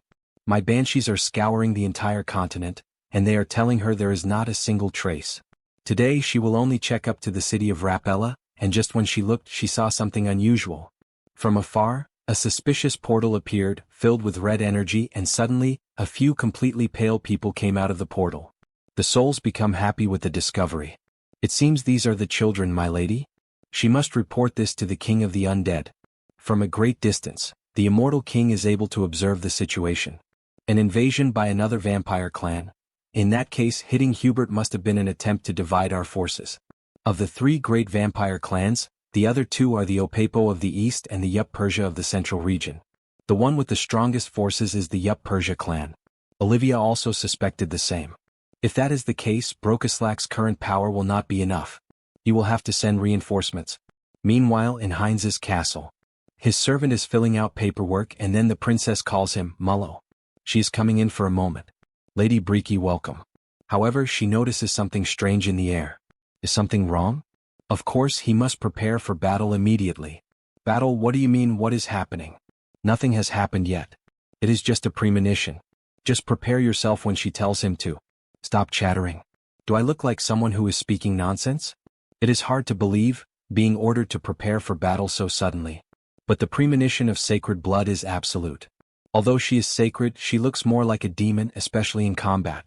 Heinz has not arrived yet, so unfortunately we cannot count on his help. We must prepare our defenses immediately. 4 true bloods, 44 pure bloods. We gathered our entire army. They are all our best elites. Brokosla will be purified in an instant. There is no need for long speeches. We depart for Teleria immediately before they notice. Yes, king. But before they could depart, the vampire king felt chills. He begins looking at the sky, and one of the servants asks if something is wrong. Only the moon is in the sky, and even so he is suspicious. This unsettling feeling must be his imagination. We are only dealing with rabble that do not even possess a sacred blood. It is nothing. We are finally introduced to the vampire king. Yup Persia clan lord Visk Yup Persia. Sacred blood. We will wipe Brokoslak clean by the end of the day. From high above in the sky, the immortal king observes everything using the ability, Eye of the Abyss. They have begun to move. A sacred blood from Yup Persia HM. This will be complicated. And Heinz's summon is still on cooldown. It will be too conspicuous if he intervenes. Heinrich also cannot leave the holy ground. In that case, the mercenary warrior who holds a grudge against the vampires for what happened to Hubert is the right person for the job. So hurry up and get here, Harley. On the other side, we only hear the guards screaming with Harley. Capture that suspicious ogre. A brute of that size cannot be human. He told them he isn't. He even has identification from the order right here. Shut up, ogre. Damn it, how many times does this make? While Yup Persia analyzes the city, he discovers something interesting. This has gotten interesting. Is something wrong, Lord Visk? He knew he felt something unpleasant. Brokosla. It seems that Ghost has returned from the dead. The servant became nervous and began to stutter. Don't tell me you mean the sacred blood Brokosla is here. However, the king only grew more irritated. And what is the problem with that ghost being here? Can't you see the king of Yup Persia standing right here? No, that's not it. He was only worried that the damage might be enough. We will proceed at once. Do not forget anything. We Yup Persia have no equal. They head to attack the castle. However, Telaria's castle is perfect. Even the queen praises it. The barrier looks good. What is the status of your other preparations? We gathered as much combat power as possible. But the numbers are definitely not enough. With a carefree tone, she even jokes about the situation. We have no choice, they are already at our doorstep. Mulo asks if she is able to sense their location right now. Naturally, and they are going to enter at this exact moment. All of them come in through the window, making a triumphant entrance. They are right in front of us. You are still clinging to life, Prokoslak. I thought she was already in dire straits. Why does this still happen occasionally? Is this the path of Eupresia? Youth silly one. Well, he will personally ensure that her eyes close in peace forever. Just look at him, that child only knows how to talk about himself. How annoying and inconvenient child. Meanwhile, Mulo is trembling with fear. After all, there are 2 sacred bloods in his presence. This is definitely bad. Even if Lady Briki can handle him, there are still 4 true bloods left. The difference in strength is hopeless. But there is something we can rely on. Mullo prepares the barrier. Inside his barrier, their allies are strengthened. They have set foot on the lands of Brokoslak. Do not think you will escape with your lives. Blood barrier. Come to me, Bridia. My god, an entire group of unwanted guests has gathered here. All right, get ready. Maintaining this barrier prevents him from fighting the enemies. Do everything you can to protect Brokoslak, even if it costs your life. Yup Persia is surprised, but in the end, wasting energy on useless things is pointless. He tries to attack Mullo directly. After all, if he destroys him, the barrier will disappear along with Mullo, right? Before the sharp claw reached his neck, something happens amid the chaos. Do not get in the way of our little game, Ghost. Are you perhaps underestimating me too much, child? She easily stopped his attack and forced him to retreat. All right, first he will get rid of this ghost in a one-on-one duel. Unfortunately, it seems you need to be disciplined, child. Both groups face each other until they finally begin the war. Bridia, punish those who dared to invade our lands and send them to hell. Members of the Yup Persia clan, crush those arrogant insects and show them their proper place. The war quickly escalates, but in the midst of all that chaos, we see a clawed hand piercing through the barrier. The vampires are shocked to see that thing. Something is behind us.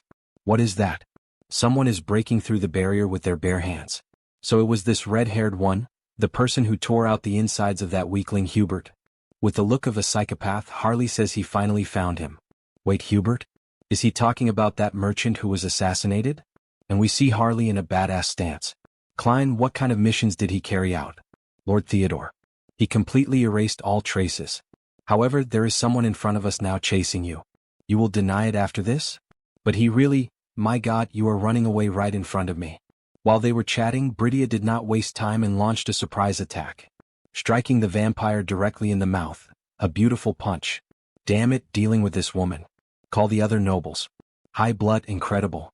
He wanted to test his newly acquired strength. Notifications appear. Vital aura ignited, berserk mode and madness. Dragon scales mix into the pattern. The servants are shocked. But what the hell is this monster with scales? No, they are all from the same damn vampire group. I'll make them taste misery because of Hubert. Harley begins hunting the vampires one by one, as if they were nothing more than common monsters. That guy, the followers of Yup Persia are being massacred by this incredible young man. That witch, who else did she bring with her? Does he have any reason to explain this? Why does she also not know why that monster appeared? Alright, this won't take long anyway. Unlike your followers, his men are very competent. Incredible, he can't even see their movements. Although they look like they are standing still, they are fighting at the speed of light, even battling only with their minds. This is, therefore, the famous battle of causality between the superior bloodlines. Then you finally made a mistake, Ghost. And thanks to that mistake, her arm was completely cut off. Just as she suspected, he is truly taking this fight seriously, dedicating himself fully to this battle. Previously he wasn't much. It seems she really is getting old. Back to Harley's fight, the vampire has no idea who he is, but he would like some help, because he cannot defeat him. The dragon is truly furious and insane, defeating everything he sees in front of him. He saw that Brokislak's sacred blood lady was in danger. Just waiting for Heinz may end up being too late. He needs to act now. He needs to use every weapon at his disposal. Mutagen and the Raging Beast and the Calca-style combat pattern, and the Vital Aura and the Jewel Eye. Subjugation. Harley begins transforming into something. Combine all the powers and it's complete. No one can believe what they are seeing, not even the vampires who are monsters themselves. What the hell is that monster? Look at what our boy Harley has become. What kind of monster is this? It isn't something like a chimera. This is killer. So this is what it feels like to go all out using the power of consuming the mad dragon. With a smile on his face, he announces excitedly. Alright, let's do this. Harley positions himself like a bull and charges in with everything. Cover fire. That guy, he dares to try attacking Lord Bisk. Damn it, we have to stop him. We need to stop him, but how are we supposed to get in there? Harley charges directly at the Lord, trying to injure him. However, his hands are blocked by some kind of barrier. Tiske, his scales are being destroyed upon touching the domain. This is the domain of causality unfolded by the sacred blood. But if he connects the heart of the mad dragon with the power of the Jewel Eye, it isn't something he cannot break through. With a dragon's roar, he slowly starts opening the barrier with his own hands, until he finally breaks it, leaving the Lord surprised. In fact, leaving both lords surprised by such strength. What the hell, who is this crazy bastard? Aha, so he is the boss of all these vampires here, right? Yes. Who exactly are you? One could say he is the representative of the victim. Harley loses his patience and goes straight for violence. If the perpetrator doesn't know the victim with a nice punch to his face, then he has to become a victim himself. Aha, what do you think of his serious punch? Too bad, it seems he is seeing hallucinations in the space of causality. And no way. He definitely felt the sensation. Not even close. Did you think a sacred blood like him would fall from such a trivial attack? Yeah, and what? He is dumb. But you really got distracted by his trivial attack. He is all talk. And when you least expected it, the queen took the opportunity to strike the unsuspecting lord, hurting him severely in the neck. Damn it. Thank you, elegant young man. Thanks to him, it seems the balance has been restored. So he will go back to fighting there. And he turns toward the Lord's own mere guards. You bastard. Do you think we will let you approach Lord Bisk again? We will face him. Don't worry, this is exactly what he wanted. Because there is someone else who will finish off your boss. With several vampires on the ground lifeless, the redhead begins to question himself. Mulo, was Brokislak this strong? They are overcoming the numerical disadvantage. No, at this rate he is done for. If he doesn't find a way to advance. Suddenly, the environment around him starts to change. What was that? The surroundings were isolated. So it's you. Who the hell is this vampire? The guy who dared to touch our Hubert? Hubert? Without much talking, our vampire quickly places his hand on the redhead's heart, making him groan in pain. He shouldn't have taken that mission. That dragon monster that appeared earlier, and now this bastard vampire too. Who the hell is he? What the hell, what kind of human is Hubert? That is, after finishing ingesting the vampire's blood. Of course, A big shot who will dominate the continent's commerce in the future. System notifications appear. Collecting new vampiric factor. Due to the effect of the special skill mixed blood factor, the individual's physical abilities are enhanced. It's the first time activating this skill in Auterica. Come to think of it, this is the first time sucking the blood of a vampire other than Brokeslack. He is getting anxious. Activating skills. Concealment, invisibility, mystery of blood. Then we should go solidify our victory. Meanwhile, the bespectacled vampire is suffering pressure from our maiden. It is very annoying how his expression changes from moment to moment. Everything is far outside his calculations. Brokeslack could not have been this strong. A third voice appears. Are you the second in command of the Upersha clan? Leaving the two frozen. Lord, he has finally arrived. This person is Brokeslack's new lord. But why is he just staring at me? If this guy is Upersha's number 2, in short, he has Mulo's role. With an evil smile. Then he is a talent he must recruit. It was so convenient having Mulo around. What does that mean, that smile of his? Hey, why the hell is he staring at him, smiling like that? Let me properly introduce myself. His name is Heinz, the new master of the Brokeslack dynasty. Yes, he already knew that. Right, good thing you already knew me, because soon this man will be your master. What is that lunatic talking about, as if that were possible? While the vampire was distracted by Heinz's strange presence, Bridia grabbed him from behind, restraining him. As Heinz approached, the fear intensified. Please don't do this. And with a bite, the modification process begins. Heinz's main weapon, the thing that turns all vampires into his minions. Returning to the giant fight, both sacred bloodlines face each other. How did we end up in this situation? Visk questions. Whatever, where did those scoundrels from the rebellion department go? The ones who swore to rescue Visk when danger arose. Outside we see the immortal king with the skill, Abyssai, currently active. He is surprised because he does not imagine that the rebel division would send reinforcements of this magnitude for Visk. We see several bodies on the ground and a question. The immortal king really wants to meet their master. With a wicked smile he announces, I guarantee all of you a better job in a better place. This truly warms his heart. He feels a very different sensation after becoming a pureblood. Now he does not suffer so many side effects. Then we finally meet. The saint approaches our protagonist. So this is the famous Heinz. I have always been curious about the character of the boy who became the new master of the clan, and he is truly incredible. Thank you very much, Saint. She is probably the vampire with sacred blood of Brokeslack. No need for such long names, just call her Breaky, she likes that name more. Haha, mutual acquaintance is always important, but I think we left one waiting longer than necessary. So this mere pureblood vampire dares to mock me like this, face to face. I will not let any of you escape from here alive. Blood drips from his hand and he charges directly at our protagonist. What do you think I am? Heinz draws the blood sword and tries to defend himself from the ferocity of the attack delivered by the Lord. They start fighting seriously, Heinz becoming more injured with each strike, although as time passes he manages to counterattack the Lord with a few blows, forcing him to heal. But while the Lord was distracted, Harley appeared by surprise. It is impossible that he forgot about me, and he lands a punch right on the Lord's ribs, making him spit a lot of blood and groan in pain. Damn coward. They are worth nothing in my eyes. They have no shame in having reached this level of depravity. Now it is the saint's turn. Seriously, you really think like that? And where are the vampires who helped you attack us? And she attacks him directly, leaving him on the defensive when he realizes it has become 3 against 1. He will be the king of all vampires. Visk cannot die in a simple place like this. All right, I will follow through with your request. How rude of you, you arrogant one. You want to steal the bled blood by devouring your own people, and he is not even from your lineage. If he continues with this, he will die screaming due to the severity of the torment. Who knows, he is already somewhat used to devouring enemies. With another bite, he pierces deep into the Lord's throat. No way, this man is... Could he really be capable of inheriting sacred blood from another lineage? Do not worry about your lineage, Visk. All of your vampires will be mine. Also understand, under my command they will continue your legacy. He finally realized the end had arrived. He always had a dream. It was the unification of all vampire lineages under one banner, the one who leads them toward the light. The one who will bring all vampire kind to glory. At least that was what he thought, until he met this vampire. The only king. I am in a far from enviable position, so why am I laughing? I long to achieve this, to dream this much. After the Lord's death, our protagonist begins to undergo a transformation. Red blood begins to form an aura around his body. Here in Eureka, a new sacred blood was born. System notifications begin to appear.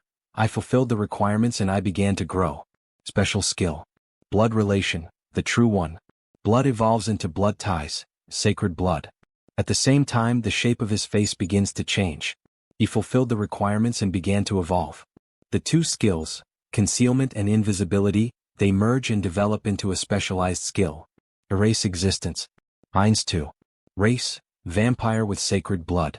Details. He used the mixed blood skill to inherit and force the sacred blood and evolve, thus being able to control the Supersha lineage, even if only slightly, and control part of causality. The capacity for transcendental perception reached a level that resembles an overlap of the senses, surpassing the limits. I consider the place and time easily reachable. I feel the flow of causality. Could this be the power of the bled blood? If it were not for her, he would not have won the battle. She becomes confused by the sudden look. Maybe he wants to eat her too. Ha ha ha, double-meaning joke he could not resist. Ha ha, thanks to you Harley saw something rare. Now that I got my revenge I will return. I quit my job to come here, ha ha. Thank you Harley, he helped a lot. There is no need to thank me. They understood who hurt my friend first. We are not on Hubert's company's side. So I will return to Turok. And we see Harley flying back to his city. She looks at him suspiciously. Can we really let him go like that? He introduced himself as a suspicious young man. It is fine, he already researched this before. Then it is all right, whatever you say. Upon noticing those vampires on the ground, still breathing, Heinz becomes happy. After all, we gain new members for the family. Moments later, an explosion is seen occurring in an unknown location. Tulku Kingdom, the hideout of the Pledge of Challenge. 3 apostles are shocked by what appeared before them. Karam. Why is a legion commander of the undead army here? With more branches losing contact, he thought it was the work of the holy orders. Does that mean it was the undead army's doing? One of the skeletons laughs. They are only realizing that now. How foolish. Until the message from the immortal king arrives. Dwell and Karam, do not let a single one escape. We shall obey the king's command. Meanwhile, the protagonist is reviewing and searching for something in the hideout, until the queen appears. My king, you called for us? These are the scum from the Pledge of Challenge who tried to infiltrate Teleria this time. A quick glance tells me there is an executive among them. Interrogate them and uncover the location of their mastermind. We shall obey the king's command. Hey, stay away you ghost, do not come near us. No, get away. In another moment, a peaceful view is shown and the sound of swords being made can be heard. Good, this is just right. As expected, the sensation is completely different from a human's. Truly the race of artisans. On Earth, even Hubert joins in to gather information. And in Oterica we practice with 10 times the efficiency of Earth. Slow and steady at first. Then burning hot later. Pump air from below to strengthen the flames. He will grow and become the greatest artisan. Recovery is faster than he thought. The synergy between Oterica's holy law and hyper-recovery is beyond his expectations. He could send him back when the next teleportation circle arrives. Wait, send him back? If Hubert goes, he is the one who will have to study metallurgy knowledge. He thinks hard and reaches the conclusion that this simply will not do. Then he summons the system panel. Karma shop. Karma possessed. 1,120,122. Thanks to Heinz devouring the sacred blood, it's piled up again. The enhancement cost has gone up in the meantime, but the only one who can save him is himself. The system notifications appeared. Avatar's potential increased. You can now select limited basic traits for the created avatar. Basic traits, it means he gets to choose initial skills. Alright then, create avatar. He has to pick one of these. He gets clairvoyance and ice resistance but bond of connection. Then the system explains, bond of connection, grants additional bonuses upon contracting. That'd be good for Harris, the spirit elementalist. Since it would only be valid if there's a contract target to summon. Wait, it means? A summoner, huh? That sounds fun. Conversion to a mage is also possible. Good, he has decided on this one. Then the new avatar begins to be created. Let's see, this handsome guy's name will be Hesperon. He's destined to become the greatest summoner, so he's counting on you. Again the environment shifts, now focusing on the Saintis. Saintis, they say not a single group is missing from today's continental summit. Only after the madness intensified across the continent do they all gather. Until now, everyone was so passive. Still after today much will change. The saint remains thoughtful for a while. May this land's future move toward the right path. Meanwhile, there is a commotion in the church at the back. We're short on food. Is the lodging tidied up? Meanwhile, all the important members of the church wait for something in front of the gate.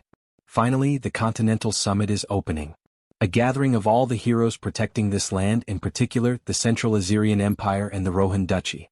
Expressed active intent to participate only after suffering direct hits from the madness. It won't be an easy meeting, that's for sure. After the portal is opened, we finally see who is arriving. They are finally here. Elven Kingdom. Capital of the continent of Ainamil, Drasha. We have a vision of the past, of our elf relaxing in the forest. Ah, how gentle this breeze is and how delicate the sunlight is. This is relaxing for the body as well as for the mind and soul. Then come here. Ah, this is so good, my new treasure, a beautiful bow.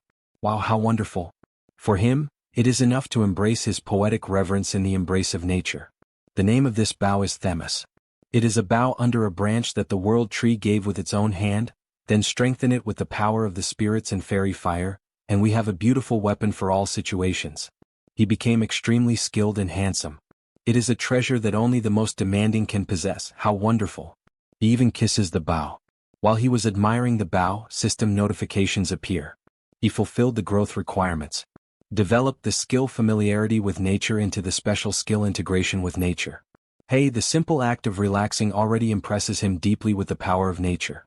He would like to be able to stay there, forever admiring the beauty of the world tree, but he will have to leave. Before he realized it, he ended up dozing off for a bit and was awakened by his spirit. Hey, Decibel, someone is approaching. Remove the soundproof barrier. Medium sonic spirit, decibels. Ever since this spirit was promoted to the medium level, its isolation ability has become very useful. Hello, Harris, what is keeping you from sleeping at this hour? Savron. The daughter of the current king. She is getting more beautiful with each passing day. It seems our elf is falling in love. The situation is slightly different from how it was. Look at those beautiful eyes of hers.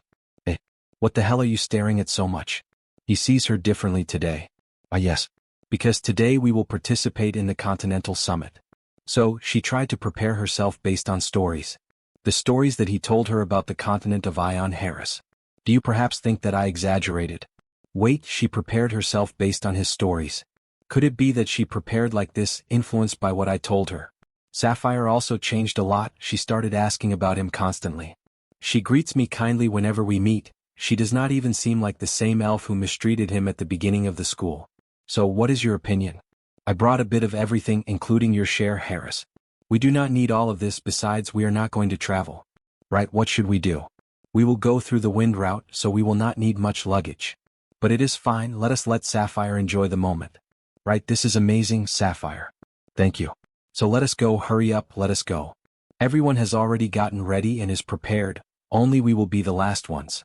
What a beautiful and cute smile. I think I, the narrator, have found my favorite girl of this manhwa. So let us go. Anyway, is this not too heavy for you to carry alone? Do not worry about that, let us go already. So we finally return to the present. Welcome to the great temple of Rosalia.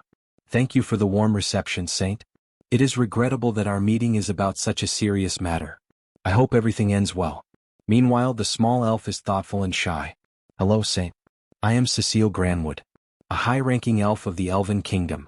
Oh my god, look at her, so cute and adorable. It is very good to see you again and in good health. Thank you, Saint.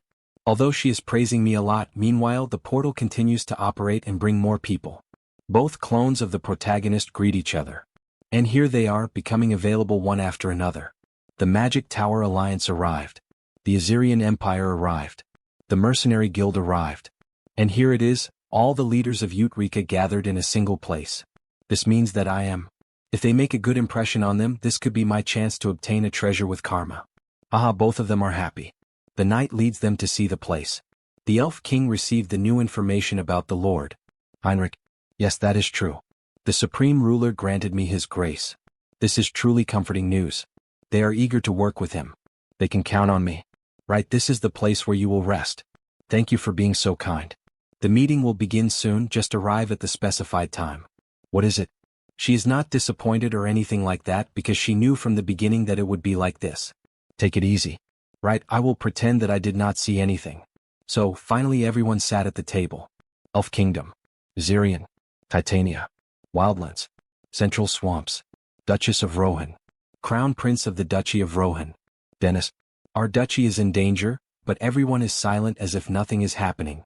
For the beasts are gentle from the northern mountains. He needs to take something useful from this meeting. Then finally the moment arrives, the saint and Heinrich enter the scene. These are the closest associates of the rulers. It is as if this place were a world apart. Right, that is the newly born saint. She is a little nervous. It is no wonder, since a meeting like this is a rare occurrence. The heavenly order. Thank you all for coming from far away despite your many commitments. And now the Continental Summit has begun. We see detailed images of everyone present, all the kings and emperors. If you enjoyed this video, don't forget to give it a thumbs up, it really helps. And for more content like this, make sure to subscribe and hit the notification bell so you don't miss any updates. Let me know in the comments if you'd like to see another part. I'd love to hear your thoughts. See you next time. Bye-bye.